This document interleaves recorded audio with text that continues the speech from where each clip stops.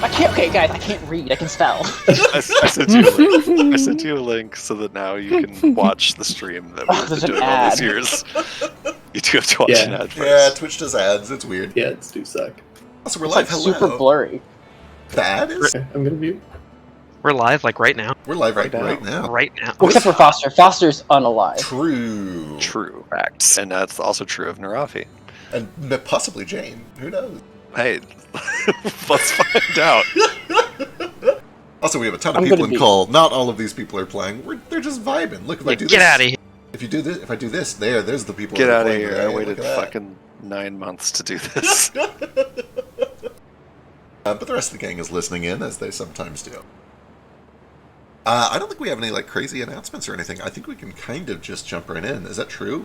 Is that true? I think we have one more normal week. We'll most likely be playing next Tuesday. And then we're like fucked for 2 or 3 weeks for all the holidays and trips and stuff. But we'll keep you guys posted as we go. That being the case, though, boy, we should jump right in. Where are we jumping in? I want to... You know that thing that parents do when they have young kids? When they wake up on Christmas morning and they really just drag out letting the kids open their presents? They're like, oh, let's have a nice breakfast. Let's watch a movie. Yeah, they do that on purpose, by the way. Yeah, because it's fun. All right, now Can't everybody get together for pictures. So anyway, That is where I draw the line as a parent. Like, I for sure don't make them do pictures before. as a The parent, breakfast, do you make them sort out all of their gifts first? No, we just run in and grab a present and open it. Wait, 'Cause that's sort kinda- out. Yeah, like There's all- every year at my Christmas, like you go before anybody opens their presents, like you go around and everybody like passes out their gifts. Yeah, Oh. yeah, Santa hands them out. Okay, that makes sense. And then we normally let everybody open their gifts, and we go from youngest to oldest, so that the kids are happy. Oh no, so most of the people that I do Christmas with, we do it in waves. Like everybody gets a present, we all open, we do another wave, round and round. Okay. And then obviously the favorite children end up going much longer because they have more presents. Right. Accurate. And by that you mean the children? Yeah, I'm deeply upset that everybody loves these cute, adorable children more than me in my mid-30s. Well, Like, you aren't passing out the gifts to everyone. They are. That's I true. will say I feel a little slighted getting one present from my grandmother and then seeing that same grandmother give like my nieces and nephews just like showers of gifts. It's like, come on, grandma, Yeah. I thought you loved me. See, I love my grandma to death. And she's I'm told kidding, me obviously. so many times that if I like asked her for Christmas presents, she would buy me Christmas presents. But all the things that I want are like, hey grandma, you want to get me this like $500 headset? I'm not going to do that. I'm not going to do that. So I'll take my little bag of candy every year. It's fine. I love it. It's wonderful. That's kind of how it's fallen to, like most of the adult kid gifts at my family too. It's like, oh, you get a big gift card, and like grandma makes a big batch of apple pie, and everybody gets a bottle.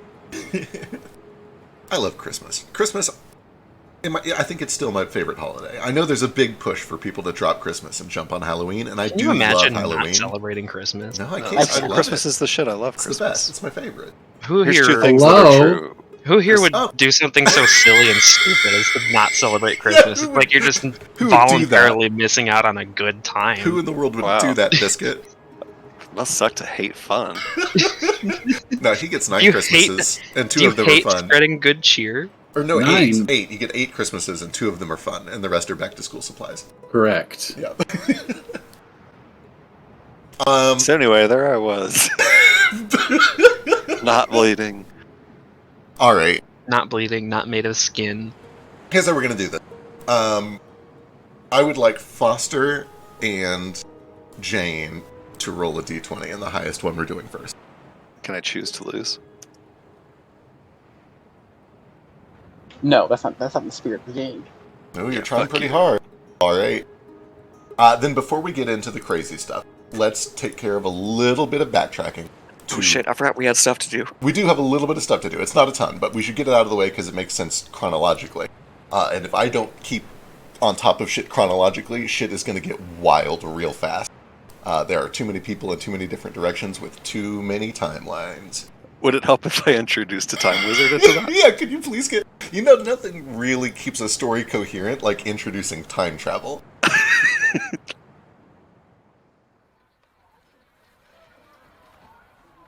Oh shit, I forgot to hit enable music. Now we're talking. Yeah, it's music time.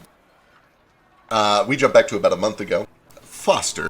This is the first morning after the first night you stayed in Delaware. So there were just a couple of little bits of business that you wanted to do. You wanted to pick up your mask and then potentially track down some names. What would you like to do first, and do you take anyone with you?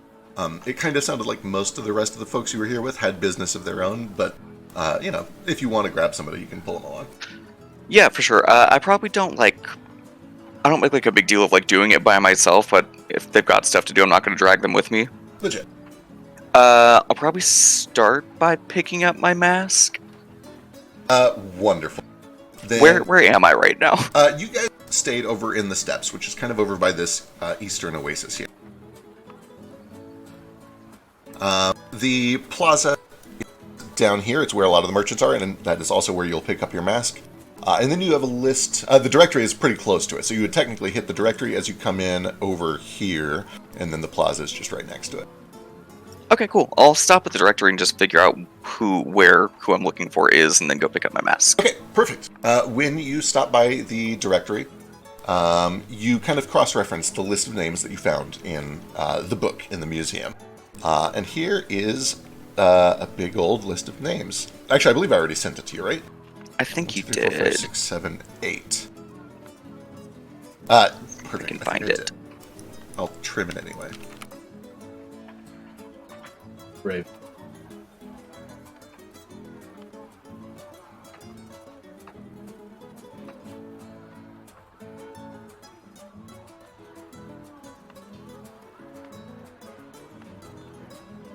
Alright, there is a list of every name that was written in the book of people in the museum who had signed the guest book for the attack on Castle Vesper. There are apparently at least 8 people since the museum has reopened, or opened for the first time rather, who that triggered some sort of a memory for them, or they maybe already knew. And they wrote their names as having been killed and presumably raised as part of that attack. I think you recognize a couple of them, but none of them trigger, big important memories. It's just kind of like a latent familiarity, oh yeah, that name kind of rings a bell. Okay. Which of the... Well, I'll go get the mask first. Stay on target. Perfect. Getting to the mask is easy enough. The plaza's right next door. You find Captain Rodrigo Rojo. Welcome back, friend. Just a moment. I think I have what you were looking for. He starts fishing around in the box. And eventually, he procures a very nicely painted and very delicate porcelain mask. And you can see that it has the painting of, oh my god, what's it called? The desert flower that only blooms once every month or something like that. Princess of the Night? Queen of the Night? It's Queen got of a bunch yeah, of different names. Yeah, it's something like that. And I really should know this because I've used it 3 times now. And it kind of offers it to you, and try it on, make sure that it fits alright, make sure that you can see through the eye holes. I can tweak some things if needed. I'll take it from him, and as I'm trying it on, are you sure I don't owe you anything for this? No, certainly not. At least not for the first one. To be perfectly frank, this is my passion. It is what I'm here to do. If I wasn't doing this, I don't know what I would do. We have enough clay and wood to go around. The paint is imported at a reasonable rate. We pool together to buy what we need collectively, and whether you stay or not, you are now part of collectively. Thank you. You guys are really nice here. Yeah, we do what we can. Most of us are here as some sort of unniceness. Perhaps it is karma or the universal balance that we all be good to each other in exchange. Well, is there anything I can do for you then? Well, treat it carefully. Try to hold on to it as long as you can. It's normal for it to break. It's actually a very important part of the process. But, do try not to be flippant with it. And when it does inevitably break, make sure you take it over to the mausoleum. And if you had any adventures, either as a character or as just yourself wearing the mask, leave a story. That's what we're all here for. We're here to make stories. I'll take care of it, I promise. And if it does break, I'll be sure to bring it back. Of course. I suppose if I had to give one request, it's that you don't try to fix it if it breaks. Once it breaks, it is broken. And then we get a new mask and we move on. So you just let it all go and move on? Certainly. The game of Mask has been around for a very long time, but an important part of it has always been that it is the inevitable end of a story that makes it worth reading in the first place. And I don't know how I feel about that, but at this point it is at least tradition, so enjoy it while it lasts. I will. Thank you again. Hey, I don't really know my way around the city. I'm looking for a few people. Do you think you could, I don't know, point me in the right direction? Absolutely. And he'll kind of sit with you, and he doesn't recognize a lot of these names, but he does recognize Darian Luana. Apparently, yes, Darian is very friendly. He usually spends time near the directory helping people find other people. He could quite possibly answer this question better than I could. You may wish to speak with him. All right, I think I will. Thank you again for your time and the mask and the start of my story. Of course, of course. And you should see, actually, that there is a new mask sprite for you. What? Yeah. What? All 12 pixels of it. I want to see it. Change to it. Well, give me a second, young man. Change to it. Wait, am I crazy? I don't see it. Oh, hang on. Did I put it in here? Let me make sure I actually put it in. Change to it. Oh, shit. It could be mine. I also see like 8 Fosters on my screen, so probably need to She's gonna restart. shoot you if you don't change the mask. Change the mask. Oh my god, I didn't. Oh no, Jane's got a gun. She's gonna shoot She's me. got a gun! She's gonna get her bones back. She's gonna put me inside her. Put all the bones in the bag. Alright, let me upload it real quick because I totally forgot to upload it. I'll get it fixed properly here in a second. Can I get a small mask for my puppet of Foster? What would you like? Oh, yes, just like for the puppet that you've already made Yeah, fostered. I'll pay money. No, it's quite alright. I think we can include this in your first batch. Give me an hour and I'll see what I can come up with. Yes. Thank you. You're quite welcome. Well, the tokens. Foster. Mask. Where is it? I know. Oh no, he did. Can I use undead empathy on Jane? Does it work? I can't believe I forgot to upload this. Anyway, here we go. Wait, no, he's dead. Boy, oh boy. And he died of sadness. He died of not having a mask.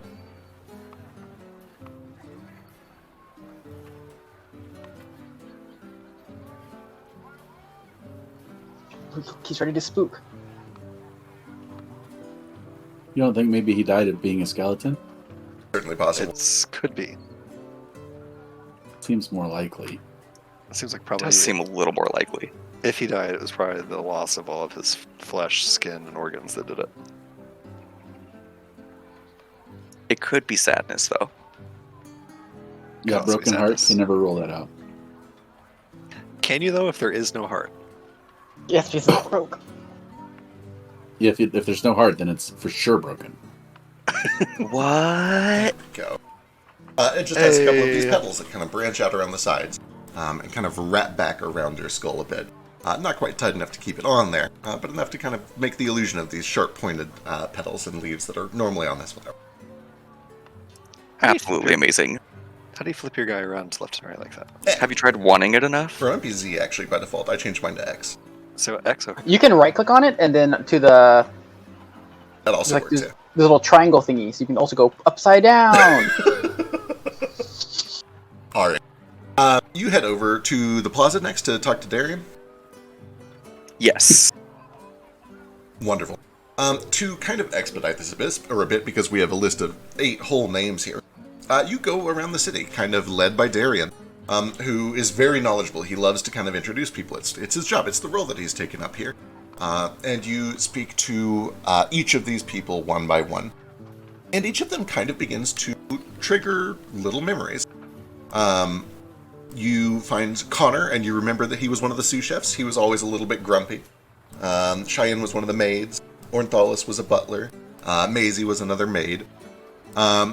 let's see. Howard Berry was the chaplain, and he seems a little morose. When you walk into the room where Howard Berry is hanging out, he seems to almost kind of immediately recognize, even before you introduce yourself, oh, this is somebody else who's coming to find me. It's somebody that I have failed, somebody who I was unable to save during the attack. And he talks with you for a moment and kind of walks through things with you. He doesn't seem to remember you, but he trusts your story if you tell him the truth. Yeah, I tell him the truth. And eventually kind of sees you on your way. Millicent, you remember the laundress. But then finally you meet with Dominique, the female elf that you recognize as the knight that was raised in your vision. You have a clear memory of her being slain and then risen as some sort of like a zombie, and here she is now as a skeleton. And it's unusual to you because when you find her, she is in her knight's regalia. She seems to have the full set of plate armor from Castle Vesper, and it's very worn. It's like over 300 years old at this point. But she seems to kind of just be on guard. She's stationed near the front and is actually serving as a guard here in Delaware, so still wearing her Vesper colors. And as you approach, she kind of looks at you. Yes, can I help you? Hi, my name's Foster Nasir. I don't know if you remember me, but... You're the groundskeeper. Yeah, I was. Oh, so they're still waking up then. You're new, yes? I haven't seen you. I'm new to here. Still waking up? There's more people have been trickling in, or? Oh, for a very long time now, yes. I have been here almost 120 years now. I think I was one of the first, but since then there have been at least 6 or 7 more. There was a lull for a long time, but if you're here, then perhaps we may see some more new faces. I suppose I skipped over. It is a tragedy what happened to both of us. Do you have any idea? I mean, I know you're just a groundskeeper, but do you have any information? Do you know why they would have done any of this? I kind of came to ask you the same question. I went to the museum and read what they had there, but past that, I'm not really sure. I don't remember the seed of the moonlight wish or any of that. I don't either. And when Maisie came and told me that the museum was open and that she had experienced a memory, I went there myself, hoping that it might trigger one, and she kind of shakes her head. Nothing. I admittedly don't remember much about my life, but this seed, I don't remember anything about that. It must have been a great secret if I was kept in the dark. Do you remember, and I know we don't have to roleplay out, but I asked this to all 8 of these people. Absolutely. Do you remember Thalia? She's not mentioned in the museum. We get kind of one of those almost Wes Anderson style quick cut interviews of all 8 people back to back. Oh, Thalia! Yes, she was sweet. She was always wonderful. Oh, yes, of course, Thalia. Yeah, she was a nice girl. And it eventually kind of lands on Dominique. Thalia was a treasure. A little unorthodox, I suppose, but she was very sweet. I thought that she would make a great queen someday. Yeah, yeah, she was great. I guess I'm just surprised she wasn't mentioned anywhere. It doesn't seem like... I don't know, it doesn't seem like she was even a footnote in the story of the museum. Well, to give some credit, I wasn't either. I think they really only cared about the king and queen. That is the way of these things. I don't think that that's what they would have wanted. They were always... I'm sure that they would mourn our deaths just as we mourn theirs. Forgive me for asking. I know this is... If I was still alive and on duty, this would be crossing a line, but I suppose now it doesn't matter anymore. I always had a vibe with the 2 of you. Were you? Oh, as much as I can remember. I see. Yeah, she was special to me. Well, I maybe if people are still waking up, she'll show up someday. Was she... I know that the king and queen were slain and not risen. I was already gone by the time it came to that, but maybe she was risen? Maybe they didn't care about her enough to leave a body? It's a lot to hope, I guess, but... I don't think she's with us anymore. Yeah? I guess maybe she could have been risen, but I don't,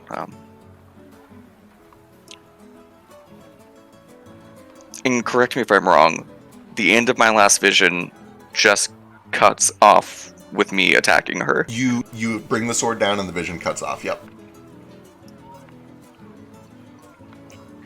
I don't know, I guess maybe she could be, I just... I'm sorry, I don't mean to bring the mood down. No, it's quite alright. To be very clear, this is a happy place. It's a joyous and wonderful and musical place. But all of us, we're people and are people, and we come with problems, and it's normal. That's why we come here, is to learn about ourselves. You're not a bother, is what I mean. What have you been doing? What about the others? Are you trying to figure it out, or staying here, or... I'm just kind of a little lost right now, I guess. She kind of just looks off to the side and shrugs her shoulders. Truth be told, I've thought about leaving, trying to get revenge, but I figure at this point, the Desolate King is gone. The people who attacked us were all turned. I don't even know if there's revenge left to be had. I think that perhaps the best life I can live now is one of memory and celebration, trying to reunite everyone who eventually makes their way here. I don't know if there's any blood to be squeezed from the bones of the people who oppressed us. I see. Not that there's, it sounds like a nice life. I think I have to go, but maybe someday I'll come back and we can, share our stories. Sir, of course, you're always welcome. Have you been shown how to get back in? I haven't. I haven't even really been shown how to, get in the first place. Well, come with me. We don't have many rules here, but there is this one. What I'm to show you is secret. It's not to be shared with the living. Things are tense between us and the living, and it's best that we maintain a cloak, if we can, over the city. Of course. But yeah, she will kind of walk out with you in front of the city. And you watch as you step about 20 or 30 feet away. It just disappears, and it's the two of you standing alone in the dune. And she begins to demonstrate the method to get back in. And we will cut there rather than show how it works. Back to the present. Oh my god. Sorry, I do have one more thing before we leave entirely. Absolutely. I just, at some point before we leave for good, I'm gonna take a little, find a pot nearby and take a little clipping of some of my morning glories. Okay. And give them to Dominique. Oh. And just tell her, if you think about it, I know Howard seems to think that he failed us, or I don't know. Maybe just show this to the people from home. Let them know that we're still alive. That there's still life there. I think that's a great idea. In truth, I think that many of us who stayed at the castle, the color that you brought to our courtyard was some of the brightest we saw on a day-to-day basis. I'm sure it will be delightful to know that that is back. Yeah, I appreciate that. I hope to come back here someday and start a new garden. Until then, be safe. It's dangerous out there. You as well. Jane, you wake up. Dead. So I do. When you wake up, you feel the cold pattering of rain on your face. You feel tightness around your neck, your tendons, your muscles are sore. You can feel just this aching, dull pain around kind of the collarbone where this undead hand had gripped itself and started to pull and tear. But what is most striking to you as your vision unblurs and you come to is that Fetch, Kaz, and Pritchard and a couple of the other crew members are just kind of standing over you with eyes wide, not saying anything at first. Okay. To place this into some context for Jane, like, Jane has never seen real violence before, seen combat before. Like, the closest thing to a fight she's ever seen was Pete having one too many at the old blue box and getting in a bar fight. Sure. So she is on this ship. A disembodied hand climbs up her body, starts tearing at her throat and choking her. She passes out, and the next thing she knows, she wakes up in this position. Jane panics. She scrambles across the deck, kicking and sliding her way away from the three of them, grabbing up at her throat. Pulls her gun out and points it at Pritchard. Whoa! It's all right, miss. It's all right. Get your hands off me! No, all right. He puts his hands up. Hey, calm down. Everybody's keeping their hands to themselves now. It's fine. What? She looks around. Is it gone? That man just saved your life. Drop your gun. I'll kind of nod at Fetch and kick the disembodied hand into a pile with the rest of the parts of that body. She lowers her gun, seeing the disembodied parts all in a pile now. I lower my boomerang. Holsters it. I'm keeping my sword up. She takes a second to kind of like collect herself, and then she like winces in pain with a bit of and blood starts to pour out from her neck where the wound is. She grabs a handkerchief and puts it over it and kind of like starts to hold the handkerchief over it. And what? Says, I'm fine. I'm fine. I need some mud. I can take care of myself. Thank you, but I'm fine. It's just what was that? She gets to her feet and looks at this disembodied pile of body parts. She looks at specifically I think the hand was kicked overboard, but the fingers that were digging into her, one of which has the thimble, the same as Kaz's on it. Yeah, and as everybody kind of calms and collects themselves, everybody is kind of... Boy, at first, there's like a wide-eyed look from Pritchard to you, Jane.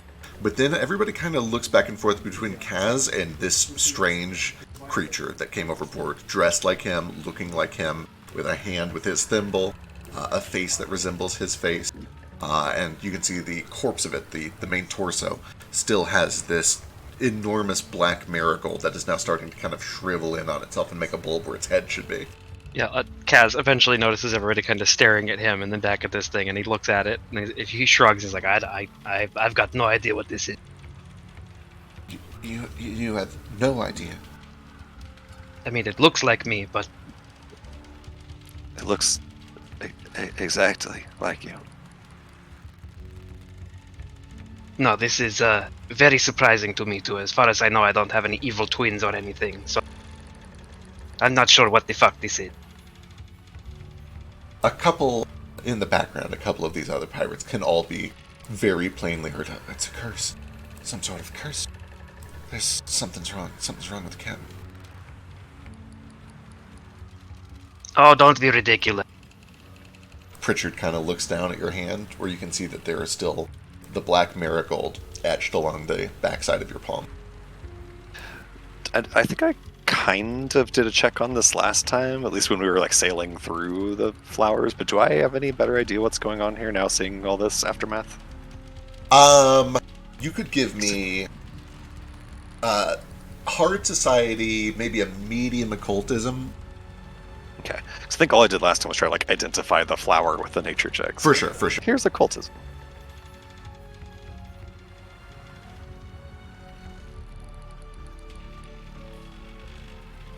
$20 is quite good. It certainly, you've heard plenty of stories of curses, of especially like sea curses. It is normal in a lot of stories, and especially occult stories about weird and strange things that live in the sea.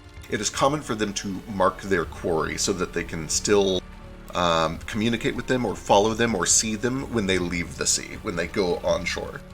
That is a common thread in a lot of stories about sea monsters and sea curses. That's the thing that jumps out at you first. The rest of it kind of looks like standard zombie undead stuff. The hand certainly seems to have been a zombie. The body appears to be a zombie. The flowery head doesn't ring any specific bells for you, but it certainly matches the marking on the back of Kaz's hand now. Okay. So the suspicion that I have is probably that Kaz has been like marked and will be like pursued. That seems like a reasonable conclusion to draw from what you know, yeah, from your research. Okay. Can I think I rolled something also when we were like sailing through the marigolds, but I don't think I've rolled any sort of check on what this mark on my hand is. Can I do something about that? You can also give me either society or occultism. Your checks are much easier because of your background. If you have lore piracy or lore sailing, those would also be good here. Okay. I have underworld. I don't think that counts. Underworld is for like criminal stuff. It's yeah. Smuggling. 17 is quite good society. The flower is certainly a common marking that is used in stories about La Echulache. There are a lot of stories about her. None of them are concrete. There is a lot of confusion, a lot of disagreement about what her exact role is. But the consistent thread is that she is some sort of a sea witch or sea goddess or sea monster or something along those lines. And she is closely associated with death and with marigolds. Especially black and kind of cyan and orange marigolds. Those are big colors. Okay, yeah, ignore the hand raise, cool. Jane, when you come back up, I believe you have 1 hit point and wounded 3 now. Or, sorry, yeah, wounded 3. Yeah, that's right, shit. Okay. If you go down at this point, you are in big trouble. Right.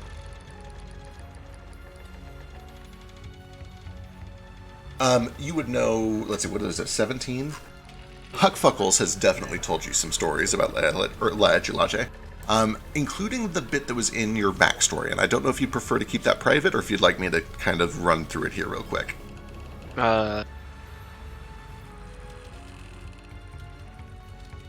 don't remember that part of my backstory. I'll keep it vague.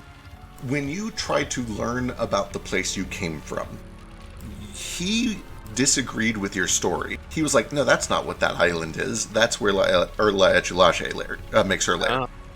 Oh. And you told him, like, no, clearly that was not my experience. And he was like, no, but I've heard the stories. I've been there.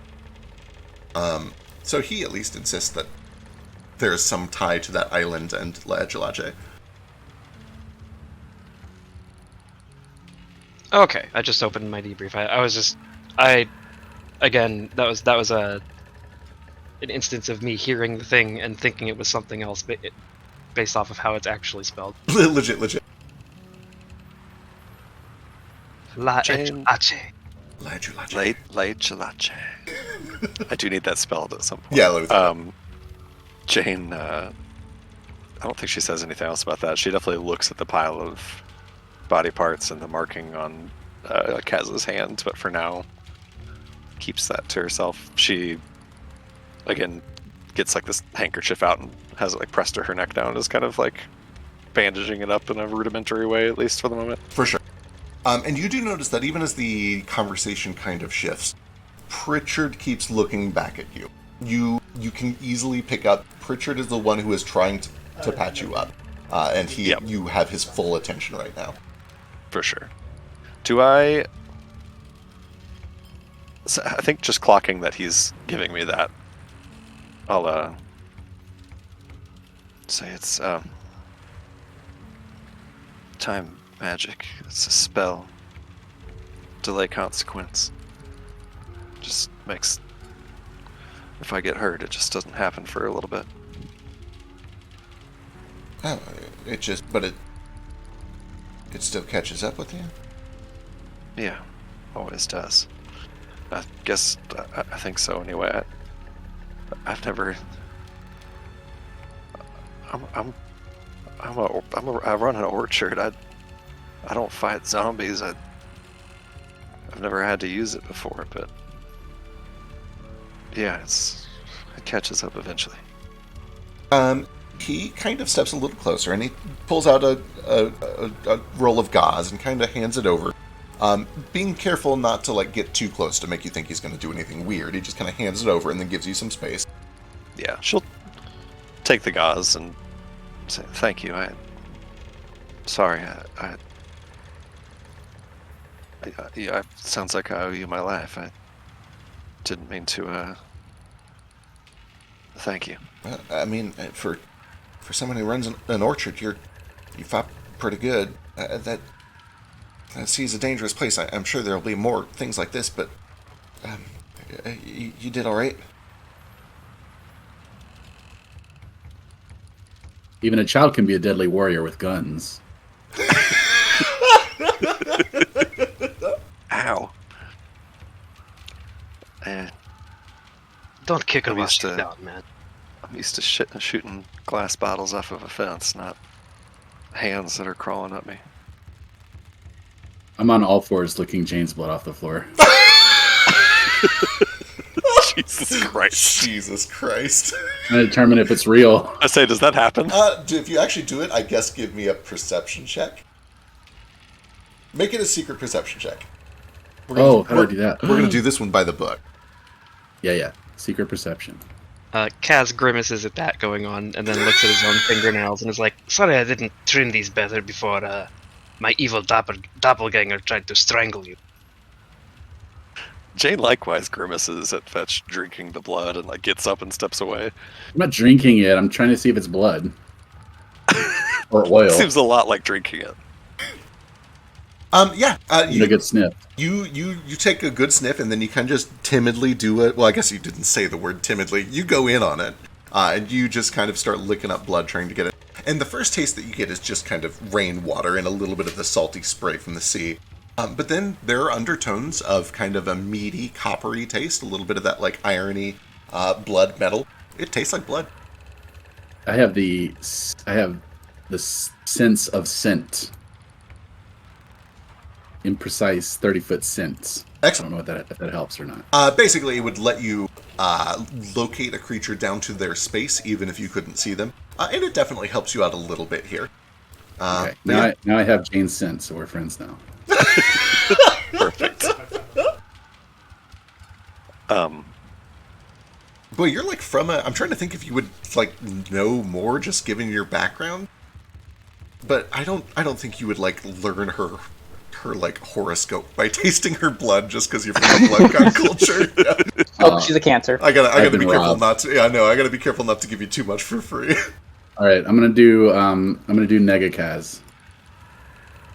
All right, you go over and taste again. Give me another secret perception check. Did he bleed? Not a ton. In fact, not really at all. And I'll kind of explain as it gets down. Fetch, you go over and look for blood to lap up, and you find instead that there's kind of just like this kind of thick seawater that is murky and a little gray, kind of tinted with algae, that is leaking out from where any blood would be. It kind of gives the impression of, instead of a living corpse, it appears to be like a waterlogged, sea-bloated corpse that is now draining of the seawater that had bloated it. Ugh. Yeah, very salty, very gross. It is a real-ass corpse? It seems to. It doesn't, like, disappear into mist. It doesn't, like, turn to minnows. It doesn't do anything weird. It used to be alive. Ugh. But it didn't used to be me, right? I mean, I'm not Chug. dead. I'm not a waterlogged corpse. I don't know. I haven't tasted your blood. I really wish you would. Can I perform a sense motive check on Kaz to see if he knows more than he's letting on. Absolutely. Make that one secret too. All the secrets are Okay. coming out. We're doing this by the book. Let's go. How do I do this? Here we go.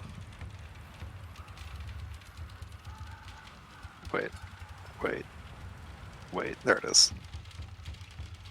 Is it? Secret. How do I do this? This blind GM roll? Yeah, I think it's blind GM roll. Which means I do love how both the twins decide to just lick things. it's true. It's cultural. It's all starting to make sense now. All right, and that is compared against this. Kaz, Jane has succeeded by a little bit. If there's anything else that you think Jane might pick up with just a careful scrutiny of your actions, feel free to tell her. You don't have to spill all of the beans, but at least what is an honest read for what Kaz is thinking right now? Kaz, and Fett, correct me if I'm wrong, and if Kaz knows more about this in character than I do, but Yeah. Kaz also seems just he's confused. He has no idea what the fuck this thing is. He's the only bit of deception you probably get from him is that he's trying to appear more calm and collected about it than he actually is. For sure. Okay. He's very confused.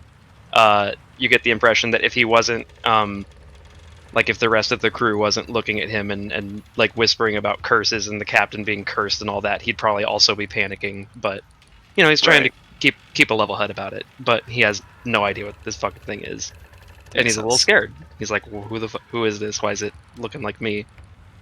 What did I do? This might be too little, too late, but I will go ahead and throw out a detect magic cantrip and just see if anything is jumping out as obviously magical. Pew! Yeah.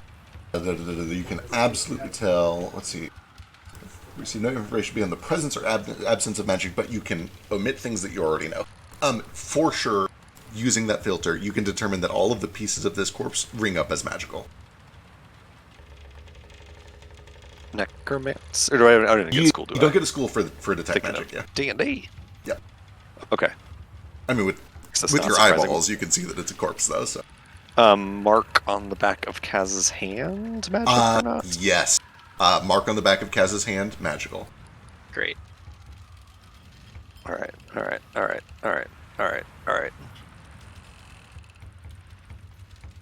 Can I... Actually, no, she doesn't say anything about that right now. She will clock all of that, and just looking over at the pile of corpse parts, say this probably isn't a big surprise to anybody, but it's got magic on it. Doesn't mention Kaz's hand as of yet.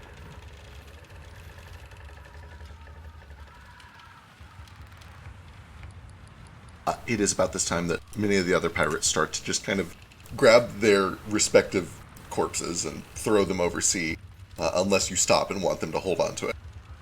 I think I'm gonna keep all these pieces of my evil Kaz corpse and just put them in a sack or something. I don't want to throw them overboard. I don't know. But... Understood. Perfect. So the ship comes furnished. You have a pretty I big guess as trunk I'm doing that you can stuff that, it all into if you wanted. As I'm doing that, I'll ask the crew, is this a bad idea? Do you think we throw this away? You think keeping it on board is more bad luck? It's a little hard to say. I am not an expert in what to do with zombies. Maybe we don't sleep with it in the same room, at least. Oh, definitely not. I hope you're all okay. I did what I could. I must have killed maybe 2 or 3 of them. And the guy next to him say, "Yeah, I killed 5." You all did a very good job. I'm proud of every single one of you. But remember, it's not a contest. Right, of course. Not a contest, like you said. Can I help you get some clothes back on? Kaz looks down at himself. His now rain-soaked bed sheet. It's yes, that's probably good. Right. And they all kind of trip over themselves to try to clean up the mess a bit. They will stuff all of these zombie body parts in the trunk that was in your bedroom. Where do you stuff this trunk? I don't want to keep it below deck. Okay. Because I don't want it reanimating and killing anybody while we try to sleep. Seems reasonable. I want to tie it shut with like some ropes and chains if we got them, and then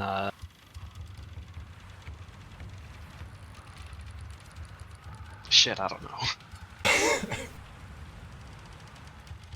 I guess just somewhere close to like the prow of the ship. Okay. And have someone keep an eye on it. All right, excellent. Yeah, they will tie it down kind of near the front, and two of them are like, "We'll keep a close eye on it, just to make sure it doesn't break free."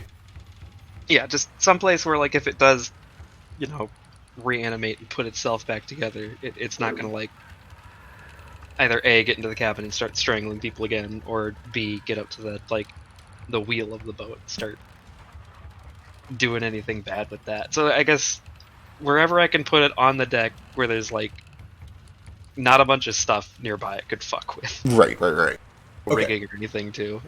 I don't know much about I don't actually know much about boats. It's all good. You're able to find a place that is not too close to like sleeping quarters. It's very visible. It is going to be watched at all time by several crew members. Somewhere where it'll be kind of around the clock monitored. And you know that you've only got to get through 10 or 11 more hours of sailing to get to shore anyways. With that, everything starts to kind of calm down a little bit. Hearts are still a little bit thumping. Everybody's a little on edge. There's still a lot of nervous glances looking around. When Kaz dresses himself again, he makes a point to probably just like tear off a little bit of that bed sheet and like wrap it around his hand so the mark isn't as visible. Understood. All right. He doesn't want to worry people with it. I mean, he's keeping an eye on it still, especially like looking at it, make sure it's like not like spreading further along his hand or up his arm or anything. Sure. Give me a perception check. Oh boy.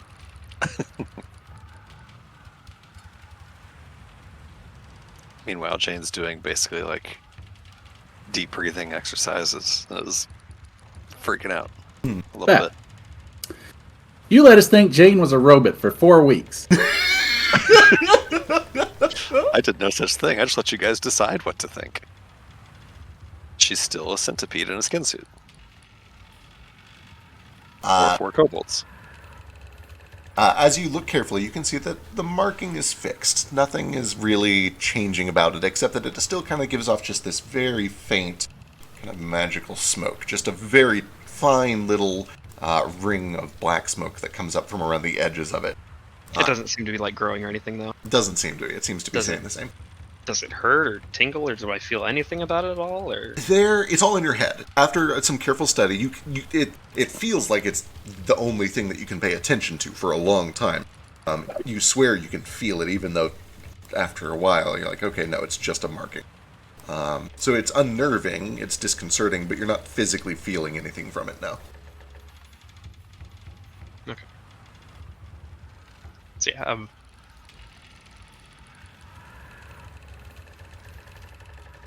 as he's looking at that, this is probably like fast forwarding a little bit.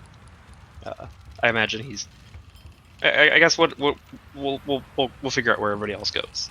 Yeah, as things start to settle down, where does everybody spread to? The rest of the crew kind of goes back to their shifts or back to sleep, leaving kind of you guys and Pritchard up here for now with the skeleton. I'm like staring at the sky with my mouth open, collecting water. Excellent. It's just free. Yeah, it's free. Just free We're water. floating in it, baby. Jane, after doing the detect magic thing and applying Pritchard's gauze to her neck,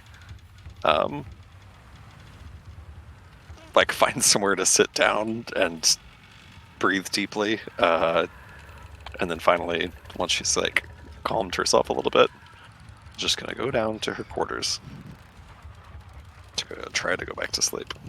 All right, excellent. This is why the Westlanders are so soft. Water comes from the sky. Does it not rain in Zulacar? It does in seasons. It's like a third of the year is the It rainy doesn't season. form an ocean. That is true for sure. You guys get lakes sometimes, but that's pretty much it. And rivers. Yeah, they dry up in like 3 weeks if the chaos doesn't absorb it with a crack in the earth. Mm-hmm. Yep.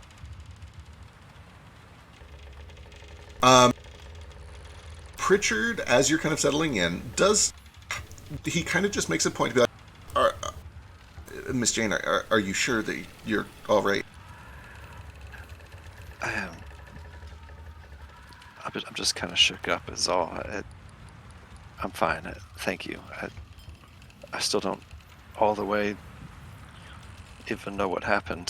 One minute I was trying to get that thing off me, and the next thing, there we were. It can all happen pretty fast. You'll learn to keep your head on the swivel. I'll probably wake up early and do a watch just in case anything else happens. Yeah, but I'm fine. Thank you for saving my life. It sounds like. Yeah, I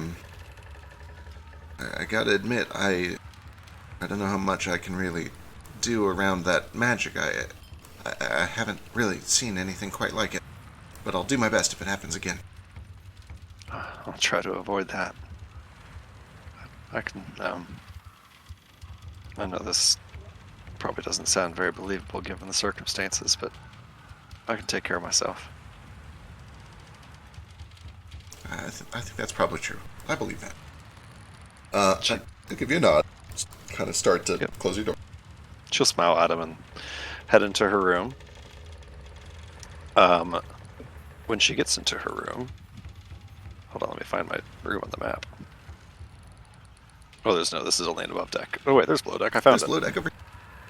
Jane Find just it. jumps overboard. Jump overboard. Campaign Leaps over. into this. Okay, well I can't navigate this whole ship to find my way down there. There we go. Thank you. Well, too many doors and stairs. When she gets into her room, she will. Does it have a lock on it? It does, yeah. Great. She will lock her door. And then if there's like a chair or a trunk or anything in here that she can slide in front of it just for good measure to make sure it stays closed, she'll do that. Yeah, absolutely. And then she just kind of leans her back against the door for a second and closes her eyes and takes a couple really big deep breaths. Boy, so much happened. She just woke up from that awful dream about Rita too. So her like notebook is still out on her bed where she was writing down what Rita had said. But she'll go over to her bed and close that notebook up and open up her backpack and stick it in there. And then from like an inside pocket of her backpack, she pulls out a like black leather little tote bag case thing, like an old fashioned doctor's bag, like a house call doctor bag. Yeah. And on the outside of this bag, there is emblazoned the symbol of Tesseract Arcanovations.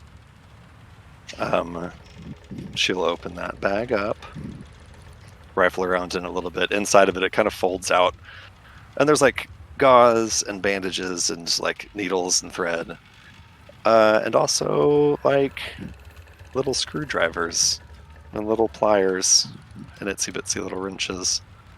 And from one side of it, she pulls out what looks like a hot glue gun, kind of, complete with like this cartridge of clear liquid that she like snaps onto it. Except on the like nose of it, instead of a like metal cone that melts the glue, there's like almost looks like a sewing machine head, like a sewing needle. And she sets up a little mirror on a table. Sets that gun down, and then she'll like slowly pull the gauze and the handkerchief off of the wound on her neck where the blood is just like still kind of pouring out of it. And then she will blink her right eye 3 times, and the blood bleeding stops immediately. She'll kind of use the handkerchief and the gauze to wipe up the excess. So now it's just like this rubbery skin, like with these slashes in it again. She will take this gun and move it across these cuts in her skin, and it starts to sew them together with this like viscous, clear, liquidy threads that kind of steams and sizzles as it goes in, and it kind of sizzles and steams away. Mm. When she's through with it, the wounds are closed up. Not too much evidence they were ever even there.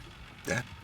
And then she puts this gun away, and inside of this black bag, she pulls out a little paper booklet, like a little pamphlet or something, flips through some pages, and she kind of chuckles to herself. Not quite chuckles, but just with like a kind of wry smile. She says, I really thought of everything. And then she'll touch her right thumb to her right ring finger and pinky at the same time. And with the point that those 3 fingers make, she starts to rub it on where these wounds just were. And as she rubs it across it, like bruises and scrapes appear, kind of like wherever she like colors on bruises and scrapes. Yep. And then she'll, when she's through with that, fold up the paper and put it back in the bag and fold all that stuff up and tuck it away into her backpack. And then just kind of sits on the edge of her bed and stares into this mirror for a little bit. As you stare after having finished this cleanup, and as the smell of this strange kind of gunk or goo or glue begins to kind of solidify and harden, and then take on the stretchy quality of skin, the aroma triggers a little bit of a memory of a similar room filled with a similar smell.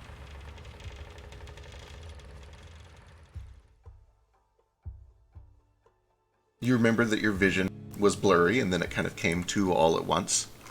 And you remember seeing the face of a man, kind of in his mid to late 40s, this pale skin, even for somebody who lives in Wexas, short, kind of receding blonde hair, and the voice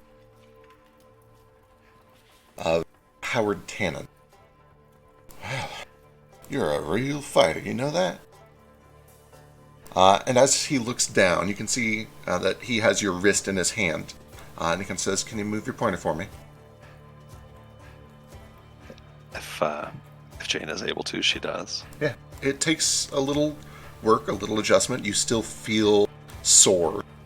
Good, good, good. Your middle? And your How ring? long after all of this? How long after the event are we here? Is this her first waking? This is probably the second or third waking. There have been intermittent wakings just to kind of make sure that you're still okay after the operation. Okay. And you imagine that there will probably be more to come. It's kind of an interim checkup. Understood. Cool. She'll move her fingers in line with where he asks her to. Good, good, good. It'll take some getting used to. We'd like to get you back in when this is all said and done after a couple of weeks. Make sure you're still taken to it. After that, we'll do monthly checkups just to make sure there's nothing leaking where it shouldn't be leaking. If it's convenient, we'll do your checkups when you bring your payments in. That work for you?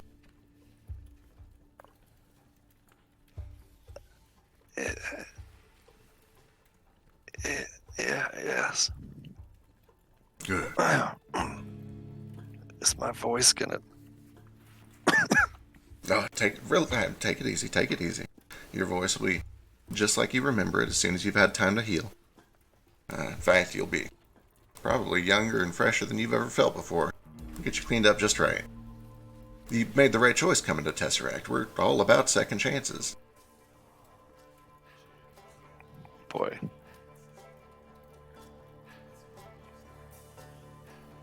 I think she doesn't quite have it in her at this stage in the transition to be too snarky as much as Isaac wants to snark. Right.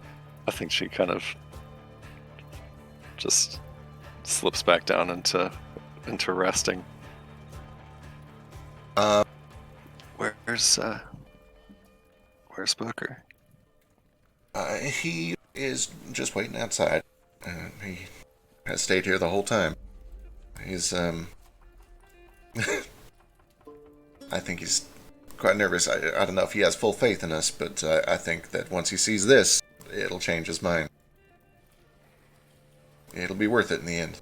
I know this is all real hard right now, but someday in the future, I think you'll look back and see it as an opportunity for new beginnings.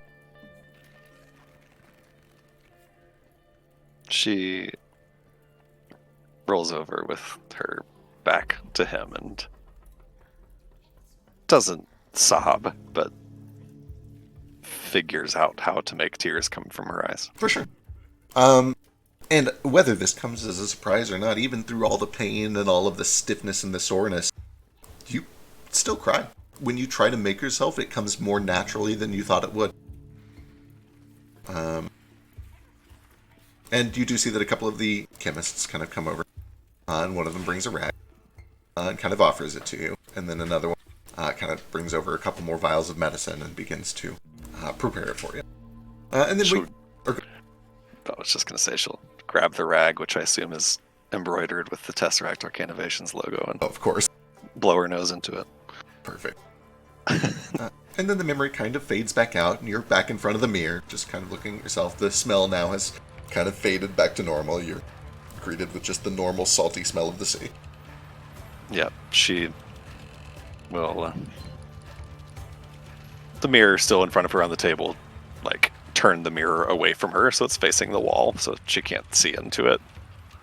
And then lie down in bed and attempt to fall asleep, though I'm sure sleep does not come easier to her.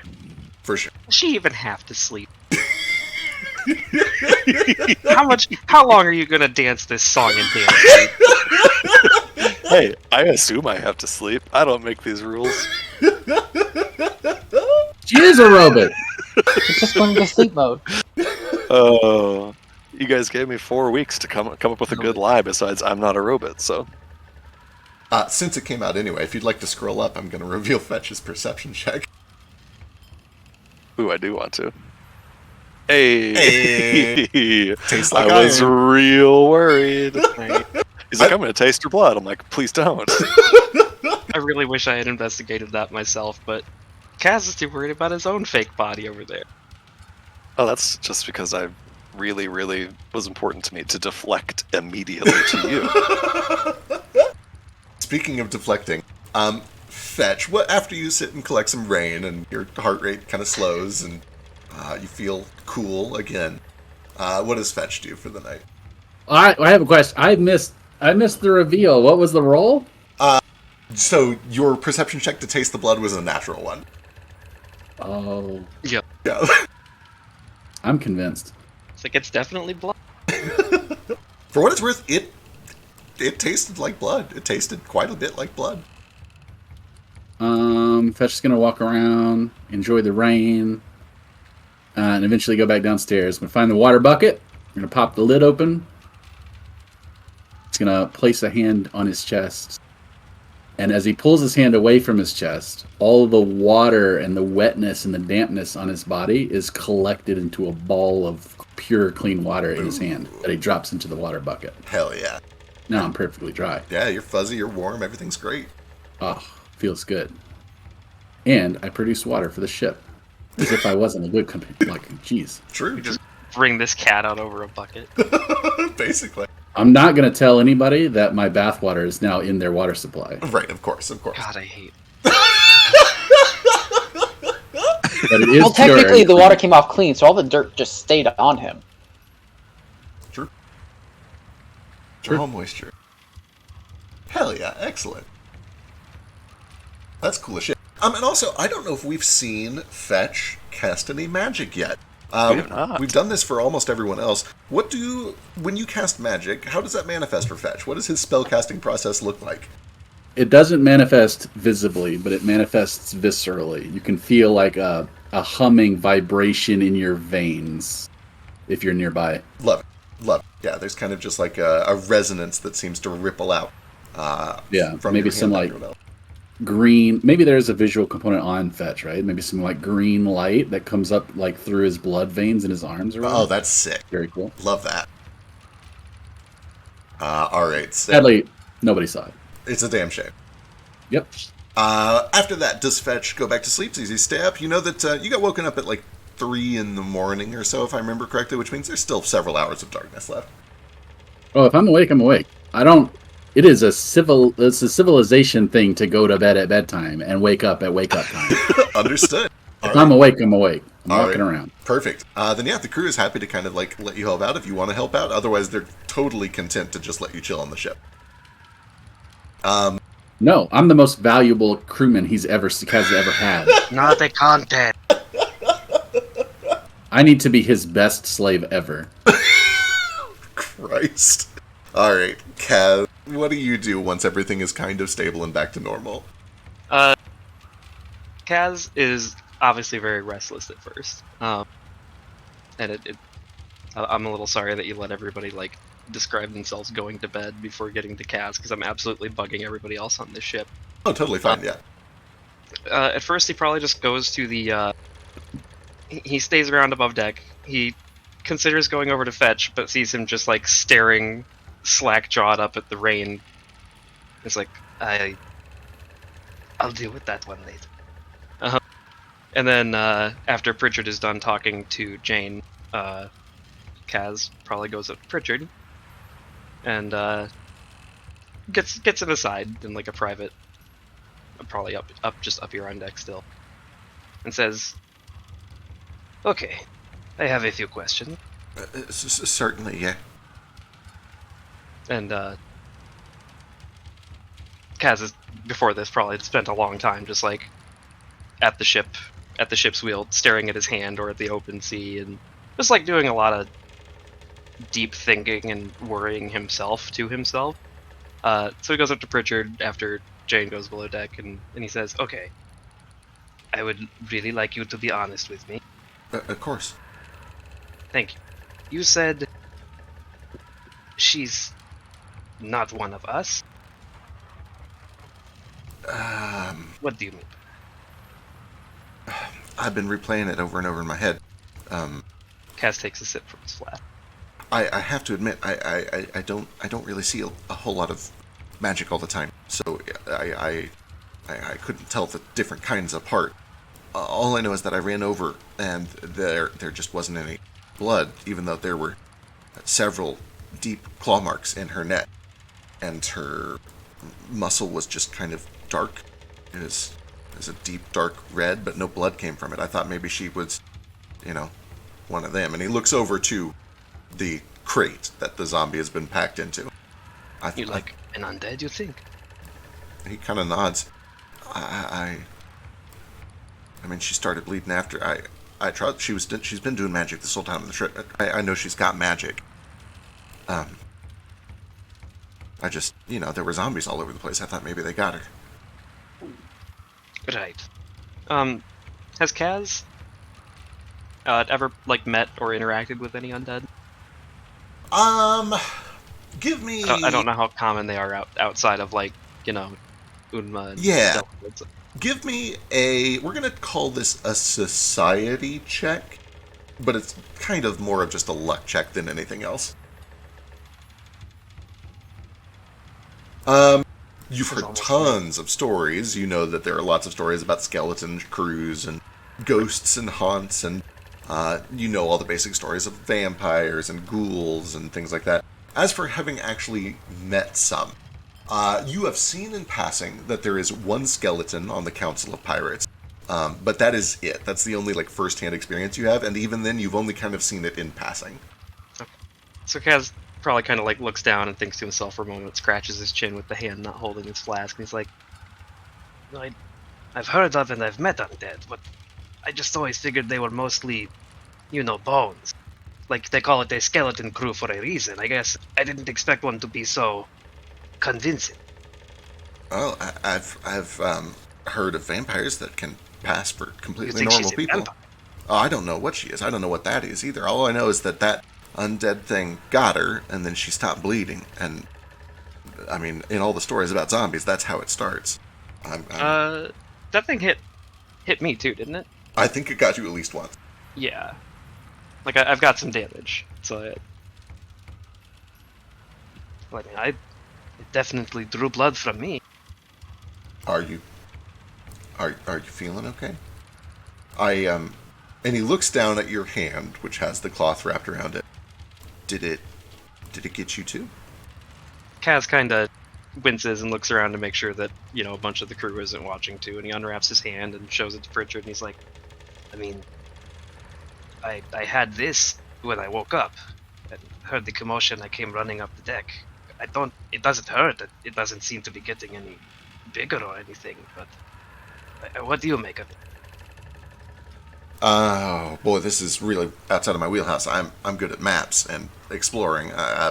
For zombies and curses and magic, you'd really have to find somebody else, I think.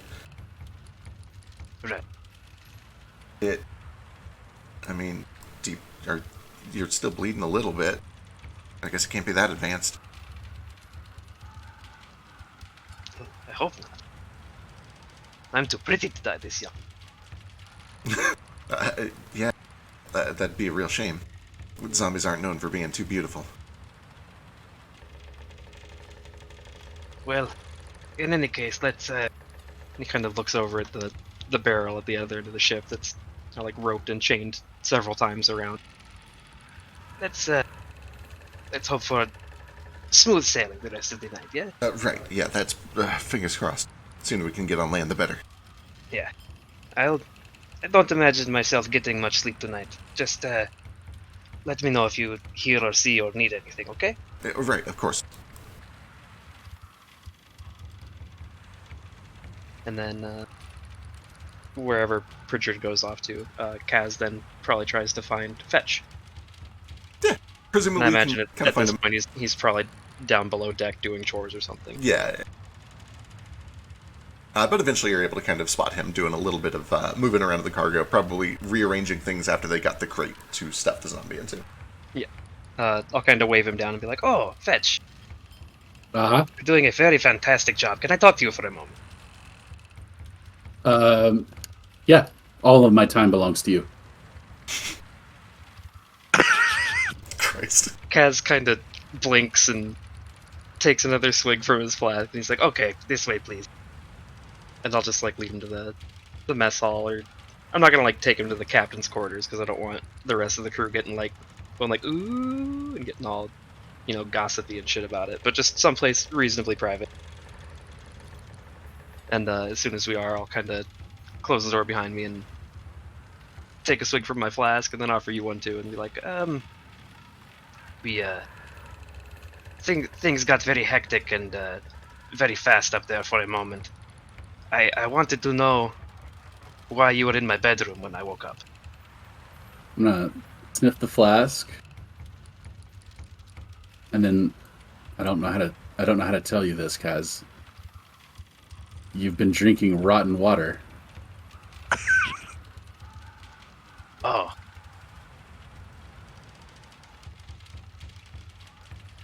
Well, do you think it was rotten before they put like the sugar cane and all the alcohol and stuff in there too, or?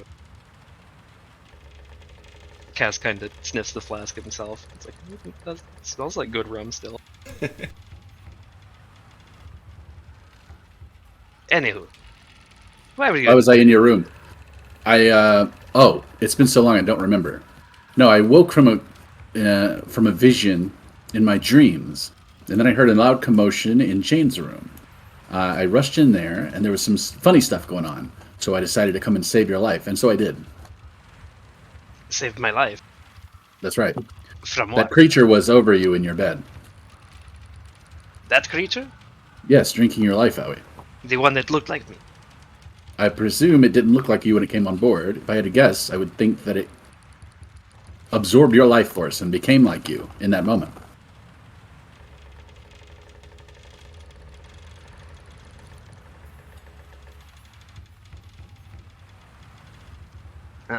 Very concerned. But you saw it in my bedroom and it looked like me then? Oh, did it? I think it already did, yeah. Just I because don't think it did. Yeah. no. So if you intend to lie, that's totally fine. But just because it's been like 4 weeks since we played, I made you guys wait forever. The figure that was looming over him appeared to be sort of a pale human man in a black sailor's like trench coat with a tricorn, a big beard, and like pale skin, like clearly sort of undead looking skin. And he had a lantern with a pale blue light in it. Okay. It didn't look anything like you. It was a white, sort of albino skin man. You're saying he looked like a man? He looked like a man. That's a cut for 2 or 3 on me. Oh. Any other defining characteristic? For the audience at home, Google Miss Swan. Miss Swan, Yes. yeah, Mad TV. What a poll. I tell you, describe- I think about Miss Swan more than I should. I do too. Rent free. She, I described exactly what was described to me. Does that ring any bells to Kaz? So getting it secondhand like this is going to be extremely tough, but I will let you make a perception check to try to piece together context clues from a secondhand explanation. That's pretty good, actually. I remember that face. The details that you're getting are far too vague to get like, oh, that's what this face looked like. But what kind of triggers the memory is the description of the big beard, especially, and the lantern, which is a lantern that he absolutely used in life. The kind of big beard, the crooked nose, and the lantern all remind you of somebody that you knew. Yeah.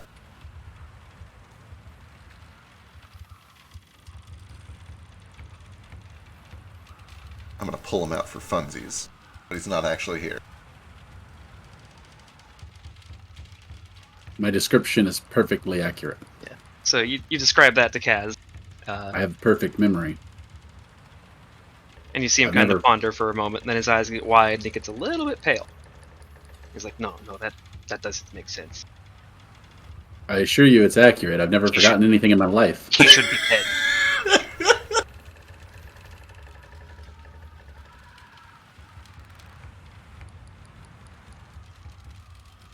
I think you'll see that he was dead.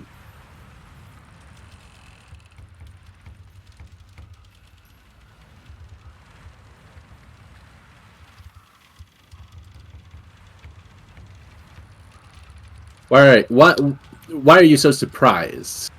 Explain to me what this person was to you. He's a man that I was very, very convinced I killed on the last ship that I sank. Once again, I believe you did kill him. So he's a vengeful spirit? Seems that way. That's horseshit. It's a Evil men horse. like him do not deserve a second chance. Hmm. True. But life is anything but fair. Kaz takes a swig. Please don't. You will make yourself sick. That's poison.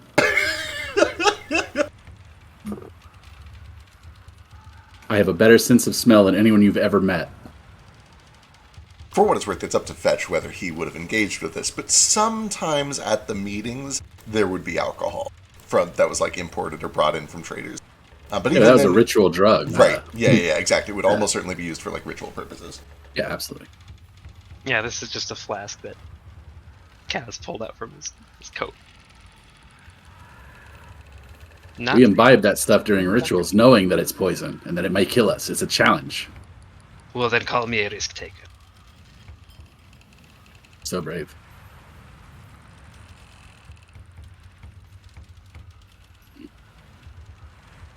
All right. Does I'll use my extract moisture to dry him. There you go. Who is your best slave? I don't have slave. Do any of your crewmen have the power to dry you instantly? I don't know. I haven't asked.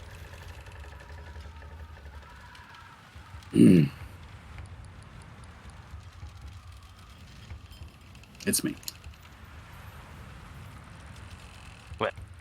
I haven't seen anybody else do it, so you're setting a very high bar.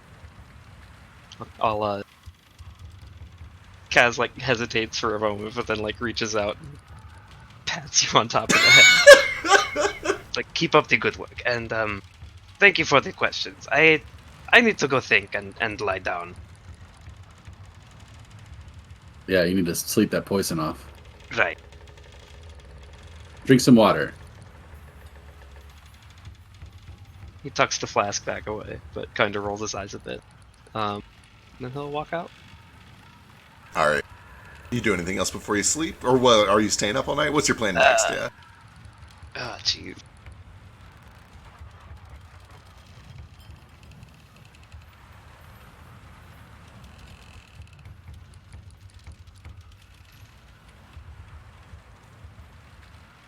setting a DC for myself in my head. Love it, love it. That's the spirit. Hey! Nope. Kaz walks out of the room that he was talking to Fetch in, wherever that's at.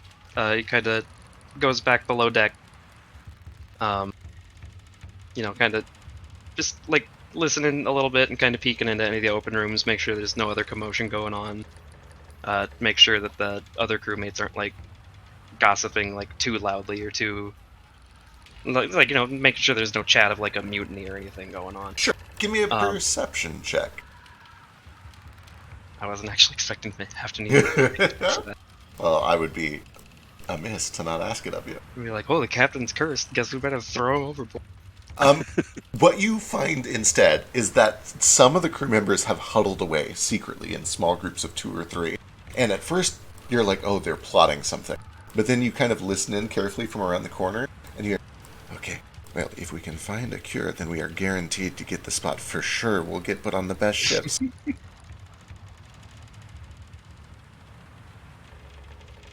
All loyalty. Love to see it. No other, like, incriminating anything or another. Okay. Kaz kind of... He gets a wistful smile. He's like, oh, I got some real good fellas working with me. I like these guys. Again, he's not in a captain's mindset. He's not thinking about who to promote. Right. He's just like, oh, everybody here is my friends. Everybody's so hardworking. This is great. They're so loyal, for sure. It's a loyalty thing. One of us more than others. Just such a well-knit crew, just a well-oiled machine, all the cogs working together in perfect unison. He'll as he's listening to that and checking in on everybody, he'll walk by Jane's door too, and hesitate for a moment, and then roll a 3 on my will save. And he kind of looks like he gets a little like obviously hesitant, but gets a look on his face like almost like afraid, and the fur on his neck bristles up a little bit. Yeah. But then he just kind of shakes his head and then looks to his own quarters, but then just goes above deck, and he's probably going to spend most of the night just steering the ship and keeping an eye on that barrel. Alright. Understood. That being the case, several more hours pass, and eventually the sun crests over the horizon. And morning comes. The storm rolls through. And just a few hours after the sun rises, you begin to see land on the horizon.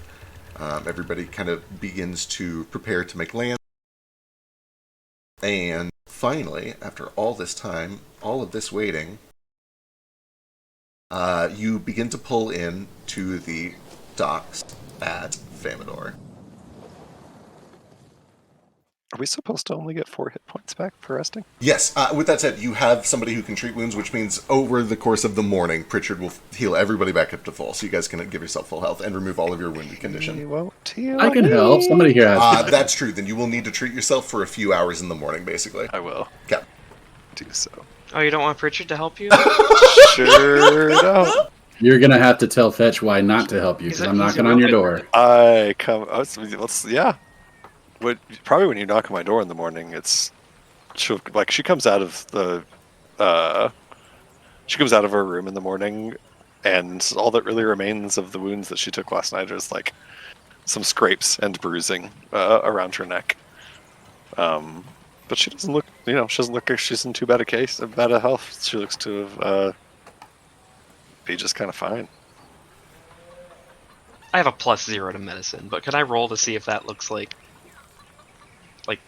very fast healing for... Yeah, give me a medicine check. I, too, will roll it. Absolutely, let's see it. I probably should have made these secret, but it's fun this way anyway. You guys know meta anyway, at least now. Or at least you know something. Both of you think that it looks actually like a pretty convincing and normal bruise pattern. It looks to be the appropriate color, the appropriate size. Everything looks like a natural injury that she has very confidently and cleanly mended. Okay. You can see little stitching along the wounds where they were, and then it's all bruised instead of red around it. But Okay. She, Sorry, go ahead. no, you're good. So yeah, I guess to backpedal, you knock on Jane's door in the morning, and you hear like a scraping across the floor as she has to move like the trunk that she put in front of her door out of the way, and then you hear the door unlock, and she'll like open it a little bit. Yeah, Say, hey, come Cal- on. I found, yeah, Cal you were kind of- injured. I'm fine now. I patched it up. I found some mud. I appreciate the thought. I know you mean well, but look, and she kind of points at it. It'll be fine. It really wasn't all that. Nothing I couldn't take care of. Kaz kind of leans in behind Fetch. But not like trying to peek in the door or anything. He's like, oh, I'm glad to see you're not too hurt. Do you want breakfast, coffee, rum? What do you take in the morning? Ordinarily coffee, but after last night, maybe rum's what the doctor ordered. And Don't think we have any doctors on board, sorry. on the subject of your doctors on board, is P. Dicky up? I gotta talk to him. Yeah, P. Dickey's up and going. All right, I'll accompany Kaz and Fetch above board to get some rum, which I will happily imbibe this morning. Let's see. Pritch, I owe you an apology. What for, Miss Jane?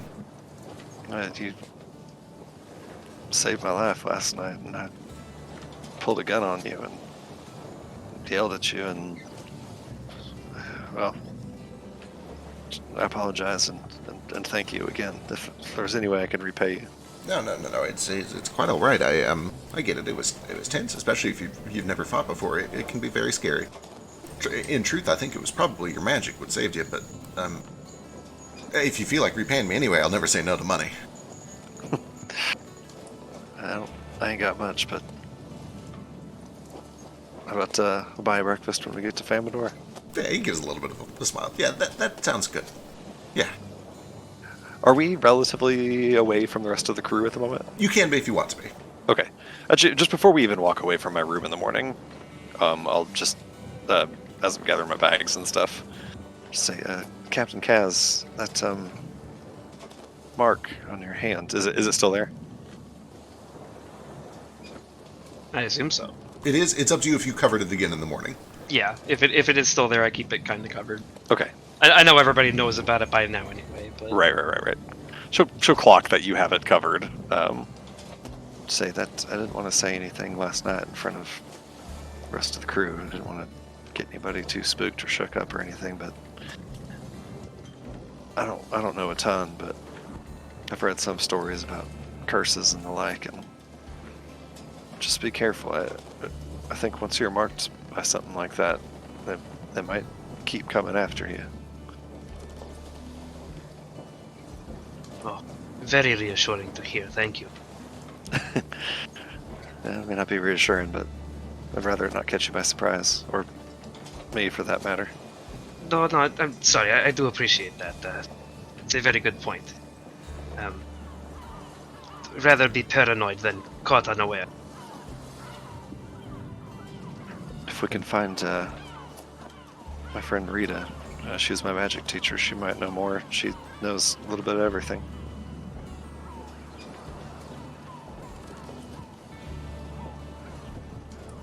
No, I'd appreciate that, sure. I'm not very familiar with curses myself. It probably means I'm not a very good sailor. I kind of thought cursing and sailing went hand in hand, but It's a different kind. I just, I never really bought into many of these superstitions, and he kind of looks down at his hand for a long second. It's like, I think maybe I should have. it's only a superstition if there ain't any truth to it, but some of them are there for a reason.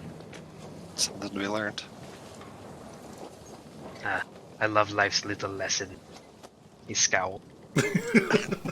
And then he probably goes above deck before breakfast. Because now, especially that Jane has said that, he wants to go check and see if that barrel is still full of corpse parts. Yeah, You take a look, and you can see that it's still being watched by a couple of crew members, and inside you can start to smell the pungent odor of a sea-logged dead body that is starting to rot on your ship. I'm cracking it open to be sure. Yeah, you crack it open, and it's all still there. It's gross. It's bloated. You can see that its proportions are starting to swell in ugly ways. You can see. I look at my own swollen, rotten face. Yeah, it's I've not seen better great. days. Question, Vec. Yes. Important Pathfinder 2 ruling. Yep. Is a corpse an object? I think that they explicitly say that yes, it is an object and not a creature. And I'll double check that to be sure. If Kaz is cool with it, I'll come along to this barrel cracking, and just on one of these body parts, I'll probably just grab the hand that fucked me up. Cast Read Aura, so know what school of magic is on it now, at least. Hell yeah. I presume necromancy, but I figured I should check. Perceive magical auras. You know whether it is magical, it certainly is, and if it is, you learn the school of magic. If it is illusory, you detect this only if the effects level is lower than the level of your Read Aura spell. Wonderful. Which is a cantrip. Which is a cantrip, which means it is scaled currently to 1/2 of your level. Alright. Kaz sees you reach in there and pick up this hand, and at first he probably doesn't really even recognize that you're trying to cast magic on it. He just assumes that you're like, worried about that. And to reassure you a little bit, he kind of holds out his own right hand with the thimble on it. And he's like, he just kind of pulls the thimble off and shows you the end of the finger. And it's just like a little stump. Yeah. It looks like it's a wound, but it's obviously had a lot of time to heal up. There's no like weird markings or anything on it. He's like, I swear I haven't no curses before now, at least. So I'm sorry they it seemed to have something against you. She holds this weird severed thimbled finger in her hands and looks at your hands and says, "What happened? If you don't mind me asking." Oh, I just got it caught in a bit of equipment. I got lucky, honestly. It really only took off that little bit because I was wearing a ring. Learned my lesson, surely, but I know other people that really got mangled from it. Lost their whole hand. They call it degloving for a reason. Ugh. It really just takes the whole skin off of your hand. Well, I was gonna have breakfast, but I suppose He puts the thimble back on, and he's like, "Sorry, that." no. It sounds like you got lucky. I guess luckier than most. Yeah. It's Much more careful around the machinery now.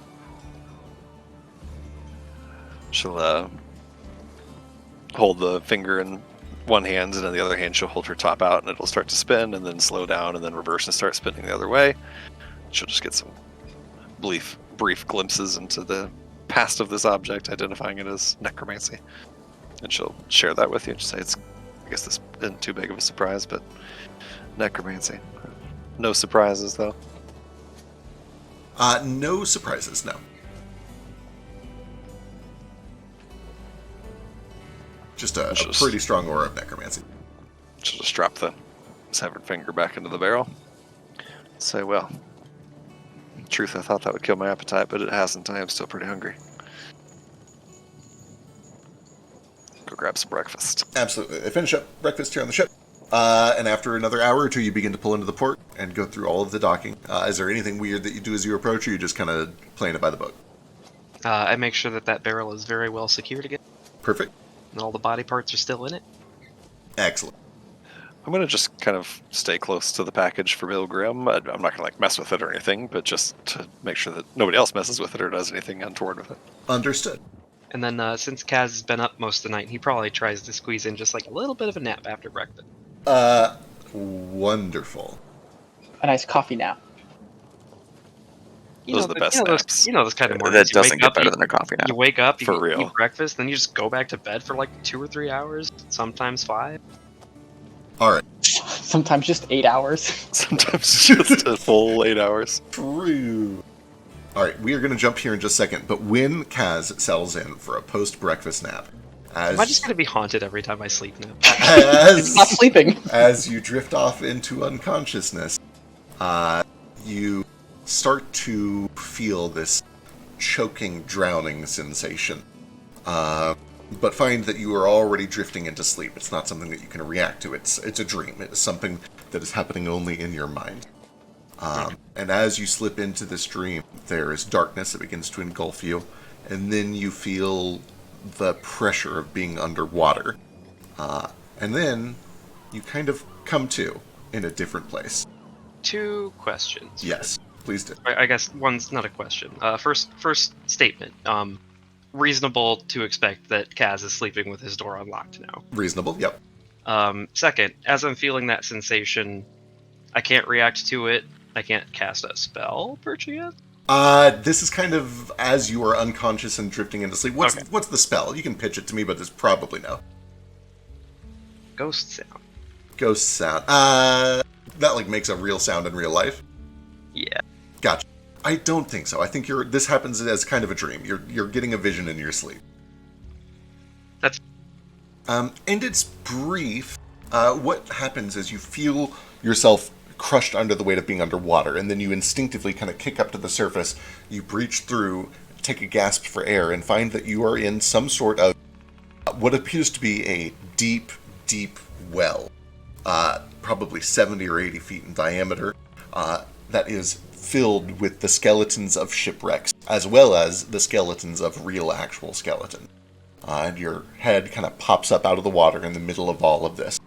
You can hear your own splashing kind of echo off of these walls, and you can see that high, high above you, there is a little prick of light, what looks to be miles up in the air at the top of this tall, tall tunnel. And then you hear a voice. Poor, scared, stupid little pececillo. After all this time, you come swimming back into my ocean. What were you thinking? This isn't your ocean anymore. You're supposed to be dead, and there's things here I need to come find. Find. You are owed goods, Casabian. I will not be made a liar or a cheat. If you know what is good for you, you will bring that ship and everyone on it back to Lutean. And then perhaps we can discuss the rest of your debts.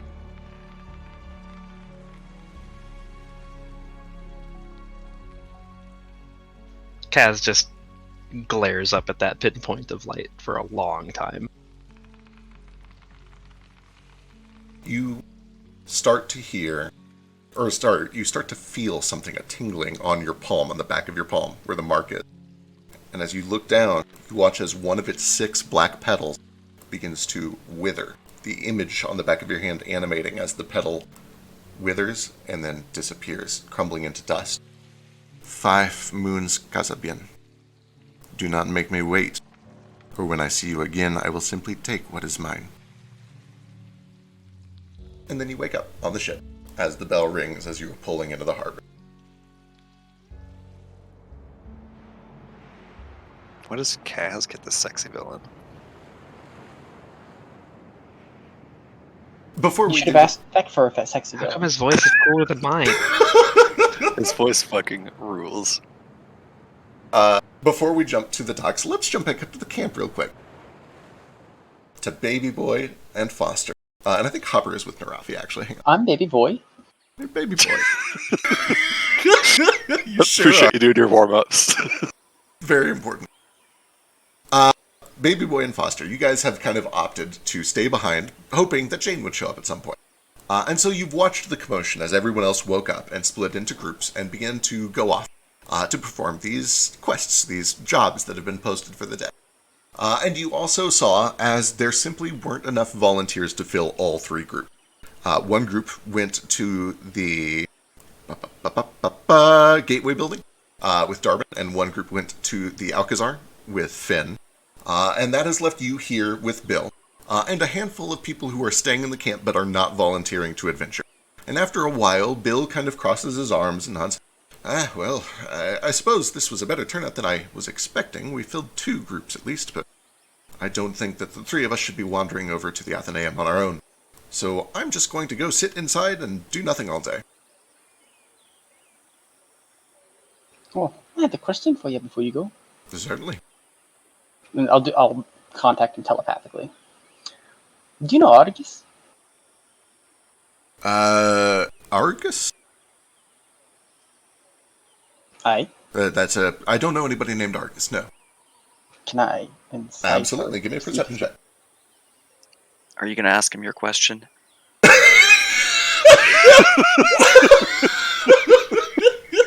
Right. That's what I signed up for.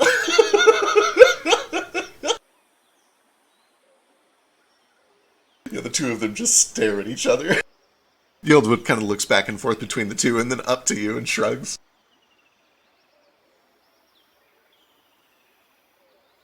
It seems honest. He seems to be confused by that. He doesn't seem to recognize the name, or at least it doesn't show it.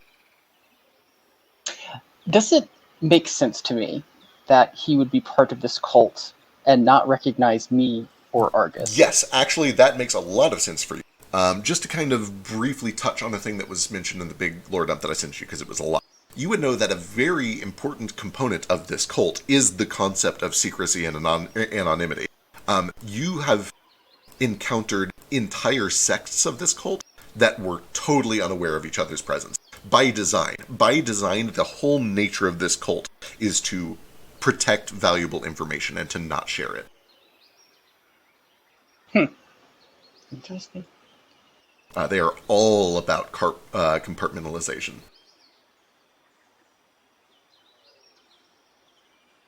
Alright, I'm just gonna sit like a dog. Alright. You two are, of course, welcome to just stay here if you'd like. Did you have anything that you need to do? Oh, I'm just waiting for Jane. Is she going to come here? Oh, I'm going to wait at the gate for her. At the camp gate? Oh, no, the city gate. Ah. Well, I don't have much else going on. If you need an escort to the city, I did mean to pick up some more tea.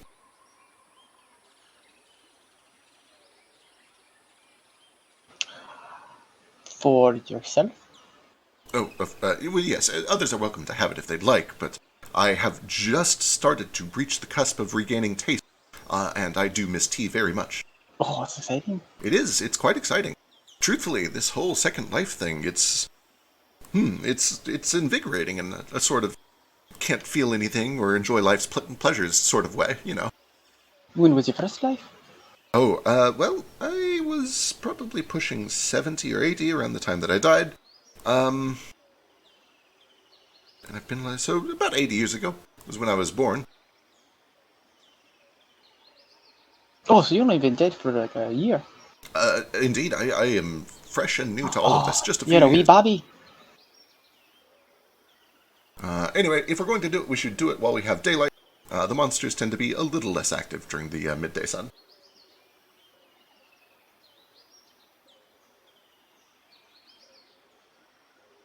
And Bill will accompany you down to the gates of Famador. Once he is there, he kind of just like, alright, well, I'm going to go get some tea, and I'll probably go back to the camp. Do you want me to come back and get you at some point? Ah, no. Won't you come on the way back? Just be careful. Don't try to make the journey at night. Foster. A high five is a raised hand. Excellent. Foster, what's up? Sorry, I can't remember, did I have a hard time, like, walking around this city because of being undead, or did nobody really seem to give me too much trouble? You actually probably saw more dirty looks here than you have in almost any other city. And you had an escort the whole time who appeared to be like a dude in charge. But you would be very aware that the two of you are going to stand out here for sure. With that said, most of the snobbery happened at the gates, and you were just escorted, and in the high city. In the slums, nobody gives a shit. As long as you don't cause any trouble. Okay. Yeah. Sure this is where we're meeting her? Figured we could right out here. Do you know how to come in through the gate or out the gate to go see Bid? And look, there's all these plants. There are a lot of plants here. What's this one? That's grass. Oh, what's this one?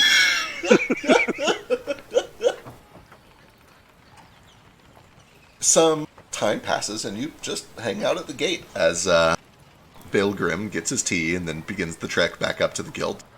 And after 3 or 4 hours of basically just sitting around doing nothing, Kaz, Jane, Fetch, and Pritchard, you are able to finish up docking. You're able to grab yourself a lunch here if you would like.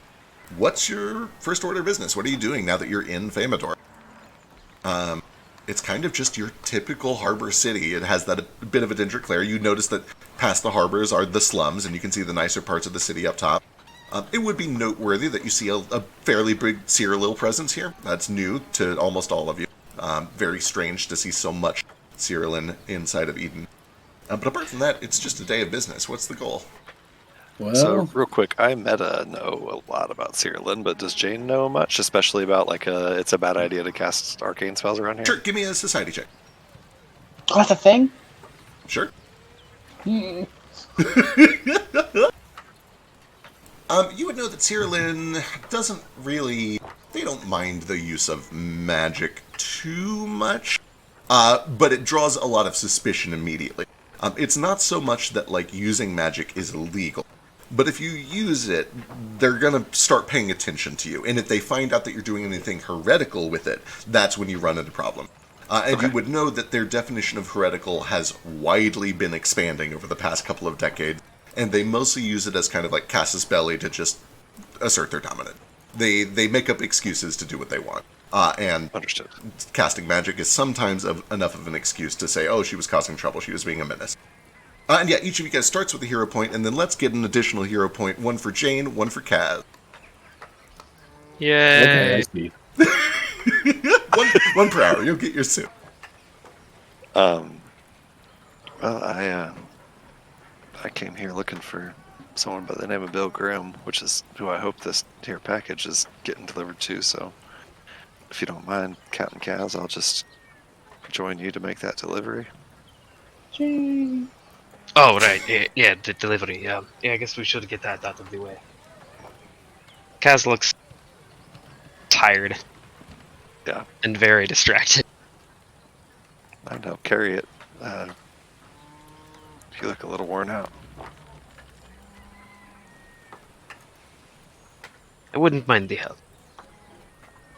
I'll, He remembers how much he's getting paid for this delivery, and he gets a bit more pep in his step. For sure, you can hear, as you kind of like move the box around, you can hear golden coins kind of jingling around on the inside of it. I'll hoist up my end of this box with just incredible robot strength. Kaz kind of looks, and he's like, "Do you have it? I mean, if someone... You want me to get his head?" I think your best and most loyal crewman would be happy to grab it for you.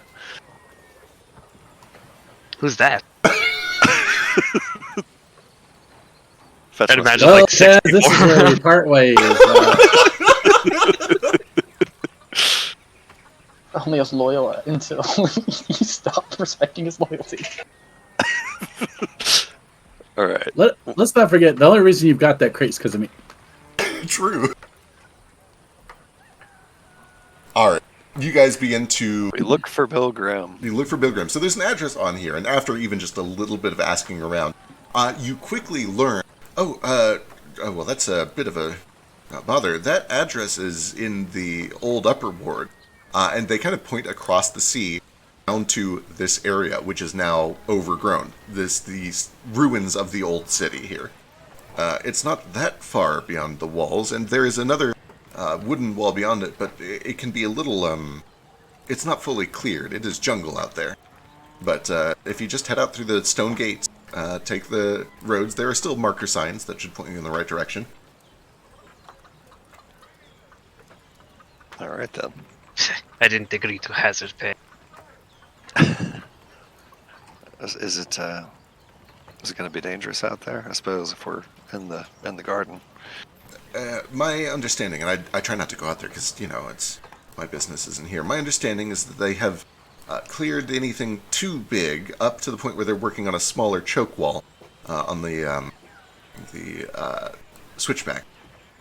But there are still little monsters all over the place if you stray too far from the road. Stick to the road then, alright. Yeah, I think if the rest of the gang is, Jane's ready to roll right out of there. She's got little interest in spending too much time in Famador, especially with all these Cyrillin fucks around. Yeah. Excellent.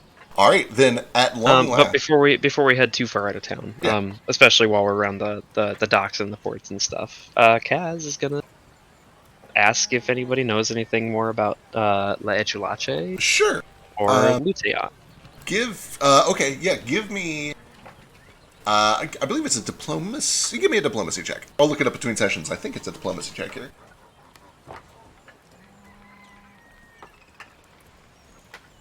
That's pretty good. You quickly find that there are lots of stories about La Echulache from other sailors. Just like every other time that you've kind of run this, it's a bunch of mixed responses. Some people think she is meant to be feared. Some people believe that she's meant to be worshipped. Some people think she's a benevolent god who kind of ferries the souls of those who die at sea. Some people believe that she is somebody who punishes bold captains who kind of overstep. Some people believe that she's just a big kraken. There's like so many different stories about her, it's hard to say. But she's well known, at least, as a sailor's tale. Luteon? Nothing. Not a drop. Nobody knows what you're talking about. I should give a caveat here. You're just asking normal people, sailors and stuff around the bars. What I'm getting at, do you ask a Cyrillin guard?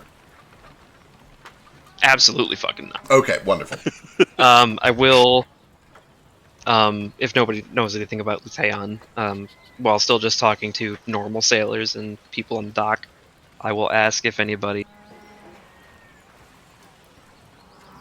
has heard of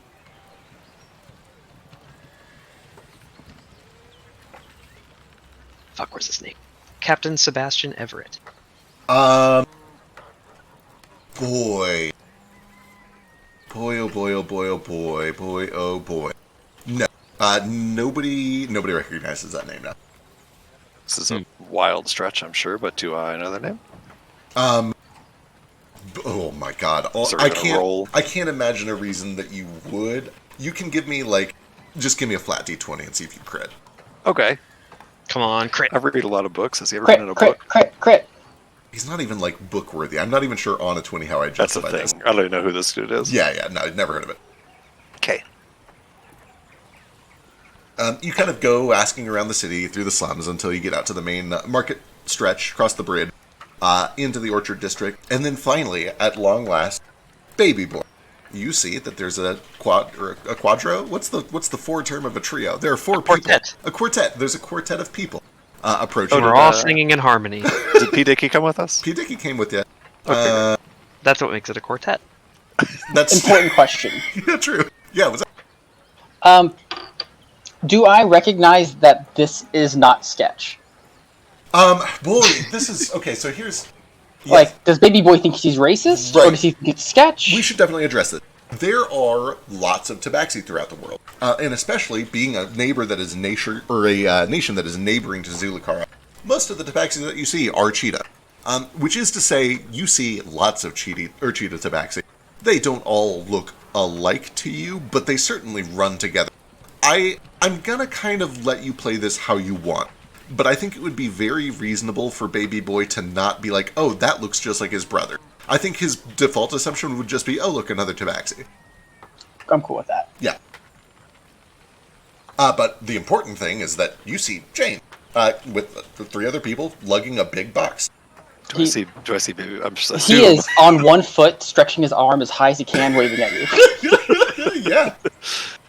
Jane stops in her tracks, probably accidentally bumps the quartet a little bit. Says, "Is that Baby Boy?" Jane! I'm skulking over. Perfect. So this quartet sees this horrible eldritch abomination. Oh, Foster, I told you you'd be here soon. And looks like this one's a blue-eyed Mary, and Oh. this one could be. Oh, sorry, what? Oh, there's Jane. Oh, See? let's- And I thought my puppet looked just like her. Kinda. Oh, maybe. It's uncanny, really, from this distance, how much that puppet looks like her. It is actually a pretty good puppet, yeah. I run as fast as I can and leap into Baby Boy's arms. And I kiss him catch on you the and I spin you around. I don't. None of that happens. Just had to keep him guessing for a second. Jane! Jane has been apart from Booker for 4 days, jumping into the arms of a monster. No, I don't do any of that. None of that happens. Jane, stops as she, honestly, her hand probably goes to her holster for a second as this creature charges through the streets toward her. Yeah, I was That's gonna cool. say. I don't run. I just kind of Yeah. Kaz sees Jane stop and then notices a big skulking beast and a skeleton notice them and start to walk over, and I just kind of step in front of Jane and draw my sword. She'll put a hand up and just say, What? I know You him. know that one? No is a strong word. I've seen him before. Well, if you're sure he's not going to strangle you, at least. Oh, I'm not at all sure of that. Maybe just be on guard. Right. I keep my sword. Perfect. Oh, Jane, I found Bill Grimm. You, alright, hold on here, baby boy. Alright, we have a package for Bill. How are you here? You feel a voice in your mind in Illith. She can understand me, nod. Telepathically responds in Illith. Say, I understand you, yeah.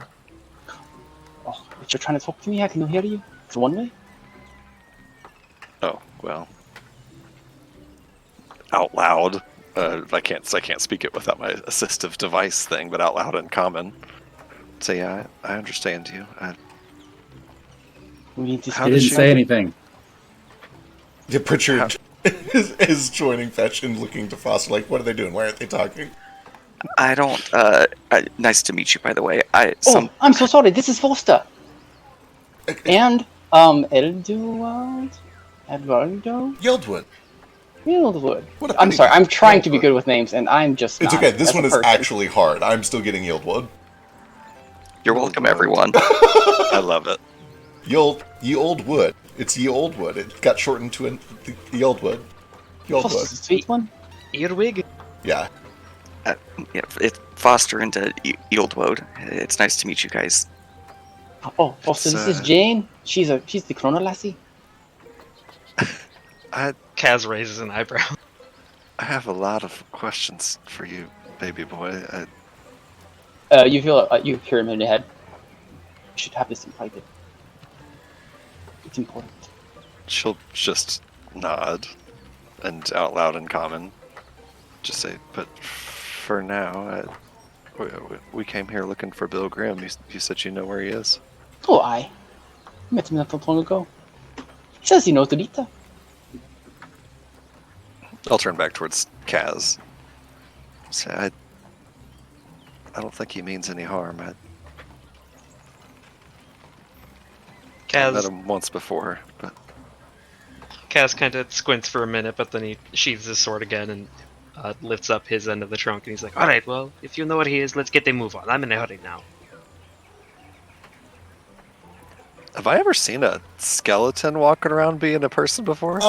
It is not terribly unlikely. Give me I think it's an Arcana check would be your best angle at this. Perfect. Yeah, you probably have never seen a full-ass person. But in the Tumbleweed Academy, Rita has done a couple of small classes on basic healing and necromancy. And part of that was, like, reanimating the skeletons of frogs after they dissected them. Okay, cool. So it's not like insane to me to see Guildwood and Foster. Yeah, it might be a little weird to... You might be under the idea that a skeleton is always risen by somebody. That might be a thing that Jane currently thinks. Well, yeah, she's got this Eldritch Abomination that obviously raised him. Right. But yeah. Okay, cool. Pritchard, who seems to have disappeared at some point, comes huffing back, and you can see that he is, like, scrawling on one of his maps. Sorry, I had to update where this new wall was. They've made some progress since the last time I was here.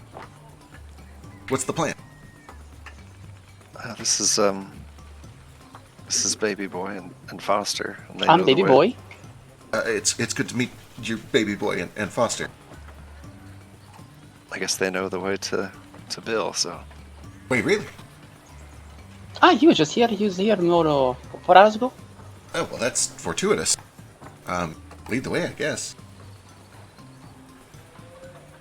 yeah, I'll pick up my end of the box and stomaching a million questions for Baby Boy for now. Just carry the box to Bill. All right. It's a bit of a hike, probably 35 or 45 minutes, lugging a big, heavy trunk through a Does- dangerous jungle. Yeah, what's Does it seem like I can get like? Actually, I'll just do this instead. Baby boy will telepathically connect with Jane, but like, do you think we can talk before we get to Bill? I can't respond telepathically, right? No. He's like I guess- looking at you though. I guess just out loud. I can talk whenever you're ready. Like I said, I got a lot of questions for you. Oh, I'm sure. Well, I guess we could start with. Wait, how do Ah. you? Maybe we should speak a little bit more privately. Oh, boy, give me a persuasion check. Diplomacy, I guess. Yeah.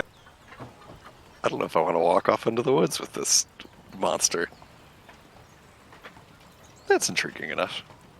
Yeah, I'll, assuming that there's enough people here to carry the box for me to just kind of like fall behind a little bit to talk quietly next to Baby Boy. Sure. I'll do that. Yeah, you guys are able to kind of get a little bit of a gap, not too far back, but 30 feet or so.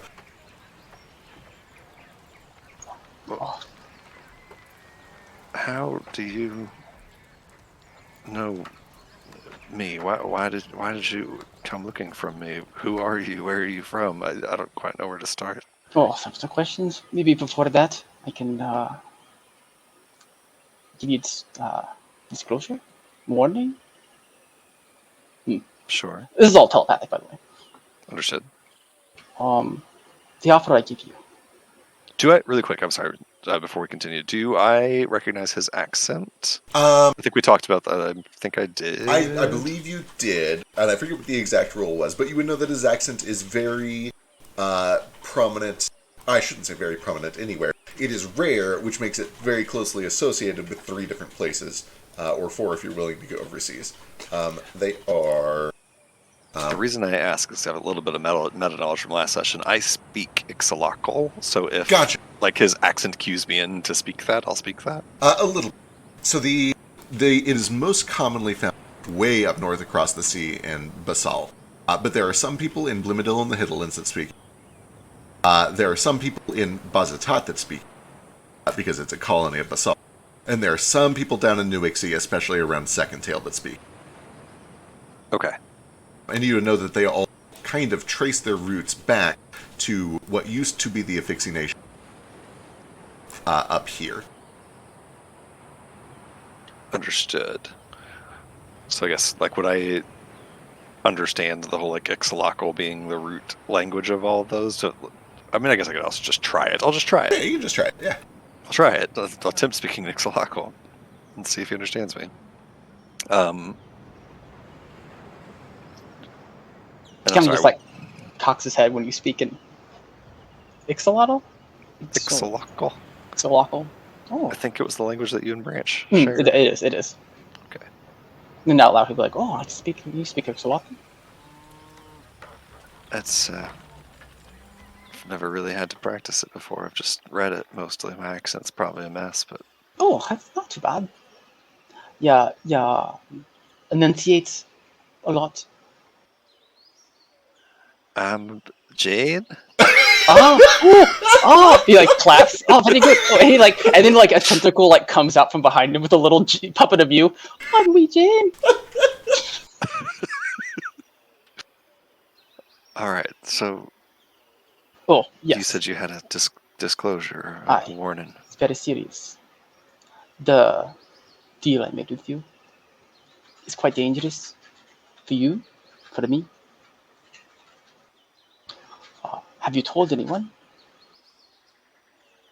No, in truth, I kind of had halfway decided that I probably just dreamed all that. If it weren't for the sand that I still have in my bag, I would have chalked all that up to a bad breakfast. I mean, I don't know what or who you are, but you just appear in my office one day and then disappear into nothing. Oh yeah, that's kind of weird. Didn't plan that.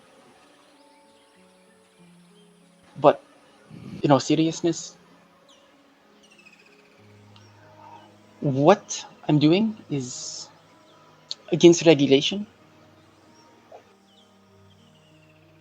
Regulation. Aye. Some don't like certain information getting out. Mortals have such fragile minds.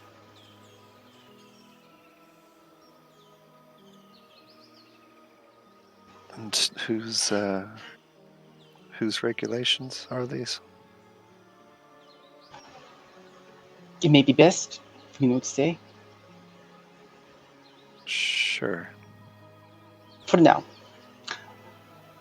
I do not trust you completely yet. No, I don't blame you. I frankly, nor you. Oh, I I'd be suppose we can surprised if you did. I'm pretty start spooky. with. Guess we can just start with how we can help each other and not worry too much about the trust part. Aye. First, we must get to me home. Sorry, your accent's really thick. You said to your home? Aye, my home. Where the sands are. Right. And where's that? I prepared a riddle for this. This is the Lucius thing you've ever said. No. I will also I've prepared post it. a riddle for this moment.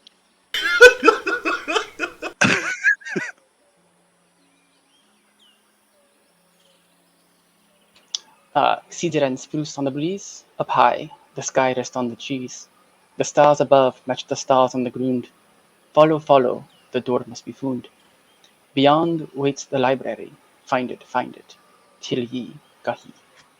And you might recognize till ye gahi is it's different language. I've got Edendric, Emric, Illith, Ixalakal, Orc, Ramsek, Uni, Wuha, and Ziki. Ixalaxel gets you close enough to infer a meaning. Okay, what does it mean? Return home. Okay.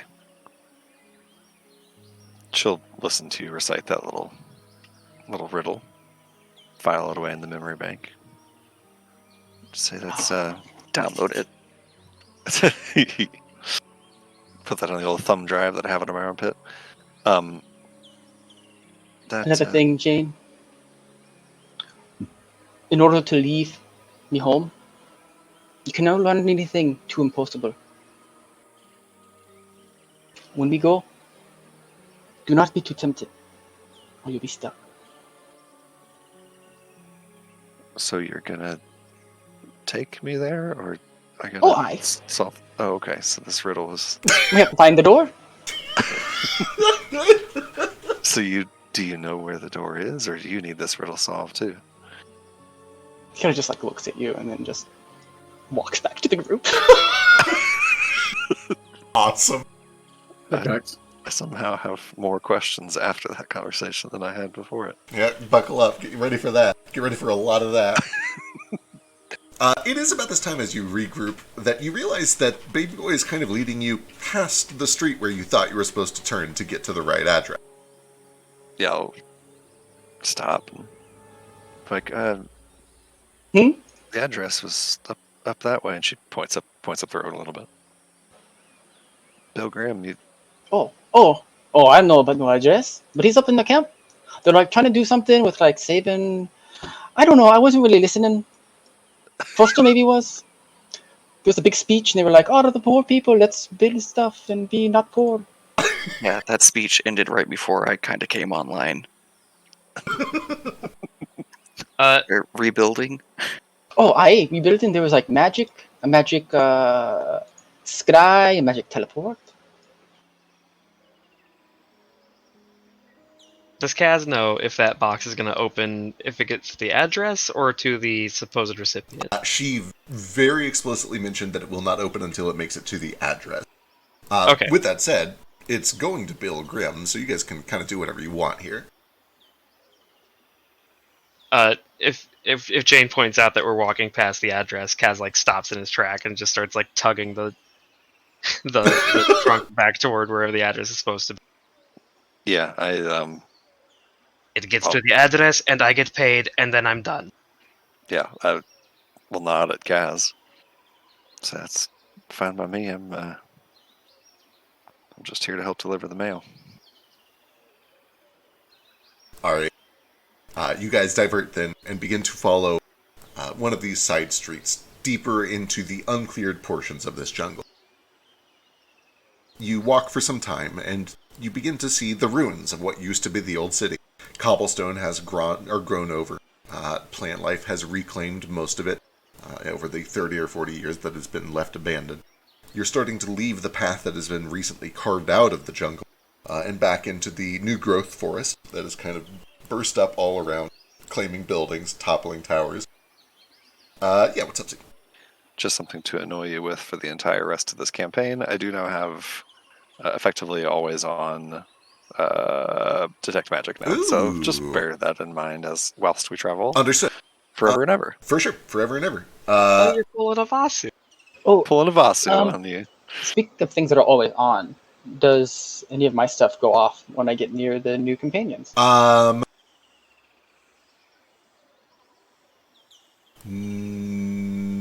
Boy, kind of. I Let's see. think one of them is a cult, the other one's a secret roll. So like, So you don't get anything occult, but let me do the secret roll. Out of character, you know what this is for, but let me do your secret perception check.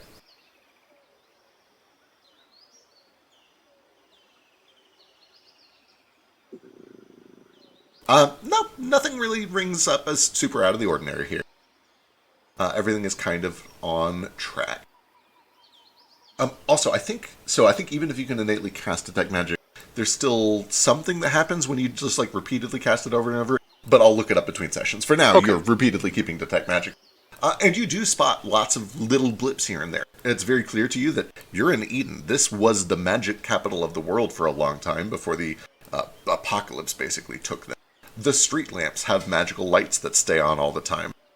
When you pass by an old restaurant, you can get little pings of like, oh, those window blinds automatically close during the midday and reopen at night. The stoves are magical. You can see places where carriages would automatically kind of move on their own. There's magic all over, just little bits and bobs and doodads throughout the whole city, even in its ruined state. But I'll keep you informed if anything bizarre rings up. Okay, sounds good. Fetch, by the way, welcome to the most magical civilization in the world. It's in ruins now, but even in that state, you see wells that automatically pull buckets of water up and kind of pour them into fountains where they come out through the mouths of gargoyles. It's even more beautiful and convenient here than it was in Waxasass, because in here it's not strictly exploitative. It is designed for convenience. It is designed to be as hospitable to a complacent residential population as possible. Life here was luxurious for a long time, and although it's been overgrown and reclaimed, there are still signs of that luxury everywhere you step. Korik. Why? Why have you cursed my land so heavily? And blessed the rest of the world so strongly? What do we do? What did we do? Life's not fair, kid. Let's keep going. True. I love how fast Fetch turned the page from like condescending towards all these weak people to like, why is this not my life? Right, why don't I get the gravy? Eventually, as you follow the directions to get to the address, you start to notice that things get a little quieter. The birds don't tweet and chirp quite as loud. And you start to see little strands of kind of silvery silk, bits of webbing between some of the trees. Yes, what's up, Lush? before we get attacked by spiders, Of course. I'm going to like walk up to Kaz and just kind of start looking at him. I like stand up real straight, and you can like see the black hole in his antlers, like looking at like him and then you, and it just like lets up this like vibration. He's like, "Oh, you're taller than me. As you're kind of staring him down, Kaz does like stand up a little straighter, and he looks at the black hole between your antlers, and definitely like kind of cocks his head a little bit. But then he looks back at your face and kind of tilts his head, like trying to like look under your mask. Give me a perception check. Actually, make this one secret. I mean, he's not like going out of his way to do it. Just Sure. obviously showing that he suspects that that's not your real face. Right. He's not gonna like reach out and try to pry it off or anything though. But yeah, we'll see this. Understood. So rare that I meet someone so much taller than me. Oh, Well. I ate my veggies growing up. Oh, I ate lots of veggies. He like passes like belly. Oh, Ooh! sorry. I guess that kind of defeats the purpose of doing a secret roll. It's fine. I'm gonna whisper you some stuff as you guys are conversing and you're meeting him for the first time. In the meantime, I'm gonna pull you over to this map real quick, though. Just also as a minor little point of character building order this morning when at breakfast on the ship, Jane sat at the table with her spell book, which has the king's ship written on the front, and thumbed through and crossed out some bullshit utility sailing spells and prepared some combat spells. Jane learned an important lesson.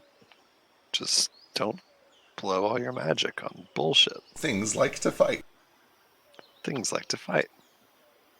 Yeah, same vein, while you're doing some whispers, this whole walk while we've been going, Foster has been kind of just every now and then leaning down and just almost communing with Yieldwoad before she like runs off and does her own little Martin thing, and then just picking up different like healing herbs and starts to like kind of muddle them as we walk. Nothing like serious, but Perfect. just some daily prep stuff. I love it. And as we approach this building, whatever it ends up being, I am going to Blow it take up. a moment, load my gun with bullets, and also I'll just like take a knee and open my spell book, and spin the top on the ground, hold my left hand over it, and it starts to spin faster and faster and faster until it's spinning really fast, almost like levitating. And I will cast this spell on myself. Excellent. Wonderful. For Yeah, I've got 10 some minutes. pre-combat spells too. I'm gonna go up next to Jane doing that, and I put Baby Boy on the ground and just spin him. And like as he starts to spin, you see him like the Baby Boy inside or not Baby Boy, Mare inside of it start to spin the opposite direction. So it looks like he's actually not moving while the barrier is spinning around him. Amazing. And then Baby Boy slaps it, and then Mare has to like reverse his rotation. So ridiculous. Eventually, you find the building that the box is addressed to. You can see that this whole neighborhood is covered with these webs, and you can kind of hear the of little creatures that are just skittering away from you, scared by the movement as you kind of walk around in the broad daylight. But as the birds get quieter, you start to hear more of these kind of otherworldly little screeches of beasts, of monsters, of little aberrations that seem to have kind of claimed this neighborhood for themselves. Do I know anything in the book that I spent a month reading about these spider webs? Ooh, About what makes them? quite possibly. Give me a recall knowledge check using... Can I just throw it under Arcana or Academia? Sure. It wouldn't be academia, but you can give me Arcana, yeah. Does nature help at all? Absolutely. Honestly, I would allow basically any of the magic skills here are applicable. And then I've got a spell to cast too. Excellent. Would occultism count as that? Because it's better than... Okay. Yep, absolutely. Do I have any boosts to it from the book? Yes, you can add a +2 to it. If you take like a minute to study the book, you can add a +2 to your roll. Would trains help? Sure wouldn't. But that's a good trains roll. You wasted a great trains roll. Sure did. So before I rolled nature, similar to trains rolls, would forests help? Yeah, absolutely. I'll allow Okay, let's not pretend like that was similar to trains. it. Jane, you are confident that a train didn't make these spiderwebs. Trains are known to leave very, very definitive sort of track. Uh-huh. The train. It's one of the rare, beautiful creatures of God's creation where the tracks come before the creature walks through. Wild. Yeah. It's almost like it We got the start violates of a riddle causality. here, boys. We do. We definitely. Did the train come first or the track? I Uh, guess it was the track. Baby and Foster have both read about these books as you've been traveling, or about these webs. And the reason they stand out is because along the center of each of these webs is one ring of silk that gives off kind of a bluish, shiny, almost silvery appearance. And that is very distinctive of a monster that appeared about 30 or 40 years ago that people have been referring to as the Dream Hunter spider. They are spiders that behave as spiders do. They're quite large. They ambush things that come too close to their web. Some of them are quite fast and can do sort of like a jumping attack. But their venom causes people to hallucinate, to dream wildly, to begin seeing things that aren't really there. They mess with your mind. Ooh, be careful.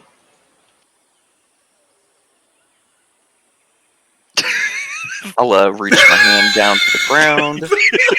Thank you for that. That's it. Oh my He's God. not wrong. The spider's venom is mind altering. That's a hallucinogen.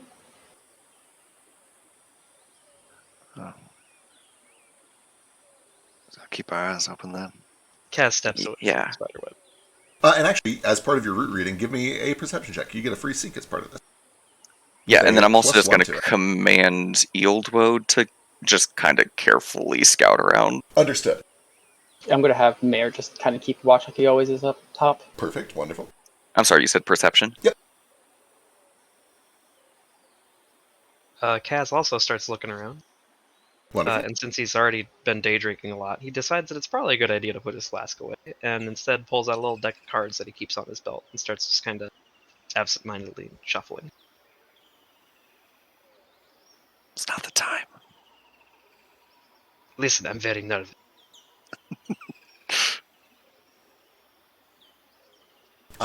Foster, as you cast your route reading and you kind of tap into the magic and get a vibe for things that have passed through here recently, you hear kind of a thum, thum, like a string being plucked, like a twang, and you realize that it is the sound of webs being pulled. Something is currently and actively spinning new web. And then there's another one and another one. And you can sense that there are definitely some of these spiders in basically all of these buildings.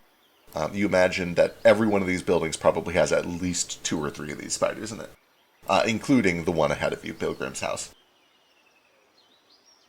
Oh man, the houses, they're full of spiders. Should we turn around? I mean, I guess I gotta get paid, huh, Cass? Yeah, You just give it to Grim. Grim can bring it to his house. I start kind of dragging the chest closer up to the door very slowly, hoping that, like, if I just get it close enough to the door, it'll open and we could leave. You do feel as you Right. start to approach, there's kind of a soft boom, boom. It's getting warmer. It seems like you might just have to get it in the door. Where's In the the door. hitbox?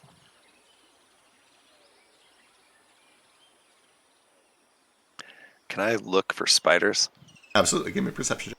I think this has already kind of been covered, but I helped. That helped. You're not able to spot anything new that Foster hasn't already kind of picked up on. Okay. Well, keep your eyes peeled. One giant spider can feed 3 grown men. Oh, what's your name? How I many catch can it eat, though? About the same. It's kind of a win-win Kaz- situation, right? Kaz kind of looks at everybody behind him, counts on his fingers, and is like, "All right, fetch whoever you are," and kind of looks at between Foster and Jane, and he's like, "Oh no, just bones." Wait, who's whoever you are? Pritchard, come here. Help me get this door. Right. Puts 3 people in front of him to open it. Pritchard kind of takes his staff and he hooks it into the door handle like he's going to pull like a shepherd's crook when you're ready from a distance. Do we just like count this down from 5 or what are we doing? Yes, count down, open the door, and look out for spider. All right. I'm afraid we're Kaz. being foolish here. We should burn the building. Smoke them out. Not until I get paid. You can put them in If the building after if you the burn it building down. is burnt down, maybe it's not an address and it doesn't count as the delivery, and I don't get paid. Hey, it's their home now. Just Do you put see the box dilemma in. here? This whole pay thing is new to me. I don't. P. Dicky, open the door, All right, 5, if you please. 4, 3, 2, 1. And he pulls and cracks, and as he does, none of you are surprised to find that right inside the door is a large kind of living space that is filled with web and crawling with critters, which all turn and look at you. Ooh, I hate it. The first thing I'm gonna do, maybe I actually probably would have prepared for this if we're gonna do like a breach and count on the door. Yeah. Kaz is gonna tie his whip around one end of the. If there are handles on both ends of the trunk. Sure. I tie my whip around the end facing me, and then when the door is open, I'm gonna try to kick the trunk through, and then pull it back if it opens. All right, I'll let you do this before we kick initiative off. Give me first of all, this trunk is pretty big and pretty heavy. Give me an athletics check. I'm gonna call it. Let's see. I'm gonna call it 25 gets it all the way in the door. Anything lower and it's gonna get like to the door. Hey, Kaz.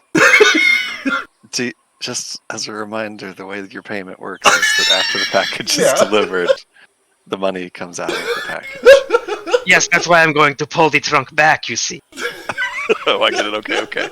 I'm following. All right, you push and it just catches on cobblestone, and it like kind of you get this grinding of stone on metal or stone on wood. And then all these spiders come to you. You can try to yank it back towards yourself if you want with another athletics check. would it still be before the initiative? Yeah, I'll let you do it before initiative. It was all kind of one prepared thing. Yeah. Come on, give me a good yank. It comes basically back to where it was. So a net no change, and I'm going to drop this box right here. And then everything charges. Let's do some initiative.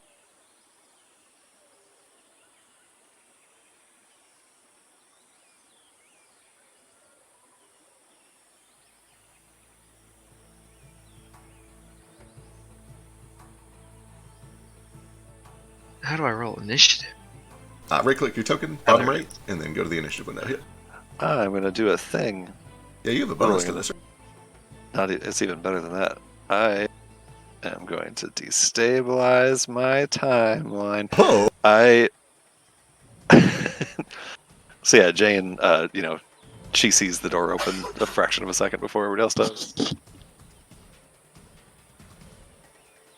Sees the spiders inside, and I can either stabilize my timeline and just get 10 plus initiative, or I can destabilize, roll a d20. On 11 or higher, it's 19. On a 10 or lower, it's 1. Oh, nice. Hey, so my initiative is 19 plus, and then I also have the plus 1 from the anticipate peril. Awesome. And I have a plus 2 for my other thing, so hold on now. I guess I'll just roll initiative and we'll replace whatever the difference is.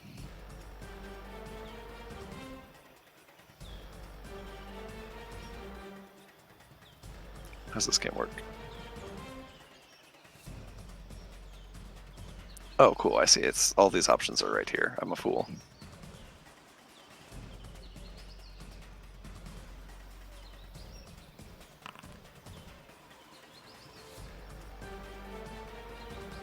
Oh, neat. How cute. That is just built in. Very cool. All right.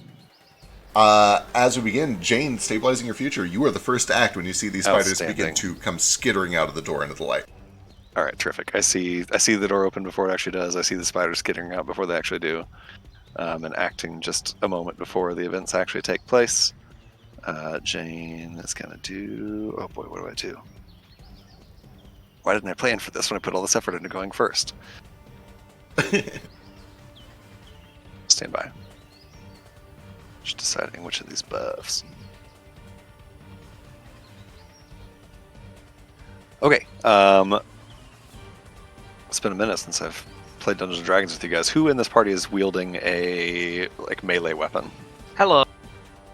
Kaz is a melee boy? Perfect, okay. Jane holds one hand out and points it towards Kaz, and the other hand she reaches down to her top, and it starts to spin faster in her hand, and then starts to just like a really slow spin, just like a very gradual spin, levitating above her hand. First action to give the spell reach. And then next 2 actions to cast said spell. She yells over to Kaz. She says, "Kaz, your sword," or whatever you're wielding. Yeah, Rapier you've sword. seen him fight with a sword before. Okay, cool.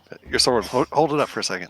Yeah, Kaz kind of, I'd imagine, like, as part of the initiative roll, he tugs his whip back and wraps it around his waist again, and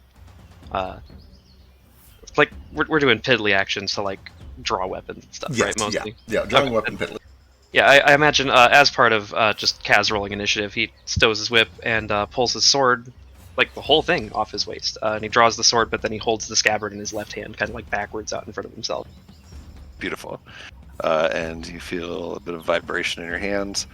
And as you start to like move the sword around, it sort of like trails behind. Like, I don't know if you've ever been on psychedelic drugs before. Who, but me? The image of your sword trails behind your actual sword, but then when the image hits, it actually like physically hits whatever you're hitting, as like a echo of your sword's damage also hits. I And hear my basically- blade singing. Ooh, Basically, your sword builds up charges as you hit with it. At the end of your turn, it bursts out some damage. nice. All right, I think And that's my all 3 actions. It's my turn. Cool. The biggest of these spiders is the first to spring into action. It is going to use its first action to skitter on up to everyone. Don't you skitter at me, boy. Oh, why is it set to medium? Hang on, this boy should be large. I She's don't really beautiful. like this thing's tiger token. Would you? Nightmare. Oh, you made it worse. You made it worse. There Oh, he it's got a little. Oh, that's. I kind of She's do like it beautiful. actually. It's got the Just little a little like. dream catcher. It is Yeah, cute. it's got a peacock spider butt, but it's a dream catcher. I You despise guys, it this with is every part objectively of my the worst being. thing that has ever existed. I think it's Truth. clever. That's not its it's horrible, that's but its it's- abdomen. It is clever. It's also the worst thing that's ever happened. You were not in Crosswind. Yeah, I did some pretty. You were in He Crosswind. was in Crosswind. Yeah, Yeah, The ticks were. Yeah, the ticks were the Yeah, worst the thing I've ticks ever were done. worse, you're I right. should never have done those ticks. Those were I awful. love those sticks. They were disgusting. All right, Kind of wonderful. hot though. The ticks.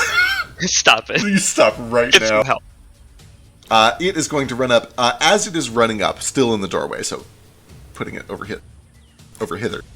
It is going to spit out a glob of web at Fetch. He's probably into that. Yeah, we out of He's, character. we don't know don't he lick is. it. Don't like. It goes The high. lengths to which you'll go to avoid saying the word squirt astounds me. Squirt isn't even the right word here. It's the only word here. What do you mean? It will then use a free action to shuffle, continuing to use its unused movement. Don't you mean squirt? And then it is going to try to bite down into Fetch. Oh boy, that's just barely not a crit. A regular hit. You feel 7 points of piercing damage as these two big fangs sink in around your side, the side of your waist. These legs kind of frantically trying to get you in their grasp. Gross, Bill. That's all gross. You stop that right now. But then Is that the sound of the spider squirting? it is. This is the sound of the spider squirting as you start to feel venom pumped into your veins. Whoa. Fetch, I need a fortitude saving throw.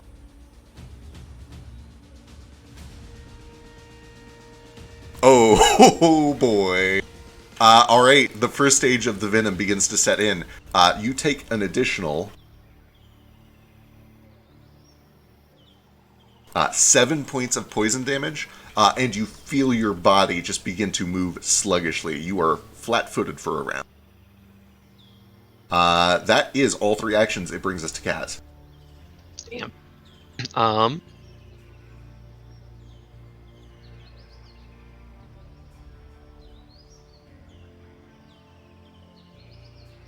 Can I, before we do that, can I just, can I throw this bad boy out there? That is for a reflex save. Crap. Yeah. Thank you. I think there is a feat later on that lets you expand it to all of them. Okay. Okay. As I see this spider fucking up Fetch real good, I would like to use my first action to create a diversion. Whether or not you want to let me do this actually as like a physical thing, but I'm just gonna kind of like kick the trunk toward the spider and kind of like catch some of its legs out and catch it with that as my creative diversion. Yeah, I'm into that. You can either like treat that like a trip or as a feint, depending on which one's better. Either like deception or athletics. Or if you have like a mechanic for this, let me know. Okay. No, you said I could do a feint though, so that works for me. Absolutely. All right. Why won't it roll it? Click I the just deception. rolled deception. Okay,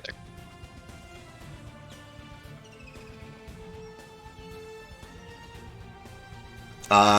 This thing just has so many legs, it doesn't seem to be terribly affected when one of them kind of gets swept up by the box. Damn.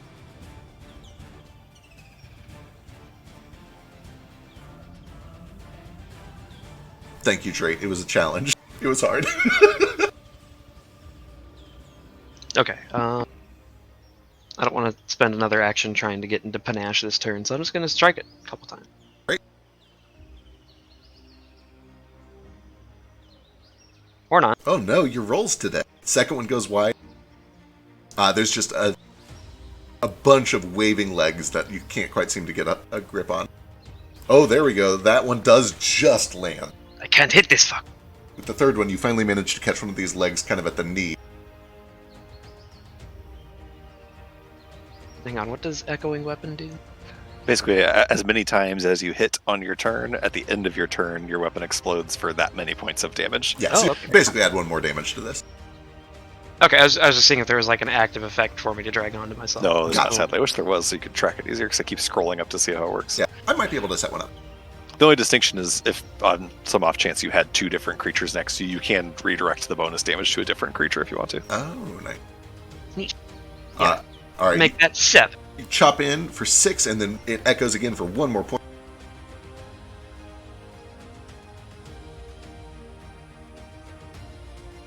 That's unfortunately it for this turn. Even with just that, as you manage to land one of these hits, you cleave one of these 8 legs fully off. You can see that green ichor begins to kind of pour out through there, and the spider begins flailing and twists its attention over towards you. That brings us to Fett. All right. I'm going to suck the blood out of the fang wound, hopefully pulling the poison out with it, but that's mechanically not happening. But It certainly can that's if you want the to idea. spend an action on it. No, I don't. Okay, gotcha. I'm going to spit that blood onto a spiky seed pod in my hand, which then transforms into a kukri. Sick. The blood seeps into the seed, and there's a as it kind of sprouts and then rapidly bursts into a full-ass weapon, including a sharpened wooden edge. And we're going to do a snagging strike.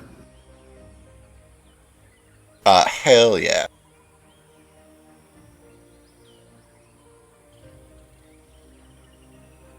$22 land. Registry. The target's hit is off guard now. It sure is. So on top of this damage, it's going to be off guard. If you don't just kill it. Map 4. No map yet. So snagging strike is all one attack. Yeah, I'm about to throw another attack out. Oh, roll damage first. You might kill it with that first hit. Oh, that's good. Yeah, the off guard is just like an extra Okay. bonus on top of that. I forgot you do damage. with You the sure attack. do. Yeah, you do damage when you attack. All right, it is still up and going. As it kind of pulls its head to look at Kaz, you catch it off guard and catch it right under the chin. Okay, map 4. Have you put off guard on him? Off guard is on it. Yep. Oh, and because of off guard, that is exactly a critical hit. Give me some big damage. Can do. I think that is actually still enough. It sure is. Yeah, as you bring the kukri down, tell me how you do it. Tell me how you carve this spider. Well, I mean, we've snagging striked him, right? Which basically means I've grabbed up one of its legs and swung myself up on top of its back, and then I stabbed it in the head a bunch of times until it fell. Hell yes. All right, any other actions on your turn as this thing falls limp? Yeah, I'm going to throw my kukri at another target. Maybe that one. I think that was all 3 actions, right? Because it is 1 to snag. Oh, wait. Oh, yeah, that's an action to attack is combine part it. of the Oh my god, snag it's now. part of the snag. Yeah, you have 1 more left over. Hell yeah. Yeah. Go fight it. It's going to be map 8. So, here we go. Here we go. Good luck.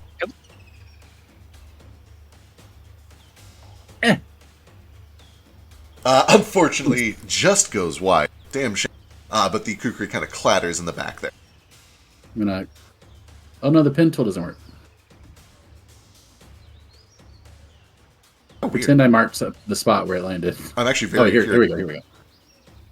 I'm actually extremely curious. Can I literally just drag this onto the map from your inventory? No. Okay, that's all right. Anyway, just mark wherever it lands. That's fine. At the end of your turn, you feel the poison continuing to course through your vein faster and faster as your heart is now beating. I need another fortitude saving throw to see if you advance to stage 2 of this poison. You just save, and you are able to fight off the effects of this poison. You are cleared of poison and no longer off guard. Okay, so narratively we can say I sucked the poison out. Absolutely. 100%. Nice. All right, that brings us to Baby Boy. Oh, I can go see him?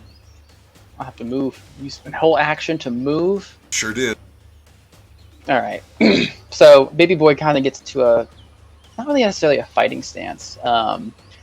But Mare starts to let out those waves and ripples, and it starts to actually form like a beat. And Baby Boy starts doing like a weird like contortion, like occulty dance as he like dances over here. And then he like flicks his wrist and a wormhole appears and goes all the way over to this dream spider. If I can target it. And then he kind of spins in a circle, and his tentacles kind of flare up and line up, and then one at a time they jab into and through the wormhole and strike him. I'm going to use a focus point, so to make this one action instead of 2. So a whole bunch of little gravitational anomalies appear all around him. Excellent.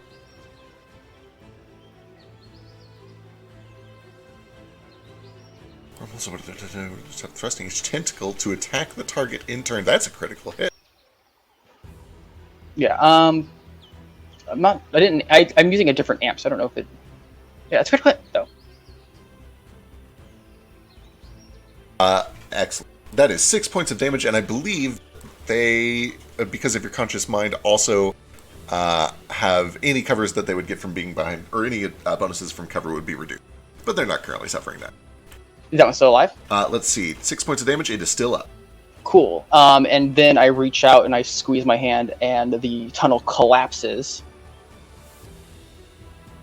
And he needs to make a basic save. Oh, geez. That's a high DC. I don't know if I can click on it. Or if I click on it, does it make them do it? I have to do their save.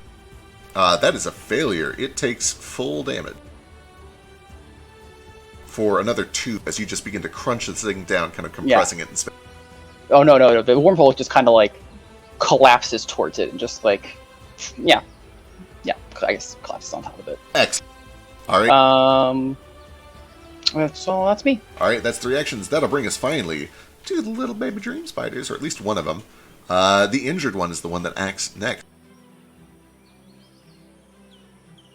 It is going to use its first action to start skittering out towards all of you. Once it gets to the doorway, just like its mama, it is going to try to spit some web at Fett. Joke's on you, I'm into that. Misses, and then it will shuffle to get up next to you. And with its second action, it just tries to climb on top of you and bite into you again.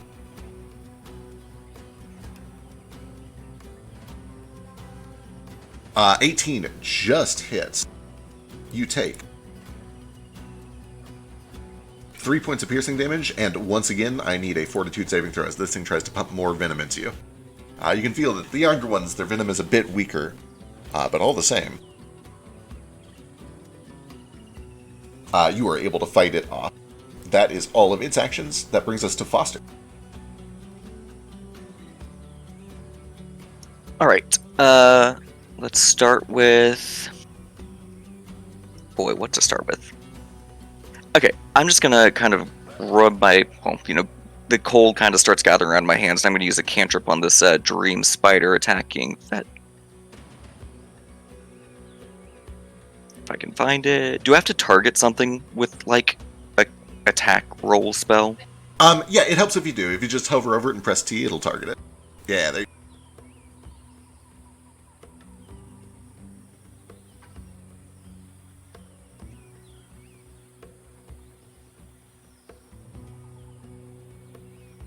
The first blast goes wide, kind of smacking into the side of the door. Horrible miss. Okay, that's first 2 actions, and then I will... So one hand kind of gathers up the cold and shoots it forward, and the other hand is going to reach out towards Fetch and cast Guidance. You just see some flower petals kind of float in your direction and linger for a second. Excellent. Fetch, if you want, you can drag that spell effect onto yourself, and it'll give you a +1 to an upcoming roll. That is all 3 actions, I believe, which is going to bring us to the last 2 little spiders. Oh, how do familiars work in combat? There is a feat you can take that lets them act on their own. Otherwise, you spend one of your actions to give them 2 actions, and if you don't, they kind of just sit and watch. Cool, perfect. With that said, we're also kind of using the, if they don't participate in the battle, they're kind of considered immune, but as soon as they become involved, they're a target. Gotcha. Alright, this spider has to do a bunch of running first. 1 action stride, 2 action stride, and it is going to stride on up to Pritchard and try to bite him. Pritchard, no, not P. Dickey. Is he a rabbit or is he a donkey? He's a Haragon. He's a rabbit. Okay. Pritchard kind of grabs his staff and just, flings this thing back down to the ground as it tries to jump on it. Which brings us to the last one, who's going to use 1 stride to get up all the way up here. Notably, he has moved through your reach. If you want Fetch, you can take an attack of opportunity. Not everyone in this game has attacks of opportunity. That is true. It's just you. I do, though.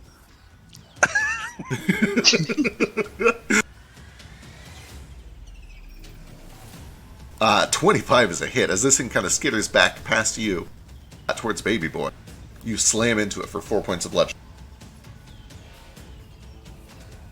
Where's it at? Oh, it's under the box. It is on his mama, on top of the box. Yeah, it starts to climb on top of the box, and from here, it is going to try to bite once at Cap. Hey, get off that! Missing, and then once on Baby Boy.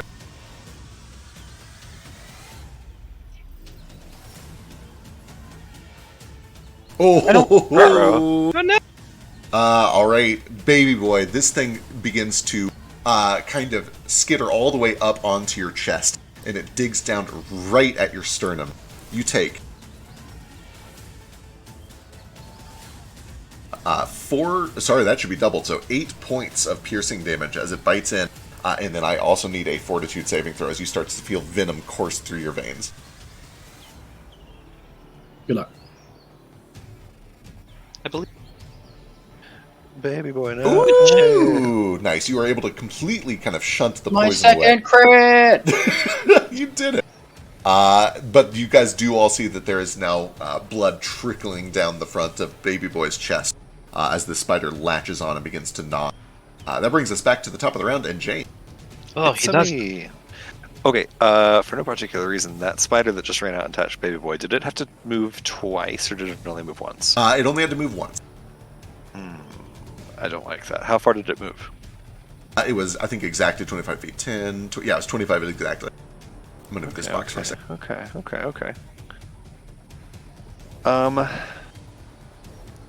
I don't necessarily want that to be the answer to that question. Fuck it, we'll do it anyway. Seeing this spider come rushing out towards Baby Boy, Jane holds her palm with the top out in its direction, and it stops spinning and then starts spinning in the reverse direction. And I will cast this spell. It's gotta make a Will save. or else on its next turn it has to try to do the exact same actions in the exact same order. Gotcha. So move, strike, strike. Specifically, move, bite, bite. It critically fails. Is there anything worse on the critical for this? I think it's just Doesn't normal. look like it, sadly. So on its next turn, it has to repeat the same actions in the same order, as close to the same specifics as possible. It has it to repeat the can't. attack of the same creature. Become stupefied, but it sure can. All right. Yeah, you watch as there's kind of just like this bizarre glint in all of these spiders' eyes, and it shakes its head a little bit. And it kind of has like the look of just an animal that is biting something but forgot why it was mad in the first place, as these strange thoughts float around in its head. It looks like the spell has worked. Sweet. I kind of reverse it back into its timeline by a couple seconds, so it like redoes the things it just did. Yep. That's 2 actions. Third action. I'm gonna go ahead and just do my Diviner's Sight on myself. Gonna roll a d20. Hope to not get dog shit this time. Cool. And I will also go ahead and add, as I cast that spell, the top watch. The pocket watch in my pocket starts to hum with magic. And I'll go ahead and add a +1 to that. So I have a 13 on deck that I can use for any D20 roll for my next turn. Wonderful. As you activate the pocket watch, I need you to roll me a d6. What?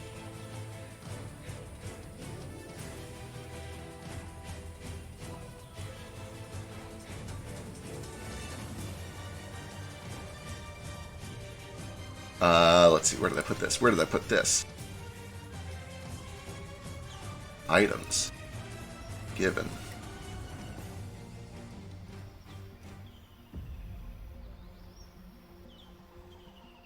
Alright, as you use this pocket watch for the first time and you flick the switch down, there is a and there's just this ripple of energy that kind of pulses out for a moment and then is pulled into your hand and you channel it into the spell. You hear the ticking of this clock rapidly accelerate. It is on a 1-minute cooldown. Okay, sweet, cool. I feel that thrum. I get a brief glance into the things that are going to happen between now and my next turn. And that's my 3 actions. That's me. Alright. That's my reaction. I'm also reading through the spell, Deja Vu. This is even crazier. It has to move the same distance and direction, which means it's going to try to move down next to Aildwood, and then it has to try to repeat the same actions as closely as possible. And it can't because it's no longer in melee range of those targets, which means it just becomes stupefied and wastes its whole turn.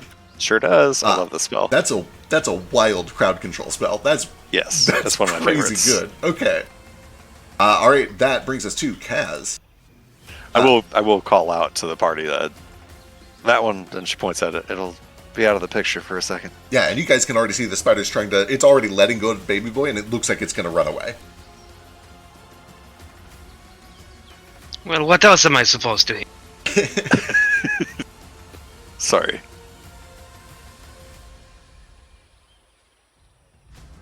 If I did any of the other 2, they would have came and killed me. True.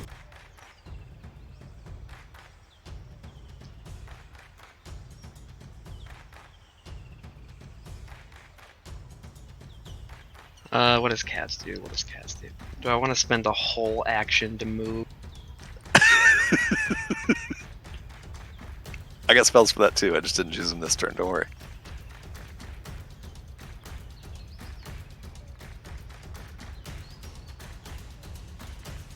No, it's fine. I'll do it.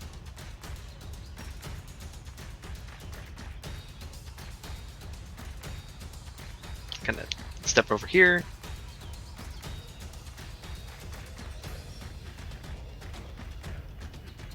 Let's see, just for future reference, that what 10. I'm gonna attack that spider All right. that's been fucking up Fetch. Yeah, Fetch not looking great. Hey, get off him! He's my best crewmate. Aww.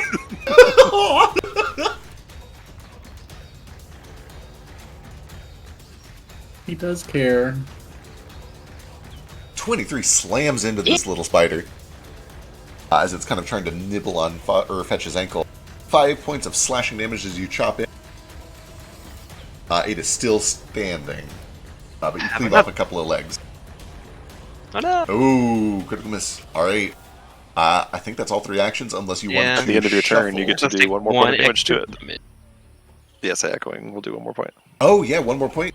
It has 2 hit points. Bastard. Wow. This Yep. echoing thing would be really great if Kaz could hit more than once a turn. Yeah. All right. That will bring us to fetch. Okay. Yeah. Come on, target it.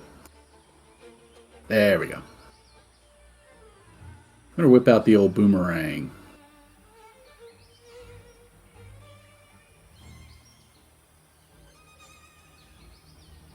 Eh. Drop for free. Draws a piddly. I didn't really have to drop. Oh, yeah, I guess you threw, it yeah. already. First and this- swing goes wide. You can see that this thing has already let go of Baby Boy and is skittering away. It looks like it's just trying to run at this point. Map 5. Map 5 does land. You're able to kind of catch this thing on the back leg as it runs. 5 points of bludgeoning.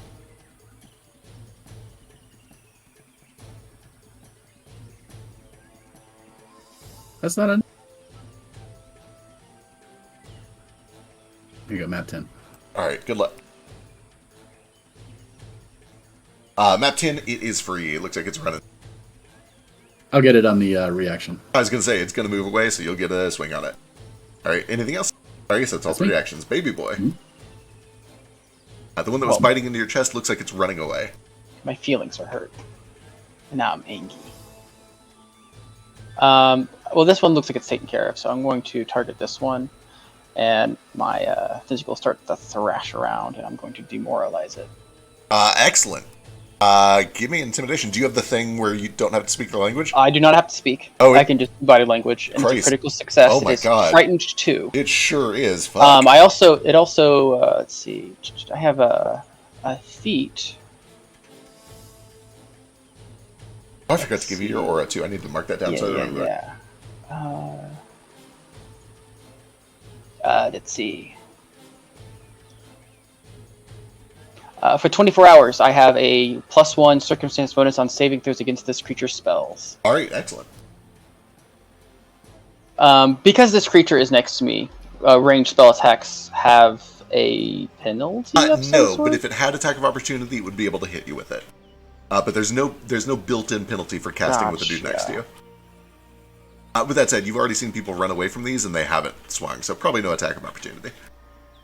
Gotcha. Well, I'm going to then do another wormhole assault on. I'm going to spend another focus point to make it 1 action.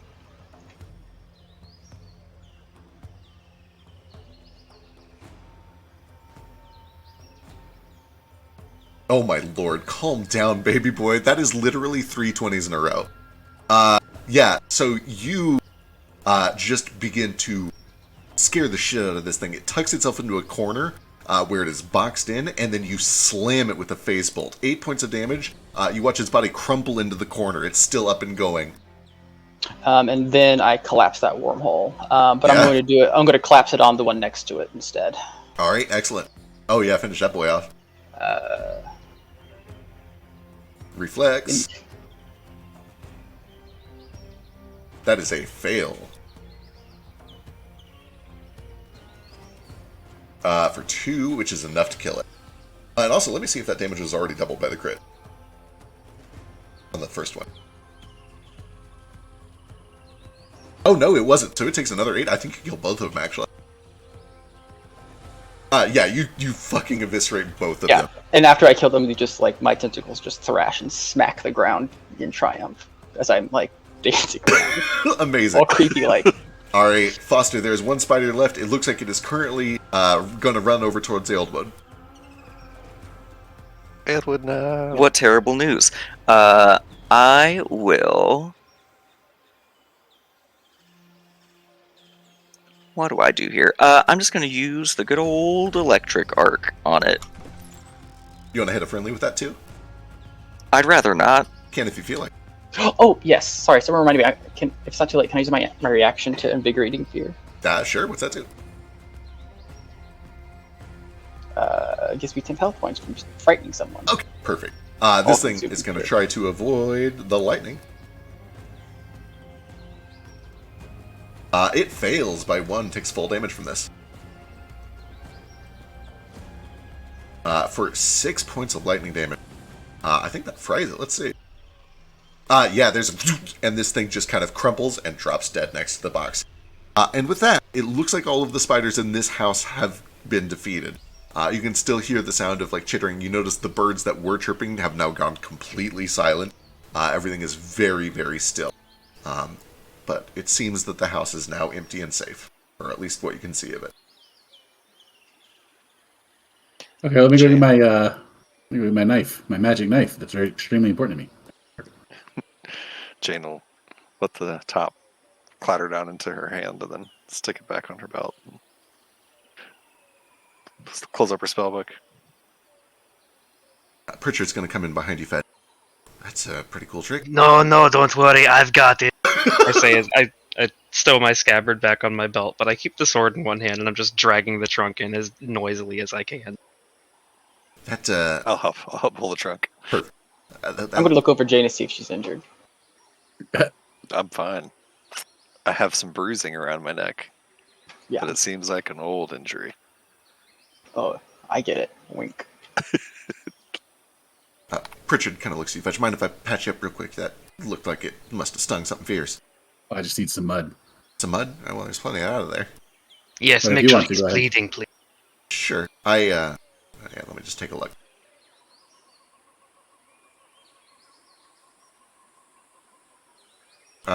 Boy, I think that might actually fail. I'll double check. Pritchard's gonna kill you. Oh, no, it succeeds. There you go. Take amazing, Pritchard. Maybe you should just go find some mud, actually. I think I'm a little out of touch. You do get 2 points of healing. If you take want, I that. can patch you up. I am a druid. I could do it myself. No. How many? So I'm not too far away. I thought you could only battle medicine once. Is that not true? Once per day. Oh, but it's like it's not. Oh, so a single target can be affected multiple Right. times. It's per healer per target. Oh. So each healer can heal each target once per day. Oh, cool. Yeah. I'm gonna do one of these. Make me some magical mud.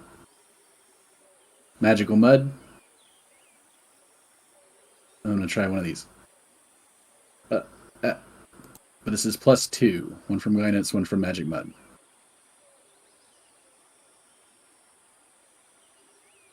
True. 1 item bonus, 1 status bonus, or a status bonus.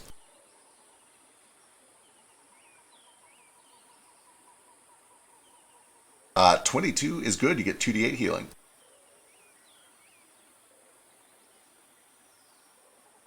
You guys watch as Fetch kind of digs down into the earth and picks up this bundle of mud. The ground where he has lifted the mud up between the cobblestones seems to kind of seep this dark red blood for a moment, which quickly dries and kind of hardens into a kind of a clay-like texture. But it does seem almost like the earth bleeds when he pulls mud from it and then uses it to kind of close his wounds. 12 points of healing.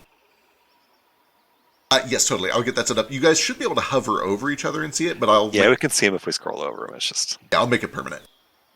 who's got that kind of time. Absolutely. Let me make a note so I remember to do that. Is the crate now like unlocked and no longer abjured with my detect magic? Yes, so as you guys haul the crate into here, there is a deep, and you just kind of see a little bit of a as cold air starts to seep out through the seams. Where's my money? The lid is still on, but you can see that it is unlocked. Does like more gold pop out of it? Do you How open did that the work out? You open the lid? Yeah. All right, you open the lid and you see this.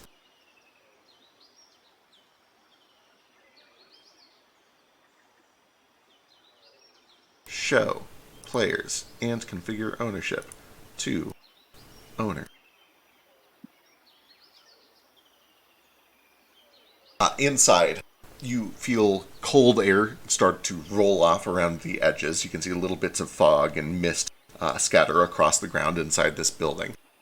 And the first thing you see is a big kind of canvas fabric that is clearly covering up the rest of what is inside this box. And on that big canvas is written, "Danger, the contents within are to be seen only by Bill Grimm."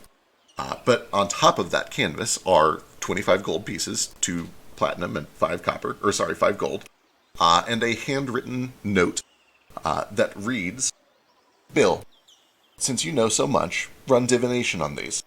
Tell me who they belong to. I know you already know, but what does the weave know? See for yourself. The process works. We're all still alive. So long as nobody does anything stupid, it can remain that way. Unless, of course, you'd risk spreading what you now know to be true. We know she gave it away, Bill, and I can't think of anyone you would trust with it besides you. You know where to deliver it." Why did that read like a Q drop? Somebody thought that was funny. Is it signed by anybody? It is not signed by anybody. Okay, Kaz pockets the coins, and reads the letter. I imagine probably reads it out loud so everybody can hear. Yeah. He doesn't care. This isn't his business anymore.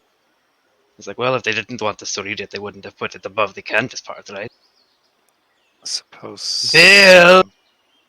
Bill Greer! I told you he's not here. I start knocking on the door really loudly and obnoxious. I told you he's not here. Guess he's not. Well, my job is done. I mean, I walk out. Fair enough. Well, have you met Bill since, Grimm before?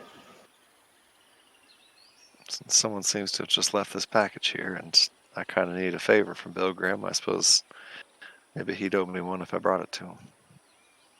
Oh, would you like some help delivering it? I'm very experienced in package delivery, and my rates are very fair. I don't know as I can afford your rates, although I think maybe I am a little bit of a payday that I might be able to pay you back with.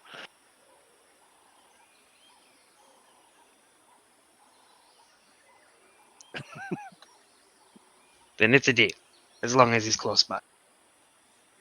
He's And no this far. trip doesn't take, Kaz glances down at his hand very quickly. About 5 days. Bill recommended no be out here at night. Says it's dangerous. What time is it? I don't know. But wait, I know exactly what time it is. You tell me what time it is. You're a time wizard. It is early. It is 10:23 a.m. Actually, it would be, you guys had just gotten lunch so it would be like 11:52 a.m. I need down to the second, please. And 13 seconds. Thank you. Also, quick note for Kaz too. 5 moons we would know as pretty common parlance for 5 months. Specifically, five new moons. Yeah. That's much less concerning. Also, Kaz probably looked at this first thing as soon as he woke up from that nap. Is it down to 5 petals on his real life? Yeah, hand, I too? forgot to mention, when you look at your real life hand, the 6th petal is missing. There are only 5 petals left on the flower. Great. Yep, leaving a pretty conspicuous gap. Yeah. So Kaz has had his hand wrapped up this whole time still. Can I, before we depart this place, to take this box to Bill, presumably, if that's what folks are going to do? Jane resists an unbelievably powerful urge to search through Bill's box, and instead will search through his house. Perfect, yeah. Baby can't boy see watches you anything. very much as you're like contemplating to look in this chest. It says, "Do not look through." I You see Kaz can only think of a few very times. heavily contemplating it too. I can only think of a few times I've ever wanted anything as much as I want to see what's in this box. I don't want to do wrong by Bill at least not till I've met the man. I kind of need him, I think. You Maybe. haven't met him? No, in truth, I don't know almost anything about him. Oh, he's on a skeleton. I think He's a skeleton? Aye. Like that one? I point at Falk. Oh, kinda. Except he's wearing a suit and has a stick or cane. It's quite fancy. All I ever knew about him was he used to work with or be an associate of my teacher, Rita, who taught me magic, and she's gone missing, so I hope he has some kind of lead, but Oh, they say they don't know where she at. You've heard about her? Oh, I asked Bill and the Lion Man. I had a terrible dream about her. I think she might be in danger, but all the same, if we could just get this to Bill, I'd appreciate it. I'm just one vote here, but What kind of danger? If you don't mind me asking. I don't You know. do not have to answer. I don't know yet. If I find out for sure, then I'll tell you. It's just a hunch for now. Why? Well, I can help you with the books. I'm going back that way anyway. No charge. I'm not very strong though. Oh, I shit. definitely can't lift it at all, but That's all right. I can lift it, no problem. I'm really strong despite my small frame on account of my metal muscles and circuitry. Oh. Those things Just she kidding. says out loud for sure. What was Yep. that? Doesn't say any of that. Jane's a and robot. I'm gonna go start searching this place. All right, it looks like Fetch and Kaz have got kind of a bit of a head start. Kaz and Fetch, as you guys start searching while everybody else is kind of chatting for a moment, you see that the place has mostly been tossed. It's unclear whether it's by looters or monsters, but probably some combination of both. Kaz, as you check the west, you find that there's a little bit of a bedroom. It looks to be pretty normal, although it's very nice. This is clearly the old house, almost a mansion, but not quite. A small manor that once belonged to somebody who had a lot of wealth. You can see that there are very fine rugs and paintings that have been damaged and eroded over time. The bed has been used to kind of incubate a bunch of spider eggs. Ew. Um, Yeah, Kaz considers like looking inside any chest or drawers or anything, but then he sees what has been done to the bed and the bed sheets, and he's like, "Oh, yeah, nothing from here." not great. Meanwhile, it looked like Fetch was going around the east side. You found the dining room, which had been pretty much cleared. There was a lot of fine china that's been broken, cabinets that were spilled over. Kaz was Any the food? first to poke, nothing like valuable, although you could potentially take some of the silverware if you wanted to. It might be worth something. It does appear to be real silver and not just pewter. Ooh. Fetch was the first to poke his door into this back room, which appears to be, I'm sorry, that was the kitchen, not the dining room. This is the big open kind of dining area. You see that there's a table with a bunch of chairs scattered around it, and then over to the west there is a den with a fireplace and a couple of chairs. Fetch, as you stepped into here, you saw that there's a little bit of a glowing something over here in the north part of this room. And as you get closer, you can see that it's kind of like a scallion or an onion grass that is just kind of glowing faintly, this kind of soft orange color. And when Jane finally does catch up, detects that there's a little bit of magic coming from that grass. Do I know what it is? You could give me an Agriculture? Do you have agriculture? Oh, fuck my life. I Damn, do, but that's a damn shame. Yeah, I'll you're not spend sure. a hero point on it. All right, sure, let's do it. Got him to squander. There might be some kind of penalty for trying to identify it from within my mouth. 26 is quite good. Also, real quick hero point for Fetch. 26 is solid. Yeah, you've heard of this. This is kind of, it would come up in agriculture. It doesn't really need any more explanation than that. This is called phoenix grass. It is kind of an offshoot of something called Sunburn's onion. They are both known to grow in places that have high necromantic activity. They are warm to the touch. You know that the full onions can actually set themselves ablaze with an oil that leaks out of them. They're pretty valuable. They're often used by mages to produce like fiery things or sometimes necromantic things. Fun. Do I know on 26 how to like safely harvest? Um, Assuming Fetch isn't literally on the ground eating. For sure. The full onion Tastes is like allium. I wouldn't eat too much. Well, any of that. It's valuable and can be used for magic and necromantic. I'm told And these light everything on sausages could be fire. used to make gravy. That is true. That's kind of all I'm really interested in right now. I don't have to eat this. I've got Alex's recipe. I'll whip you up some gravy sometime.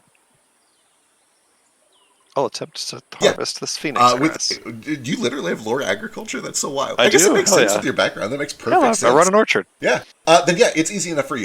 They are a little warm to the touch, but it's not quite like the onion where it's literally ablaze. It's just a matter of cutting the scallions, or even pulling them up entirely by the bulb, and with a 26 you could do that. Although, it's growing through some floorboards, so if you wanted to actually get the full bulb of it, you would probably need to pry some of those up, but with a 26, that's no big deal for you. You're able to get it. Yeah, I'll pry it all up. Wonderful. You are able to harvest some phoenix grass. Loot token. Loot. I have a question. Yes. So when I accidentally drop a torch under a door, how do I get it out without spamming the door? Make a box selection and then use the arrow keys to move You it. have. What do you mean by that? So drag a box over it to select it, like a big old rectangle. There you go, and then use arrow keys to move it. There you go. Yeah. All right. Sorry, stream for opening and closing doors. Oh no, where'd I go? Oh, okay. I was just the torch for a second there. And actually, with the 26, you get 2 sprigs of phoenix grass. Have a second one. There you go. All right, cool. After she's done prying that up, any the check's already kind of been done, but any I don't know, stuff that seems like it would have been of Bill's, of value here? Anything left behind? Anything interesting? Give me a perception check. Can I look for tobacco that he left behind? Absolutely. Give me a perception check. Hell Can I yeah. look for any or food tea. he left behind? What was that? Booze? Yeah. Yeah, give me a Or perception tea. And also Really- his silver. Hey, it's my first 20. check. Damn, Jay, is that really your first 20? It is. What a Appropriate waste. movie for Lee. Can I see if he left any tea behind? Absolutely. 16, 17, crit 25. This is perception? Yep. Oh, I'm not very good. 14. Alright, 6. 14, 17, and 16. You guys are all Foster, Kaz, and Baby Boy. Do a quick look around. You find that there is a little tin that has a little bit of tobacco in it. It's not much, but it was at least a half-used thing of tobacco, that there's some left over in it. Granted, looks a little funky. Looks like maybe it's been abandoned for a few years. But it is there. And it is in a tin at least, so it's been protected from the element. The silverware is absolutely gatherable. I'll make you a token. You guys have gathered a pretty sizable amount of silverware. It's probably worth a decent bit. There are a couple of unopened bottles of wine. They don't look amazing, but, wine doesn't really go bad. If anything, it's probably better than it was. Some of them are covered in spider web, it but you're able definitely to... can go bad. Yeah, that's not true. It'll turn into for vinegar. sure can go bad. Oh, Yeah, fair. as long as everything's still sealed and hasn't been sitting in the sun, though, it's probably still okay. Yeah, it's definitely been kind of in a shelf in the dark. You guys know more about wine than I do. What would a wine bottle do after about 12 years sitting in a wine shelf? Yeah, that depends on how good your cork is. Interesting. It would be pretty decent quality. It'd be And medium how to dry high the quality. cellar is, because moisture will rot the cork. And then you'll get cork rot. Ooh, gross. I'm going to put him down as they survived. He knew how to store wine long term, probably. Okay. So I'll grab a couple of... let me write all this down so I don't forget. Kaz is like, oh man, what have I ever done to deserve to be cursed? And then immediately starts drinking a Bronze. dead man's wine. Yeah. Technically, he's undead, so I think it's fine. Jane. It's just stealing at this point, so it's fine. I'll just bring some of it back to him. Jane, as you are digging up this phoenix grass, and you have to pull a floorboard up in order to get to the bulb of it, you find that there is a little hidden compartment that leads down to a very small crawl space. So small that I didn't even make a map for it. But inside of this crawl space, you find basically a 10 by 10 gravel dugout pit, where you find the burnt remains of some candles, and an arcane sigil that has been scrawled on the ground. Some sort of a magical ritual was performed here a long, long time ago. Intriguing. You don't find any valuables down here, but you do find that. With my detect magic, is anything still magical about it? There is nothing remaining behind that is magical about it. No, the magic, it was clearly magical at one point, but it has been a long time.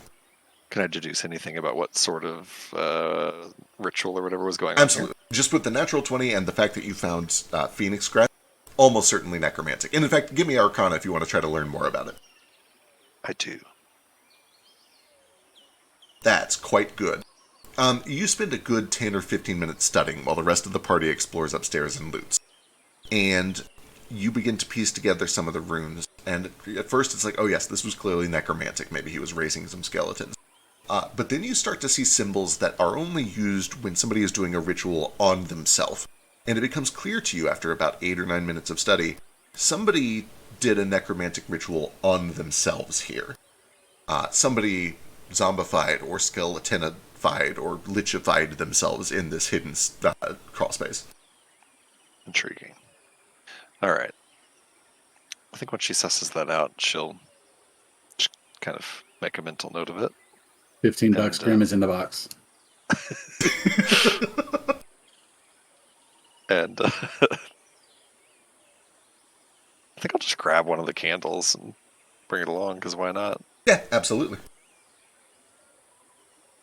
You return upstairs and you can see that they have, you hear the jingling of silverware as they're stuffing it into a sack.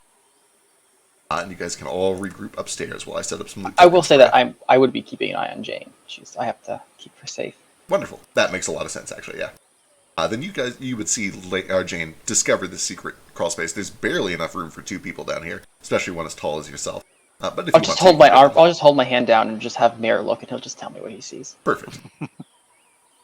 It's dusty down there, but thankfully it doesn't look like the spiders got into it. Oh, yeah. You said he's a skeleton? Aye. He said he maybe was dead for a year. Died maybe a year or so ago. Well, this looks to be where he did it. The resurrecting part, that is. Oh. He did it himself? You can tell that by looking? No, that's a question. He said he did it. Oh, that's what he told you. No, you said he did it. Oh. Yeah, it's looks that way. Okay. I know there's some things you can't tell me, but can you tell me how you knew about me? How did you get my name or know where I lived or any of that? Feck. Can you remind me? Yes. You did your preliminary research before leaving the library, which said that you would find a powerful chronomancer somewhere around Wexisas. That led you to Wexisas, where people were like, oh, maybe check out either Tesseract or the Tumbleweed Academy for the Differently Able. You ran into Tada first, and inside Tada, somebody was like, oh, you must be talking about Jane, and they pointed you to Jane when you came looking for a chronomancer. I did some research before coming to find you. Oh, not you specifically, just someone we help. I found out that Wexit was where you had to find a chronomancer. And I was pointed to the school, or Tesseract, if the school was closer. Then when I walked into the school, the guy at the front was like, yo, Jane, she's back there. I see. That's well, I won't pry. I'm afraid it's not as mystical as you were probably hoping. You just you strike me as mystical, is all. Oh, thank you. Let's go find the rest before they break anything. Aye.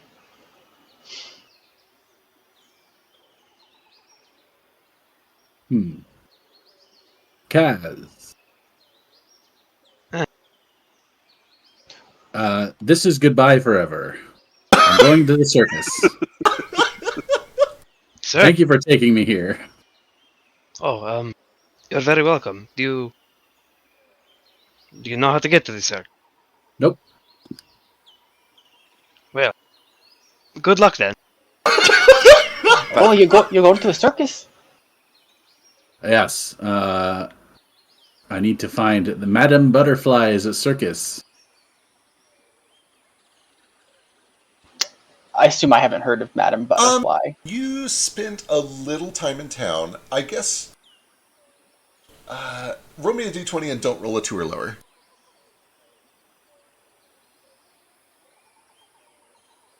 How do I do that? /R space 1d20. Oh, Or you I can got click my the dice. thing on the Not get bottom a right. 2 loader. Oh, yeah. Just get a 3 or better. That's what you're looking for. It's pushing it. You spent time in the city, and you would have seen posters for Madame Monarch's Menagerie in like the town square and places where entertainment is advertised. You would have seen that they are making their next appearance here in Famador. I need to double check. I believe it's about a month and a half from now. Oh, Yeah, it's that flyer sounds in about town right. saying it's going to be here soon. A month from now. You said your name is Fetch? That's right. It's not going to be here for a month. Oh God! Oh Lord! Bring it back! I'm trying to put loot in it. I shouldn't have this power. Listen, let me tell you the story, all right? Okay. During a ritual in a drug-addled stupor, I had a a psychedelic vision where God came down and spoke to me and told me to look for a butterfly and a bat. Oh, a Are butterfly. you sure it was God what told you that, and it wasn't just the drugs? A little bit of both, really.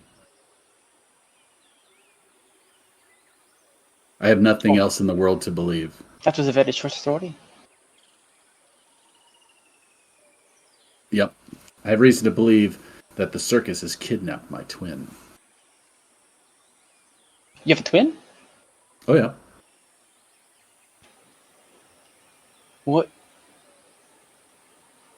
Do you guys Don't look tell me you're about to enough? ask. Oh, no. You're asking whether we look alike. We are twins. We look exactly alike. Does... I've never thought to ask you before, Fetch. What's your twin's name? Sketch. Oh, okay. I thought that was racist for a second there. I met Sketch. Oh, He's like, oh, but I'm the so circus isn't here shy. for I'm another so month. shy. Does that sound like him? Oh, I know make a puppet of him. Damn. He's got the different colored eyes. Yes, he was blessed by Korik on his birth. As was I. No? Oh, well. He was here. Met with Bill. And the other two. Go And then on. was gonna go do something with the tower or something. A tower. Okay. I don't know. I mean, I can. Where is this place that Bill is that you're talking about? It's where we were going before we came here. No, I get it, but like where? What is it? Up Does he the live out cliff. there? Is it a house? Oh, it's like an encampment. It's like a staging ground for their expansion. It sounds like maybe we could find your brother there, Fetch. Well, we've skipped a step here. You said you've already met him, but I was also told that the circus hasn't arrived won't arrive for another month. He did not mention the circus.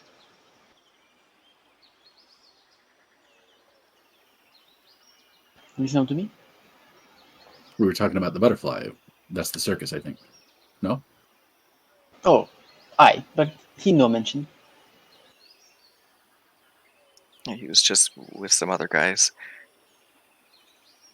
but didn't mention the circus. Well, where is he? They just left. He should be back in a few days. Right? Back where? Back here? Possibly even less. You would know that the job was advertised as 25 gold for 1 day of work. Oh, yeah, he might be back even later on today. Yeah, he wrote his name on a list of which one he wanted to go. I think. Maybe he just looked at it hard. Okay, stop teasing me. This is the only family I have left alive in the entire world. Where do I meet him? Well, if we leave here, we can go straight there. Ish. Sounds like We're all headed the same direction, except Kaz. I suppose you're probably off to sail sail the seven seas. Kaz sits there. He's already started to like kind of walk back toward town. They're offering Please. 25 gold for 1 day's of work. That definitely perks his ears, but he's already been like sitting here kind of just like looking at the group with his arms crossed. And he looks back out to the sea. It's like, She wow, calls to him.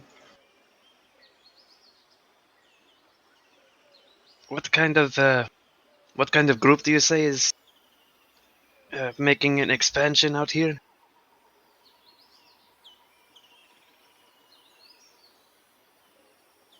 Oh, I think it's people who are tired of foreigners coming and taking over their country. Technically, Damn kind it. of true. Technically, boy.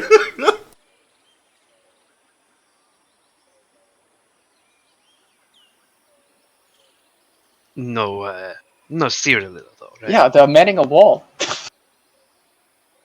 Oh So they're boy, building a wall to keep the foreigners Oh out. my Let's go. god. doesn't sound like my kind of people. They might ask me to pay for it. Oh my God god. damn it. Christ help us. Campaign over, we're done. We did it. Oh boy. Well, let's go make Famador great again, gang. What's in this? What was in this chest? Did we open it? That is a collection of all the things that you guys found in here. You guys can drag that wherever you want. Was there any tea? Oh yeah, there'd be a little tea, but it is all not good at this point. It's been way too long. Damn it. Honestly, Okay. that's probably true of the tobacco too. I don't know how long tobacco lasts, but they're both dried leaves, so I assume it's probably both the same. Everyone good with just throwing the silverware into the party loot? And then y'all can split the wine however you want. How do I take the wine? Drag it onto your character sheet. So I can give it to somebody, but not give it to myself. I gotta drag it. I wouldn't drink that juice. It's gone bad. Oh, don't worry. I'll dispose of it properly.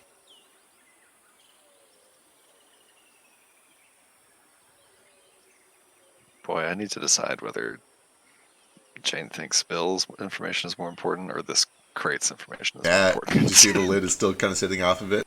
You can feel the cold air kind of rolling off whatever is under that sheet.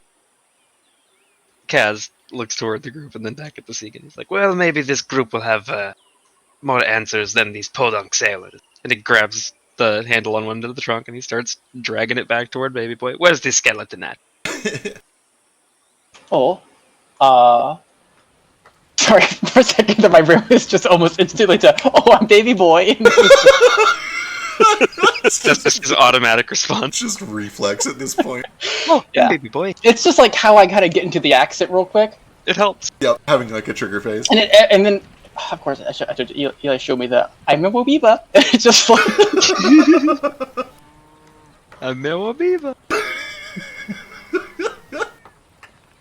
Alright, it sounds like the plan is you're all heading up to deliver the package to Bill Grimm himself.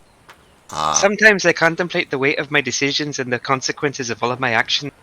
I'm Baby a Boy. yeah, baby boy.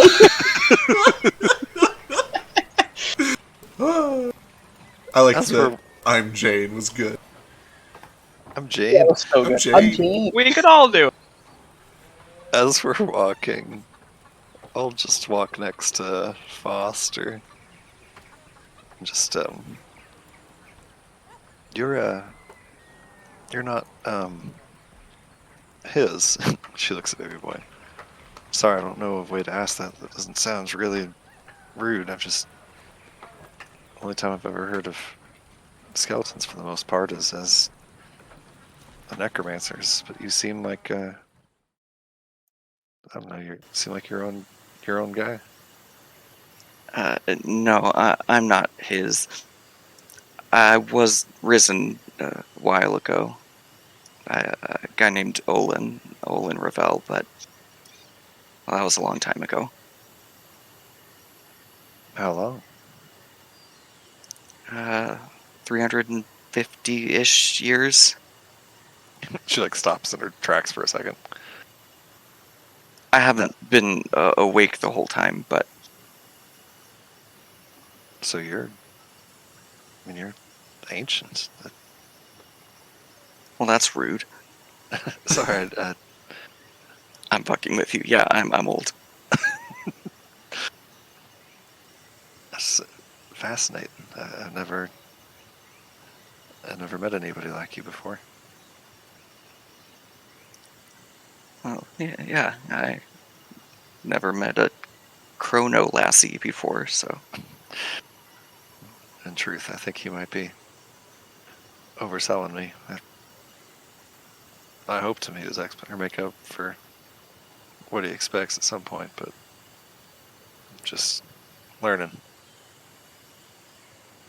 I guess kind of me too. I don't know. Spent most of the last few. I don't know if it was years or more than that, but most of my awake life alone, just trying to figure out where I go now.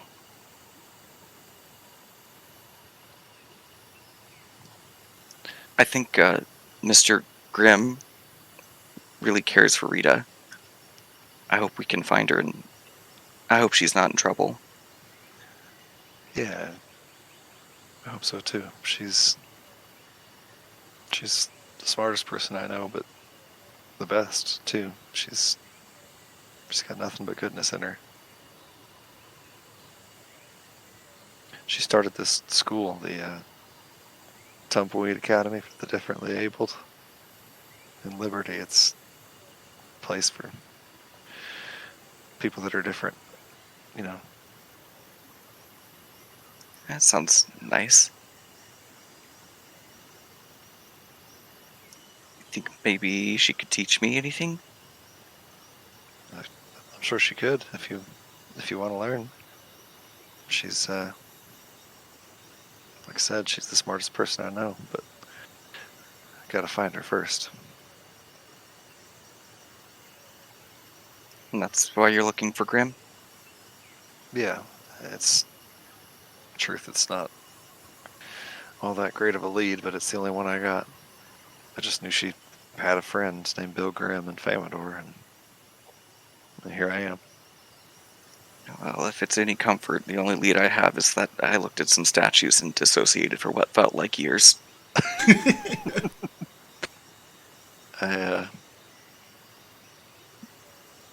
This might sound strange, but I think I kind of know what that's like.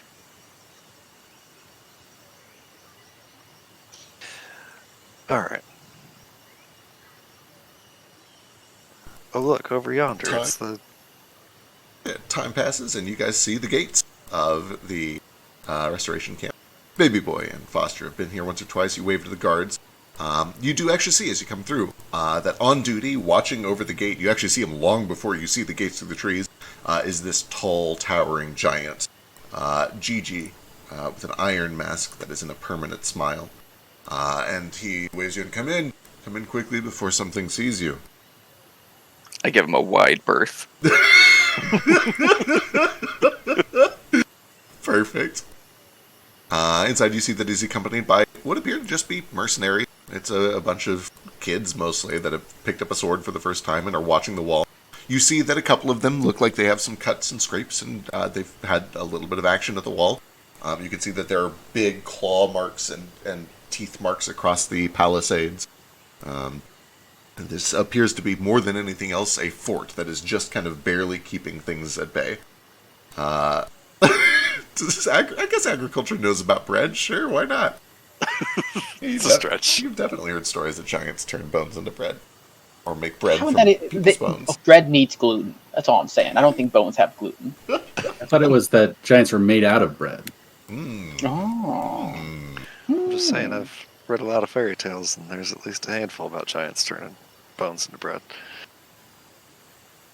I heard it from a reliable source that they looked at giant's flour and it had bones in it, so I'm just going to be careful. Bill Grimm is so brave. True.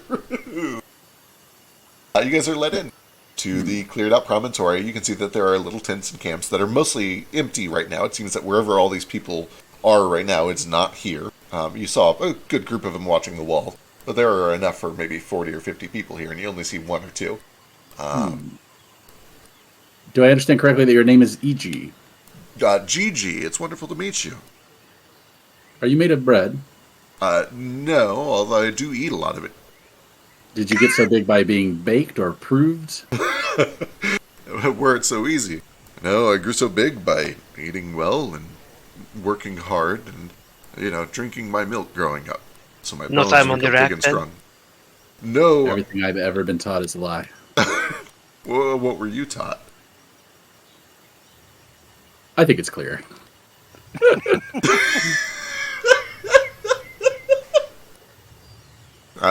There are many, many stories. Some of them are true. And he goes back to work.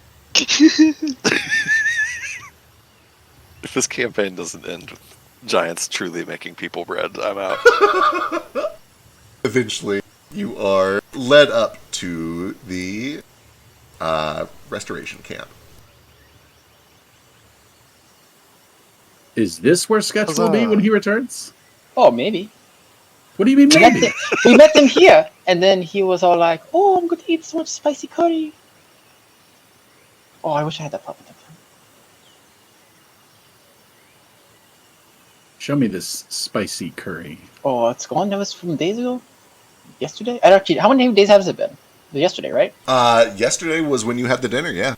You woke up in the morning, they all went off to do their adventures. Presumably their adventure is happening right now.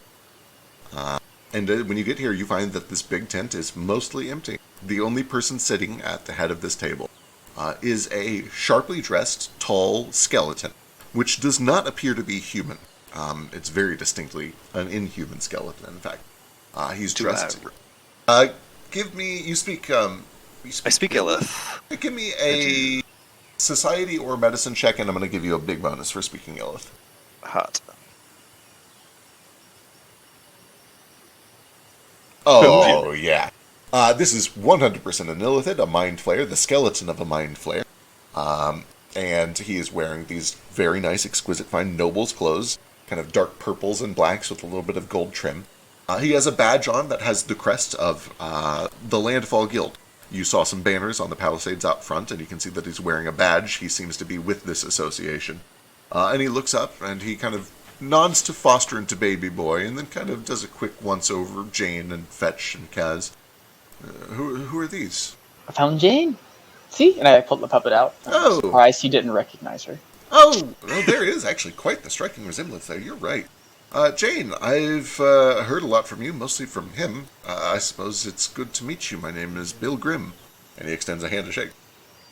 Yeah, she'll she hesitates, just like a little bit of surprise, clocking that he's Illithid, but nonetheless sticks a hand out.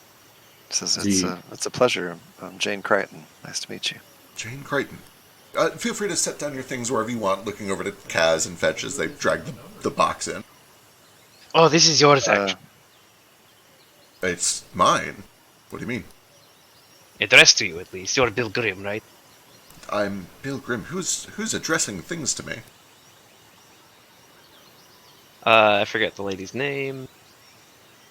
It was Susanna Bowers with Tesseract. She had us deliver it from Yapika Port. A tall and pleasant woman who acted like a chieftain. She is anything but pleasant, I can assure you of that. Very cold, but she paid well. Well, that's how she gets you. You weren't expecting anything from them? I guess I probably should have. I just kind of figured that maybe they would leave me alone. What happened to the top of your skull? Oh, where is it? The top of my skull. Well, it's not shaped quite like yours. We have a larger area for a bigger brain. What use is that? It's good for thinking, mostly. Oh. I don't mean to imply anything by that. It's just, we have a large brain. It's natural for our type. I thought you were going out with one of the other groups, weren't you? Never met you before in my life. Oh, I must be thinking of somebody else. There's been a lot of people in and out. Oh, me. This is Fetch. You're thinking of Sketch? Fetch, Sketch. Okay, understood. You're thinking of my missing brother. If the one I'm thinking of is your brother, then he's not missing. He's just a good 7 or 8 hours that way. I think he He went is with one of the missing groups. to me. I am missing to him. Well, if you hang out here long enough, you'll probably see him in just a few hours. If you spoke to him, he would have been desperately seeking me. I didn't speak to him personally, although I did see him speaking to Darbin for a time. Maybe they spoke. He would have been turning over heaven and hell to get back to his family. Almost everybody that comes here comes for a reason. People don't typically wind up here because they're satisfied with their lives. Has anybody actually properly introduced you yet?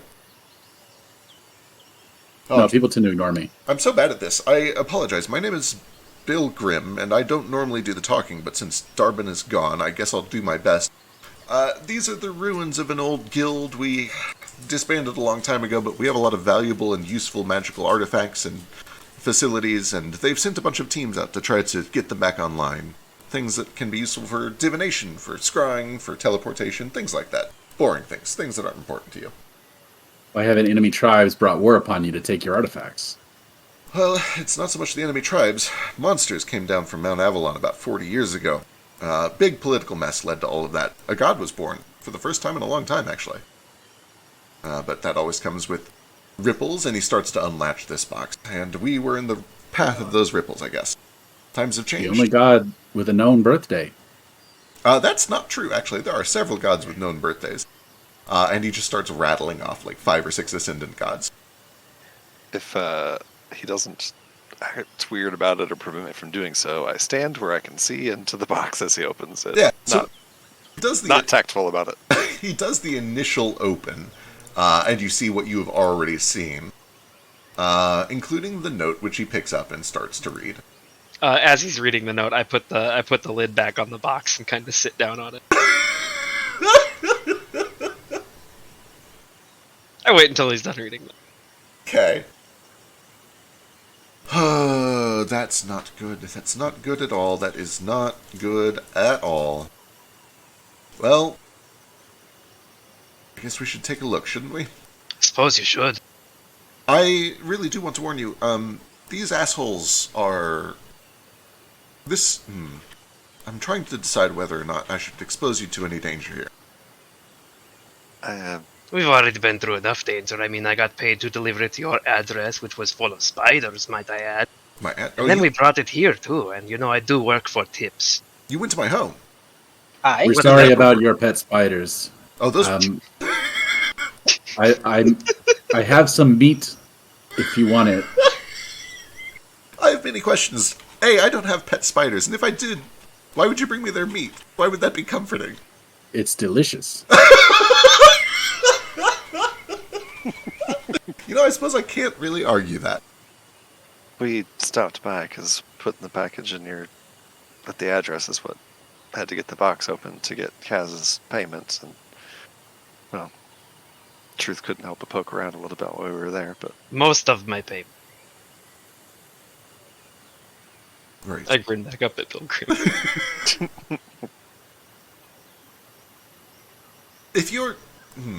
If you're looking for additional payment, you need to talk to Darbin. He's the one who does all the jobs. Although, if you want, I do technically have permission to offer 25 gold pieces if you guys would like to accompany me to the Athenaeum, which is where we'll need to do this divination anyway. What's an Athenaeum? The guild used to have several buildings that had magical devices in them. The Athenaeum had divination and scrying pools, as well as some long-range communication facilities. We would use it to locate people, to send messages over a great distance, and to scry and divine the truth about the future. We were supposed to go scout today to see if any of it was still online, but we didn't have the volunteers for it. 25 gold a head we offered, and still not enough bites. do you think it could still be used to find somebody? If it's online, we could use it this very day. If it's damaged, we'll have to do some repairs, but that's what we're going to find out. Is it good at finding places, too? Sure, certainly. Are you looking for a place? Yeah. And the people on it. What kind of place are you looking for?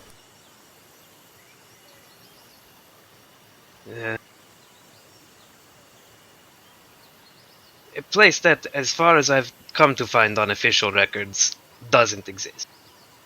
Well, if you're looking for things that don't exist, then it seems like magic will be your only option. How reassuring. And he kind of like strokes his chin. They will be disappointed if they learn that this job hasn't been done. We coordinated very hard to make it all happen on one day. Well, the day's still young, isn't it? Let's get going. It is. That was an easy convincing. Can Are I, all of you in? can I have 10 minutes? No, I have to wait here for my brother. That's fair. Although I will say the Athenaeum is close to the Alcazar. If he went to that, I don't know if he did the Gateway House or the Alcazar, but if he did the Alcazar, it's not too far.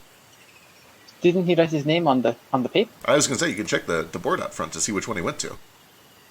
Ah, show me. Over here. Do you know how to read? Sorry, that's rude to ask. He points to the So board, rude. but does not walk all the way out because he doesn't want to leave the box out of the sight. If you go over to the board, you can see that there are several little jobs that have been posted. It seems that there are 3 buildings that they sent teams to go investigate. There's the Athenaeum, which Bill was supposed to do. The Alcazar, which was where Sketch has signed his name, along with 4 other people. But you see, the first real confirmation that Sketch might be alive and out there since all of this began. You see that underneath that board, among the 5 names that have been scribbled out, one is written in cheeky, Sketch. What does it mean? It means that they went to the Alcazar. It's a building near the wall, to the east, very close to the Athenaeum. You might even be able to go on the way if you wanted to. Very well, I'll travel with you until I get there. Certainly. I need to take a moment to make sure that this is not dangerous to leave unguarded. Give me a moment. Yeah, I'm going to spend 10 minutes staring deeply into Mare to get my focus points back. Perfect. While you're staring deeply into mirror, would you like me to heal you? Would you like some healing? Oh, no. Thank you, though. Oh, Bill, Of course. would you like some of this wine? Certainly. I wouldn't. I'll take a glass. I stole it from your house. Oh, that's my wine. But I suppose finders keepers, that's what this is all about, isn't it? If you're Do you offering. have, It doesn't strike me as a realistic reaction. I am offering, but I must admit it's mostly because I'm curious to see if you can still drink wine. I'm kind of still adapting to taste. I've gotten most of smell down, and taste is coming with it. But, like, where does the wine go? Oh, it just splatters through my ribcage. It's going So to the- stain your coat. But it soaks in. It's like a sponge, sort of. It's supernatural. Could you put a goblet inside your group cage and just have the wine pour in and then you can drink the wine? I could, but then it wouldn't touch the bone and wouldn't get absorbed into my body. Oh,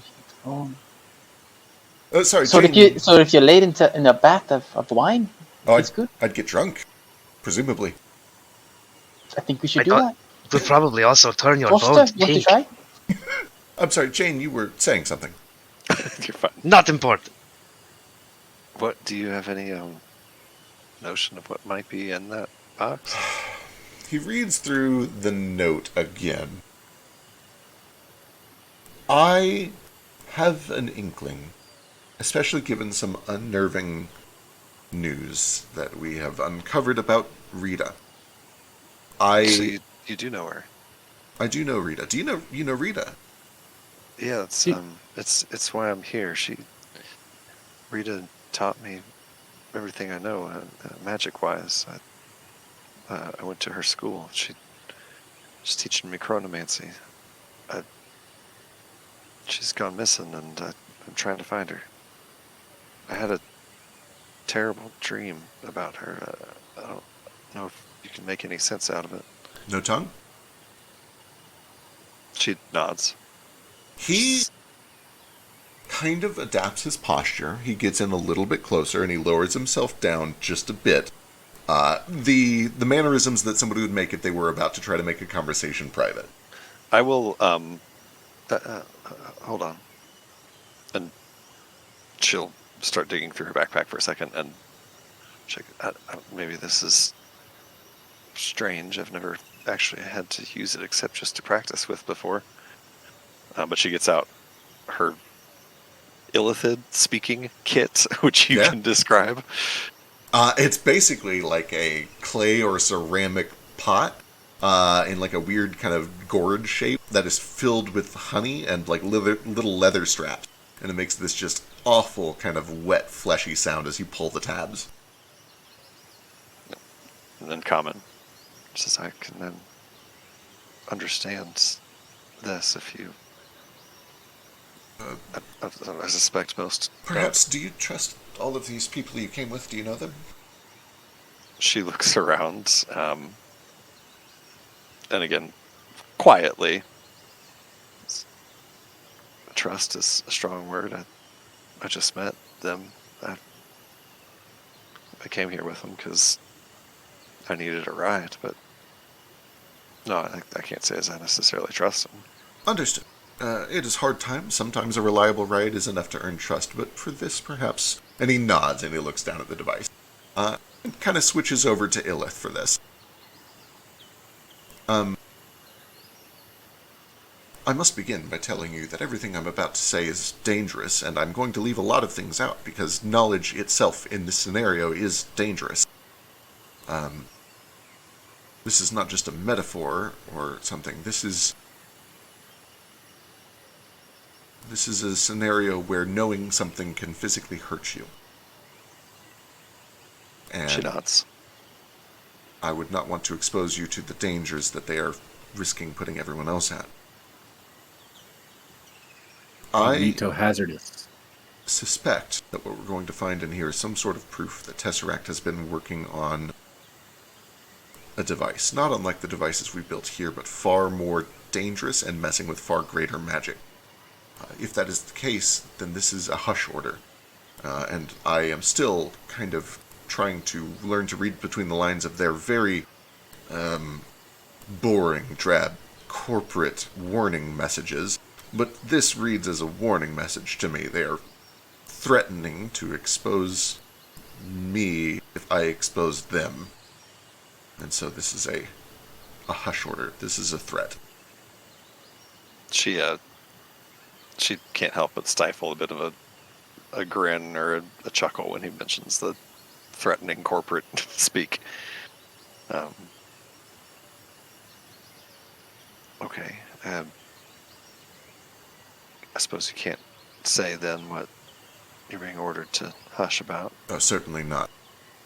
But if you're looking for Rita, and if I suddenly vanish, I suppose you would be the only one left who has a lead on her. And he kind of turns towards the box, and he puts a hand on the corner of the fabric. And he looks over... Baby boy, are you watching this? Yeah, kind of. I mean, you can't really see where my eyes are looking, but yes. For sure. He doesn't explicitly, invite you over, but he doesn't seem to mind if you see over the shoulder what's happening here. It doesn't look like Baby Boy's interested in looking in the box. Understood. He is going to peel the sheet back, cautiously, timidly. And at first he just kind of takes a peek. But then he pauses, and he pulls the sheet all the way back, revealing what appears to be a large block of ice that has been carved into chunks and then placed back in, almost like an ice box. And resting on top of that ice box, you see two hands, bandaged at the wrists, wearing rings on their ring fingers. Huh. That's, it's kind of morbid, but what is it? Is this supposed to be a threat? As you turn, you watch as he looks, and then he looks back and forth between the two, and then all at once, he doubles over. He puts his hand over his face, he winces in pain. You can see that he, drops his cane and kind of clutches at his arm for a moment, and then he, give me a moment, and he just kind of looks like he's in pain for a second, like he's having a very bad headache. Can I get a... Boy, I don't know which check I'm trying to do here. I think I'm looking for a vibe check to see Sure. if he's, faking something. Yeah, perception would be a vibe check there. Yeah. Does this seem like a spell or a curse or something? You can also give me a perception check. You could alternatively give me occultism for Yeah, reasons. I would like to do that. Yes. Can I spend a hero point? Yes, absolutely, if you'd like. I think I'm going to spend one. Actually, no, I'll hold on to mine in case something else comes up in the next 5 minutes. Yep. much Understood. Jane, it seems genuine. This guy is not really given any sort of an air that he's like a dramatic faker. He doesn't seem to have much acting skill at all, honestly. Baby boy with the 13, you've witnessed this many, many times. This is what... Boy, how do I put this? The things that make you giggle do this to most people.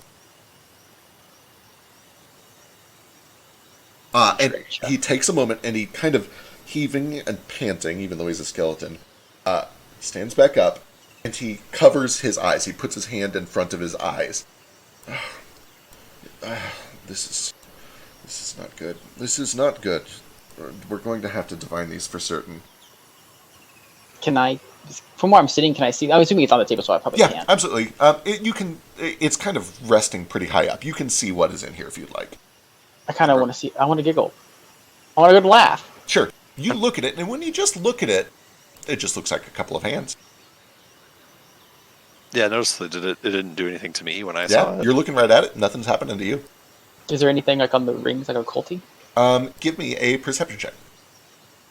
And while he's kind of like doubled over, if I flash my detect magic, is there any magic on him? There is no magic on either of these hands, but there is magic on the ice itself. Baby boys, you look at the rings, they appear to be identical. They're beautiful golden rings with an emerald set in. Jane, for free, that's Rita's ring. And probably her shit. hands. Yeah, it looks like Rita's hands. Oh shit. It both- looks like her wedding ring. They're both left hands, right? Baby boy, I need a will save when you realize that they are both left hands. Oh shit. Is this for fear at all? It is not a fear effect. Cool.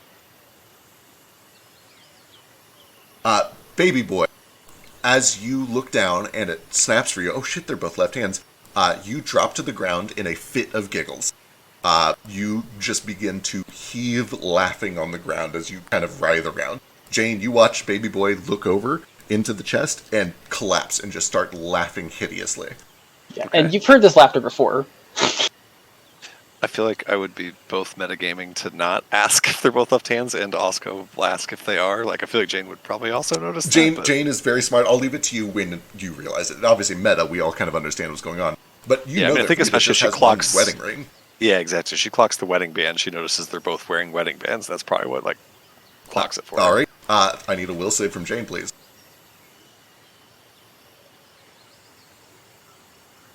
This is why we save our hero points, gang. Mm-hmm.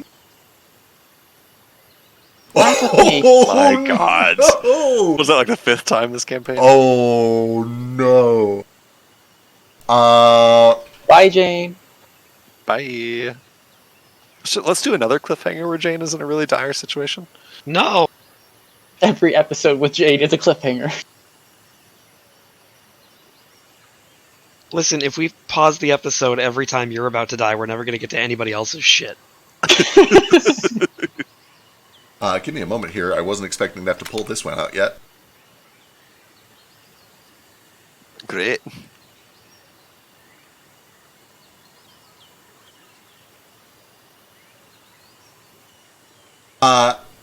As baby boy is writhing on the ground, as Bill is wincing and covering his eyes, Foster and Kaz, you guys can hear that there's a commotion going on inside the tent. And Jane, you feel this horrible, sickening twisting in your gut. As you look around, you can kind of hear your ears starting to ring like that tinnitus vibe as color is drained from the world around you. The walls of this tent seem to melt like wax. You watch as hands, Rita's hands, pour out from every surface. The ground, the tent, the table, the box, even the hands sprout more little hands, almost in weird kind of fractal patterns. More hands branching off of those fingers, which branch off of those fingers, which branch off of those fingers. And as you look down to your own body, you watch as the color is drained from your skin and your arms begin to elongate into twisting, writhing tentacles for just a moment. And when Foster and Kaz and everybody else looks at Jane, you watch as her body twists into a weird, amalgamation of flesh that vaguely resembles her real shape. I beg your pardon. She's beautiful. Her eyes go black for a moment, and then she collapses to the ground unconscious. What the fresh fuck is happening in here? Excuse? As she collapses to the ground, you watch as her body reverts back to its normal shape over the course of about 25 seconds. What in the ever-living fuck did I just experience? 20 or 30 seconds go by. What do people do as this is happening? Kaz comes into the room, Am I still sees laughing? what happens to Jane, sees Baby Boy rolling on the floor laughing, and sees Bilgrim appearing to have a heart attack, even though he's already a skeleton. Yep. And at first, he kind of takes a step back and just pulls his flask out again. I cannot breathe. What's going on in here? No, look at the box. Don't. No. Okay. How long does this laughing fit last for me? About 20 or 30 seconds for now. Let me see what Kaz and Foster do, and then we'll come back to you. Okay, she said Jane turns back into Jane after all that? For now, she's down there, but you can see that her body is starting to revert. I'm gonna try to give her a healing potion or a elixir of life. Yeah, absolutely. Absolutely. You can administer the potion, and it seems to work. She is healed, and she kind of comes back to consciousness, and you watch as she fully regains her normal form. What does Kaz do while that's happening? Is the lid of the trunk light enough that I can put it back on there Yes, myself? absolutely. Then yeah, I'm gonna do that, and I'm just gonna not look as best as I can. All right. Yeah. Bill kind of catches his breath, and he looks as you slam the lid back on, and he looks at you, Kaz, and he just gives you a thankful nod. Fuck. Do I want to know what's in it? Fuck, no, you certainly don't want to know what's in there. You specifically don't want to know what's in there. Oh, fuck. Oh, fuck! And she looks down, or he looks down and sees Jane still reverting. Oh, no, this is not good. This is not good. This is not good. Oh, fuck. What's wrong with her? I can't tell you. I know that sounds so shitty. I know that sounds awful right now. I know that that is not the answer that you want to hear, but you must not know what's happening to her. You mustn't. This is a long shot. Do I know what's happening to her? I'm trained in occultism. You're trained in occultism. Give me an occultism check. This is going to be very difficult, but still doable, even at your level. Do I know what's happening to her? You could give me an occultism check, yeah.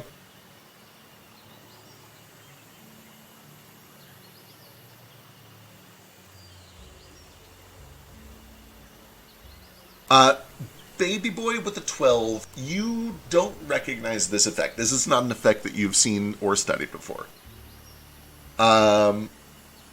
Foster, with a 20, you don't know what's happening to her, but you have certainly heard stories and studies of curses and other occult practices that specifically are predicated on knowledge. There are ways to build spells and curses that are predicated on when somebody learns something, they suffer, or when somebody does something, they suffer. It is certainly possible to implant kind of a mental landmine, or something where if somebody learns knowledge, they are suddenly affected or afflicted with something. That's the closest thing you can think of with the 20, is that there is some sort of... it's not that the object in this box is cursed, but the understanding or the knowledge of what it means is the cursed part. Like Nothix, I got it. Kind of, yeah. Kind of like that. So, hey, I mean, Foster's not that bad. Yes. Foster and Baby Boy, feel free to take some hero point. can I go ahead and use that to reroll this one? Absolutely, sure. 18 is slightly better. You have certainly at least been told stories of this, although you've never seen it firsthand. Oh boy, how do I know you have lots of secrets, and I don't want to out them entirely. This is what it looks like from the other end when something is being pulled to where it belongs. Does that make sense, or should I spell it out in whispers? I think I understand, but maybe spell it out. Sure. And I can also just say it out loud if we want to, but I figure you want to hold on to this for at least a little bit. I love secrets. I know you love secrets. What kind of jerk has secrets about their character? I don't know, robot. I'm still convinced that maybe you're just a horse in a robot body. We really don't know that much concretely. I'm sorry, a time horse. She could still be a centipede in a skin suit. A skin. Sounding out the letters. Fetchy, for the record, you do hear a commotion going on over there. No, you said two people's names, heard the commotion, and I was not one of those people. I'm so sorry. I should have said your name if I missed it. I think it's because they were standing near the door. Mm-hmm. Oh, shit. I mean, I'm still laughing. Hee hee hee. All right. Eventually, after a minute or two, everybody calms down. Jane, you look down, you feel the burning alcohol on your tongue of a healing potion that's been administered to you. Your head is throbbing, it's ringing, your bones hurt, your joints hurt. But when you look down, you're presumably relieved to see that you look like you expect. You look like a normal person. Yeah, don't have any tentacles or anything anymore, so that's good. Yep. So weird question. Do I still know and remember what's in the box? You know what I mean? Like, am I still carrying that cursed knowledge? What a good question. The last thing that you remember is looking in the box and seeing one hand with one ring on it. Okay. How was that? Is that Rita's hand? Bill's like, yes, it was Rita's hand, and we should, if we can, get the Athenaeum up and running, do some divination to see who it belongs to. For real. Wait, there's a hand in that box. There's... For real, so it's not Rita's? Well, it's complicated to explain, but if I'm reading this note correctly, I believe that Tesseract has found a way to trick magic into believing it is not Rita's hand. More powerful than a mere illusion or a mask, something deeper, something bigger. So I think they may have found a way to fully divorce... Oh, I shouldn't say too much more. They're meddling in something very dangerous, and if this doesn't ring up to the weave as Rita's hand, even though we know that it is, then they are successful, and they are doing extremely dangerous things. Am I over my laughing fit? Yeah, you do. You finally recover from your laughing fit. And you have a lot of practice in this. You remember looking in the box and seeing one hand, but there is a subconscious thing in your psychic mind that knows that your memory is wrong. You don't remember the truth, but you have done this enough times to understand that the latent subconscious knowledge in your mind contains the truth of what is that in that box, even though your active conscious mind has intentionally compartmentalized it. Yeah. You guys, fucking baby boy used to just be a people, and now he got turned into this thing by looking at too many Eldritch secrets? Found too many severed hands in boxes. He used to just be a people. I will actually connect with Jane. Telepathically. Okay. This is what I mean about knowing things you cannot know.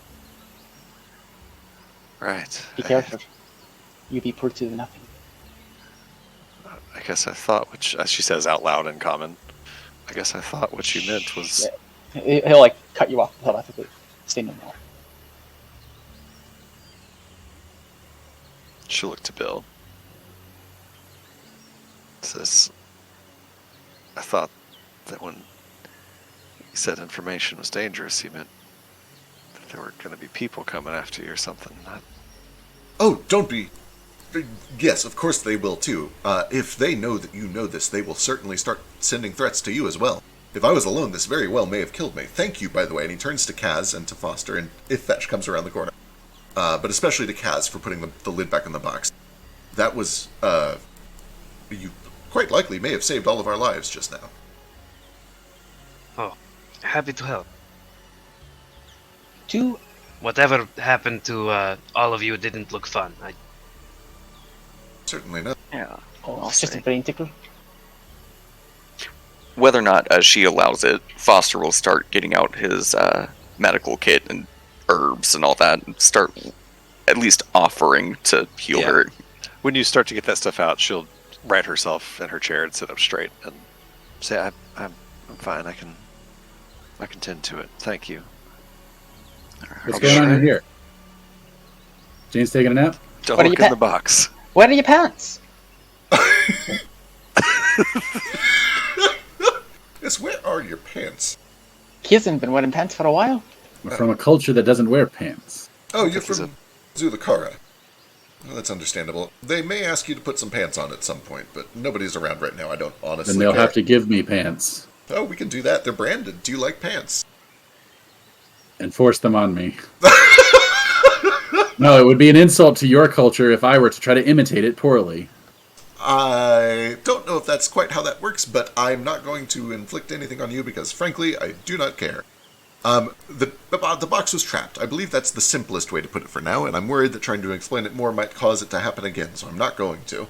But Yeah, I think the more you think about it, the worse it gets. we do need to, or at least I need to get to the Athenaeum as quickly as I can to confirm whether this is true, because if it is true, then I think we may all be in tremendous danger, not just as specific targets of Tesseract, but because they could potentially cause something very catastrophic to happen if they keep meddling in this.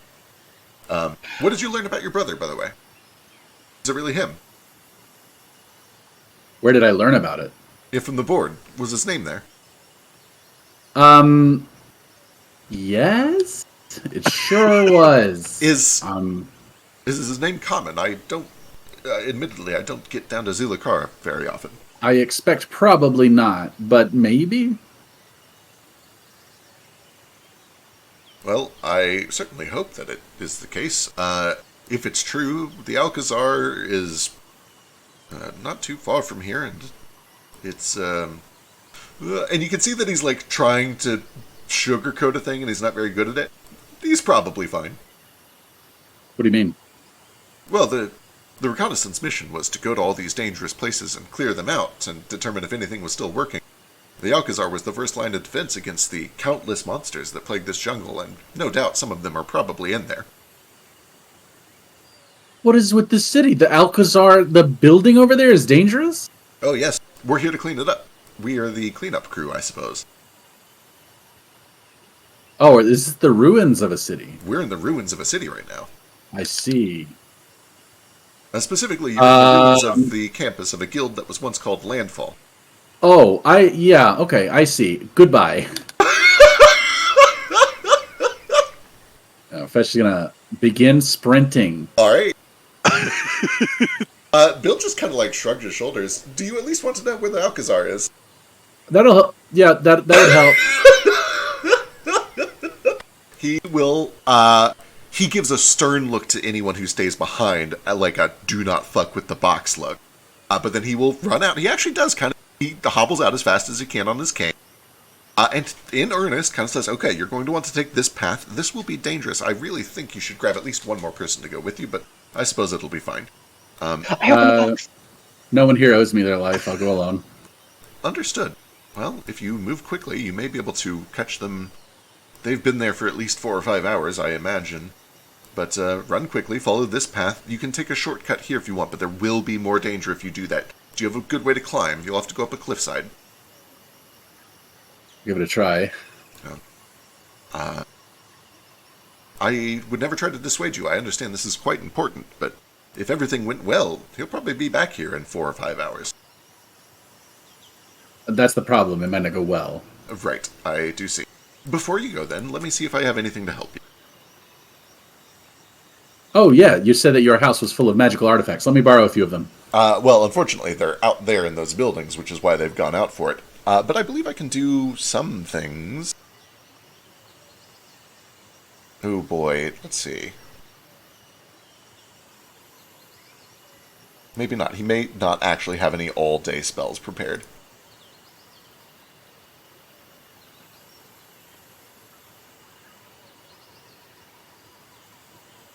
Give me a potion. Oh, he may actually have that. I could make you really good at lying for the rest of the day. Is that useful? I'll take it. Alright, wonderful. He is actually going to cast a little spell on you, and you watch as this kind of purple energy ripples up through his fingertips and out his skeletal fingertips into your body, and you feel kind of not just a sense of having a silver tongue, but a little bit of a bravado to you. You feel emboldened. You feel like you just have a little bit of extra bravery to you. You've made me invincible. I have not made you Thank invincible. you. That is an effect of the magic. Thank Please you be so careful. much. I'll be able to save everyone. Please take this potion as well. And he fishes out a small vial of red liquid. If you don't stop him, he's going to drink it. No, drink that when you're hurt. It will do you nothing right now. Oh. I'll save it for sketch. Certainly. And then Fun skeleton. And then we watch as Fetch runs off alone, naked into the jungle. Yeah, as Fetch sprints off into the woods alone, Kaz kind of stops or shouts behind him, "Fetch, wait!"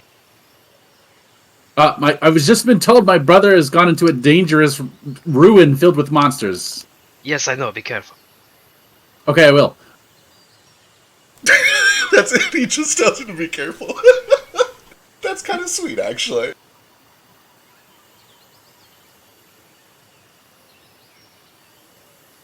All right. So goodbye. He looks to the rest of you. Well, 1, 2, 3, 4, 5. There are 5 of you. 6 if we count. Is that your familiar? Oh wait, we've already been introduced. Yes, of course, the Eldwood.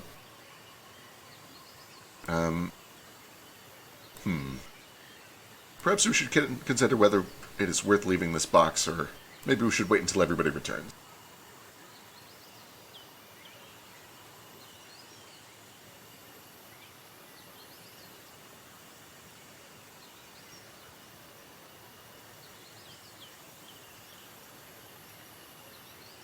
There's nobody else here who can keep an eye on the box while we're gone. I'm afraid not.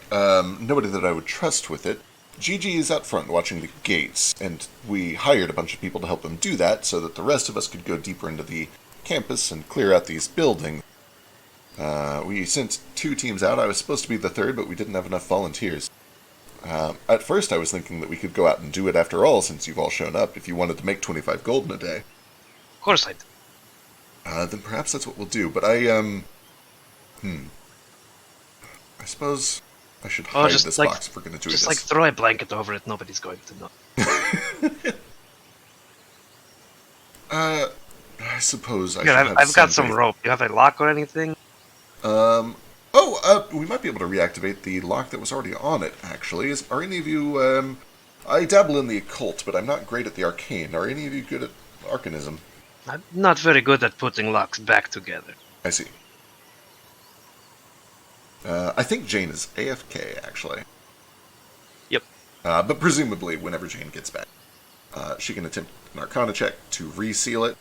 And then if you guys want, you can head to the Athenaeum to try to investigate all of the divination devices and see if any of them are working. Bill does kind of look to you, Kaz. This place that can't be found. What, you have some connection to it. That will make it easier. I suppose I can reveal a little secret if you're willing to do the same. I am loath to part with secrets, but it depends on what you wanted. Cass kind of grins, but goes on anyway. It's like, yes, I've been there. I'd spent a lot more time there than I would ever care to, and never wish anyone would have to. But now that I'm away from it, I can't find a map of it or even a mention of it from anybody. Well, that certainly is suspicious. Does the name Luteon ring any bells to you? Mateon.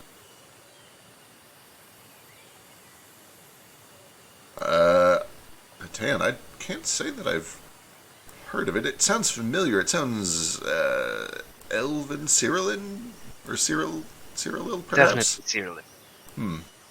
It's, up to by Windkipt Isles? And you would know that that is not right. It is not anywhere near Cyrillin territory. No, not quite that area. I'd imagine do they have like a map of the areas or anything? Yeah. So he suspects, not really knowing what you're talking about, his guess is that it would be up here. Up by Cyrillin, where they do most of their business. But you would know, at least according to your research, that it was somewhere out over here to the east, near the European Ocean in the Wistland Isles. Okay. And yeah, I'll kind of tell him, no, that's don't think that's what it was. Very bizarre. Well, I can't say I've heard of it, but if you're looking for something, the Athenaeum is where I would recommend we go first. If any of it is still online. And time is ticking. We shouldn't waste any of it. It looks like we have lost internet for Foster. Oh, I'm baby boy. Traits baby boy now. But conveniently, it is also midnight 30. This might be a good place for us to wrap up, and we'll pick up next week with either Fetch chasing down Sketch to go visit the Alcazar, or with Kaz and Jane and the crew. Oh, Jane, Hello, sorry. Bill has asked if you would help trying to relock his chest. He needs somebody who's good at Arcana. I can't. She's still like in bad shape. I don't know what I don't know here. Am I at risk of getting hurt trying to do that? I don't think so. As long as you don't look at what is inside of it. I merely need you to turn the key, so to speak. Sure, I can give it a shot. You can't do it? I'm skilled at occultism. I know only the bare minimum of Arcana, but frankly, it's a little too academic for my tastes. I prefer to learn by doing. And when you learn by doing with arcane, you tend to make things explode. So I do my best to avoid it. Sure. She'll step up and attempt it. Sure, give me an Arcana check.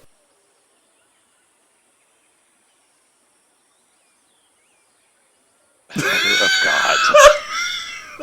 I'm so good at this.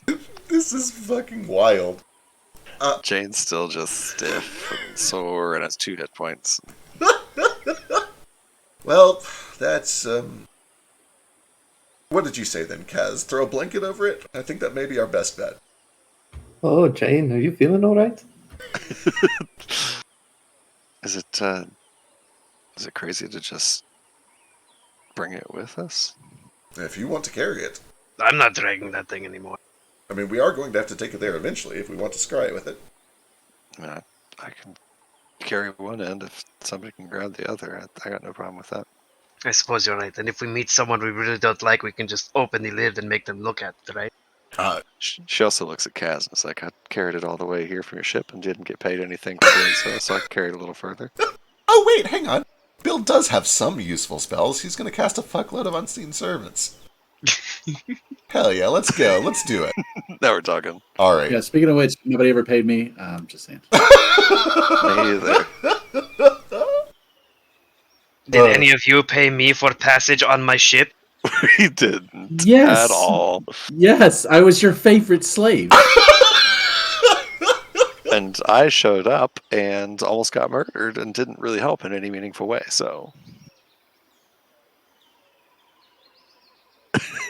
And you didn't sue him either. Plants and flowers. I like your foster. Your foster's good too. Thanks. Those are both pretty solid. Yeah, they're real Oh, solid. I could do baby boy because Lucia's back. Hey, you're back. Welcome Kinda. Actually, I'm back on my phone. back. Perfect. We were actually just about to wrap up, but I know you said you had like a thing or two that you still Yeah, wanted to do. What's up? well, Jane was like on the bed next to me. I wanted to see how she was doing. Ask her. I'm sorry, Yeah, what did you say? You broke up a little While bit. you were laying on the ground while everyone else was outside, I wanted to chat with Jane, and then also I wanted to do a check, but I'll just message that. I'll message check to that. Sure. That's the second thing. Jane, you alright? Not really. I don't know what that was, but everything's sore. I'll be fine, though. I'll be alright. Oh, I know you will. Try to catch your breath. She closes her eyes and takes a deep breath. Alright. Jane, if you feel a deal is too dangerous, just let me know. She But sits up. Just know I am.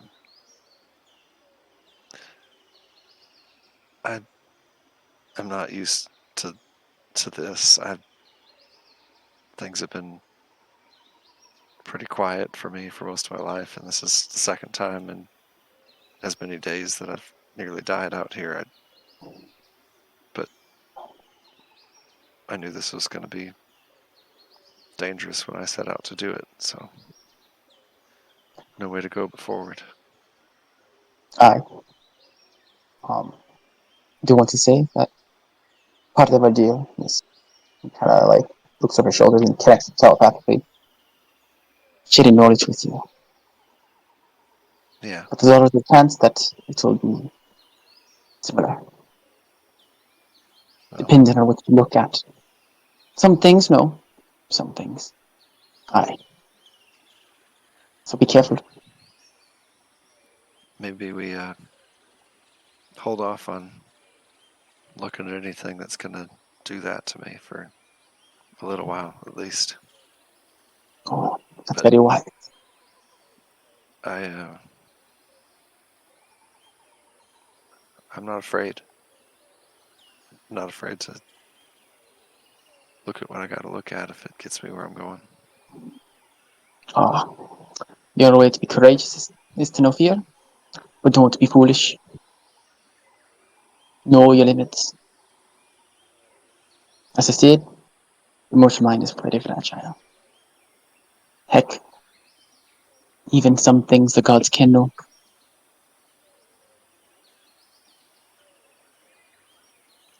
I'm not too worried about what the gods know. I just worried about what I can know. I know, but what I'm saying is that even they have their limits. Yeah. Her expression sours a little bit at just like the talk of the gods. Nothing, terrible, but just a little bit of a grumpy face. I'm gonna go find somewhere to rest for a minute before we set out. Aye. And after failing to lock this chest, I'm gonna. You got a room or something I can maybe. Oh, yes. Normally we have the sanctuary, but that building has not been investigated yet either, so it's likely to kill you instead of helping. Take one of those tents. Just not that first one that's Finn and Darbin's, and Lord knows it is probably unfit for humans. All right then. I'll start getting my spells ready, and I'll let me know when we're ready to set out for the Athenaeum. I've got more questions for you, Mr. Grimm, but they can wait, I think. Certainly, I have many questions too. That's kind of why I'd like to see the Athenaeum, but if you knew Rita, and if you... Actually, he's going to take a moment here.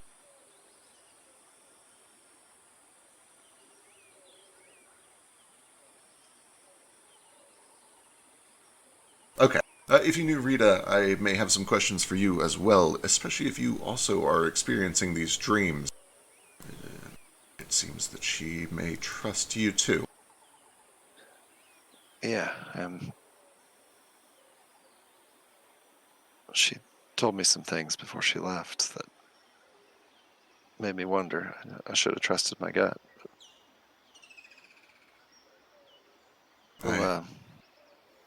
We'll talk on the way. Certainly. And Pritchard does kind of look to you. Do you need any help, Miss Jane? I'm all right. Thank you, Pritch. You're too kind, but I can take care of myself. Thank you. All right. You're able to kind of find a tent that is unoccupied and use it, at least for a time being, to patch yourself up and recover. Yep. Do a little patching up. Am I, so a little bit meta above the table, am I correct in assuming that allowing someone else to do a medicine on me is going to reveal some things? It's certainly going to make it a lot more obvious. That's what I had been assuming, so Yep. I'll go ahead and just do this on myself. For sure, for sure. Jane stepping off, being like, "Excuse me, just need to go put on my face." Just need to go put on my face real quick. What do I get That out is of 2d8. And I believe you can do that once per hour over the course of 10 minutes. Sweet. Well, this is never going to get me where I need to be. Yeah. All right. Well, there's the first hour, and we'll see how long we sit here before we leave, I suppose. For sure. Y'all got a powder room? I need to activate my human countenance module. For what it's worth, you can do Accurate. that as you're traveling, I believe. So it's going to be at least like a 3 or 4 hour walk to get to where you. Okay, you cool. need to We'll go. do a So- little more patching Excuse up while me, we I travel. just need to recalibrate my facial servo. Boy, when you successfully slipped past Fetch, I was like, is he just going to keep it secret now? Like, is he going to not even meta reveal? Nah, I wanted to. I'm glad you did. I thought It's about a it. fun reveal. There's now the real stuff starts happening. Now the real conspiracies begin. Mm. Alrighty. I think this is where we will pick up. As Jane is patching herself up and we're kind of prepping to take off, Kaz sits down in front of this trunk, and asks Bill again if he has like a lock or anything. But if he doesn't, Kaz just pulls out 50 feet of rope and ties it around this trunk as securely and annoyingly and as complicatedly as he can. Just a bunch of knots, so that if someone wants into this, even like it's gonna be a pain in the ass. Right, of course. It's gonna be a chore. I love it. I love it. I love it. Excellent. You tie it up real well. If anybody tries to break in, it'll be against. Probably, I have to double check what DC it is, but we'll find out when that happens. If that happens, Like a knife? a knife would also potentially do it. Yeah, we'll see. But he does also go to some lengths to like, could you help me move this? Actually, he's got the unseen servant. He kind of goes over here with these unseen elemental forces and scoots one of these bookshelves out and has them drag the tied up chest behind the bookshelf. It's not perfect, but frankly, I think that we can trust Darwin and Finn when they return to not let this be meddled with. No, see, you just put a chair right there by the bookshelf, and you make yourself a nice little reading nook. It doesn't look as conspicuous. Certainly, certainly. The best camouflage is to just act like you belong, I suppose. Draw as little attention to yourself as you can. Well, I hope your friend doesn't get killed in the jungle out there. Oh, me too. Was he? I'm sure he's fine. He was your friend? Eh, Wow. Yeah, It's just the way that you saved your life. told him to That's be all. safe out there. It kind of seemed. I like him, but he's a little weird. He kept calling himself my slave, and honestly, it just made me a little uncomfortable. Right, he did? That's very weird. I do. Well, I hope he finds Very his way. hard worker. Mostly, or well, partially, because I think it would be a sweet reunion if that really is him, and partly because it will save us a trip to the Athenaeum later to go find each other. On that note, off we go. I say good relationships are often built on convenience. Boy. And on that note, Yep. And roll credit. Roll credits. Here we go. We'll be playing on this upcoming Tuesday. I will work with you guys to figure out who we're following for that. We shall see. Really want to hear Drake's impersonation of Baby Boy before we go, though, because I missed it. it was pretty It good. was pretty good. Oh, it's good. Trade. Trade. Well, I'm Foster. I did it.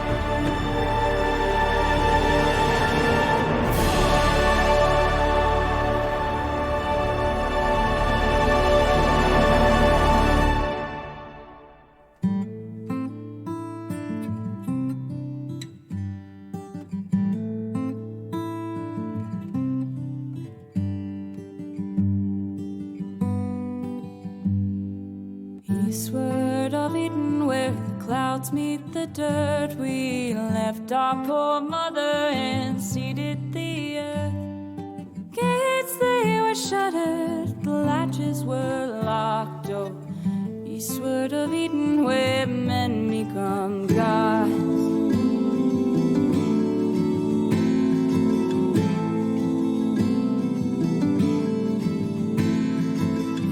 Though our people, we toiled as one, the fruits of our labors dried under the sun. Our children, they spread to outnumber the stars. So eastward of Eden, where day turns to dawn.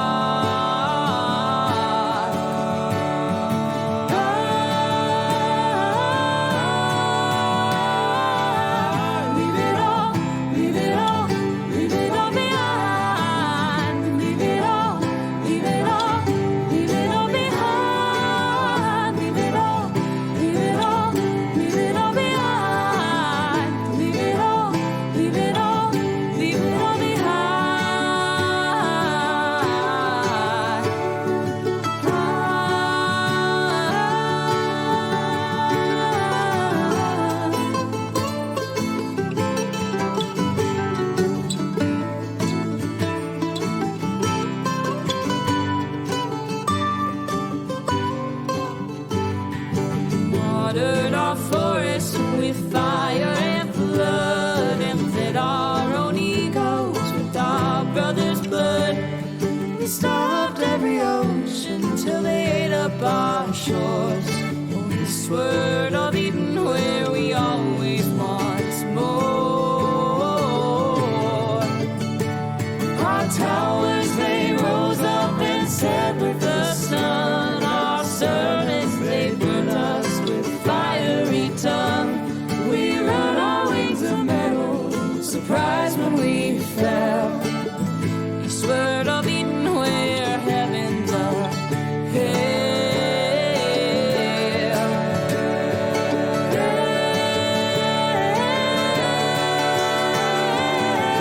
Leave it all, leave it all, leave it all behind. Leave it all, leave it all, leave it all behind.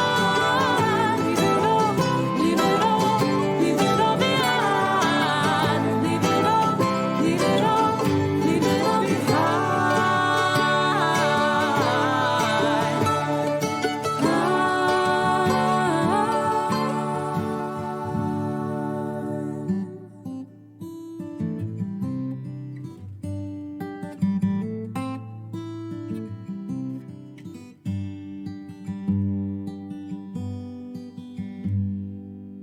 Eastward of Eden, where the dust meets the dirt, we murdered our mother and strangled the earth. Forgive us, oh mama, whose face we forgot. Oh, eastward of Eden, where men become gods. Eastward of Eden, where men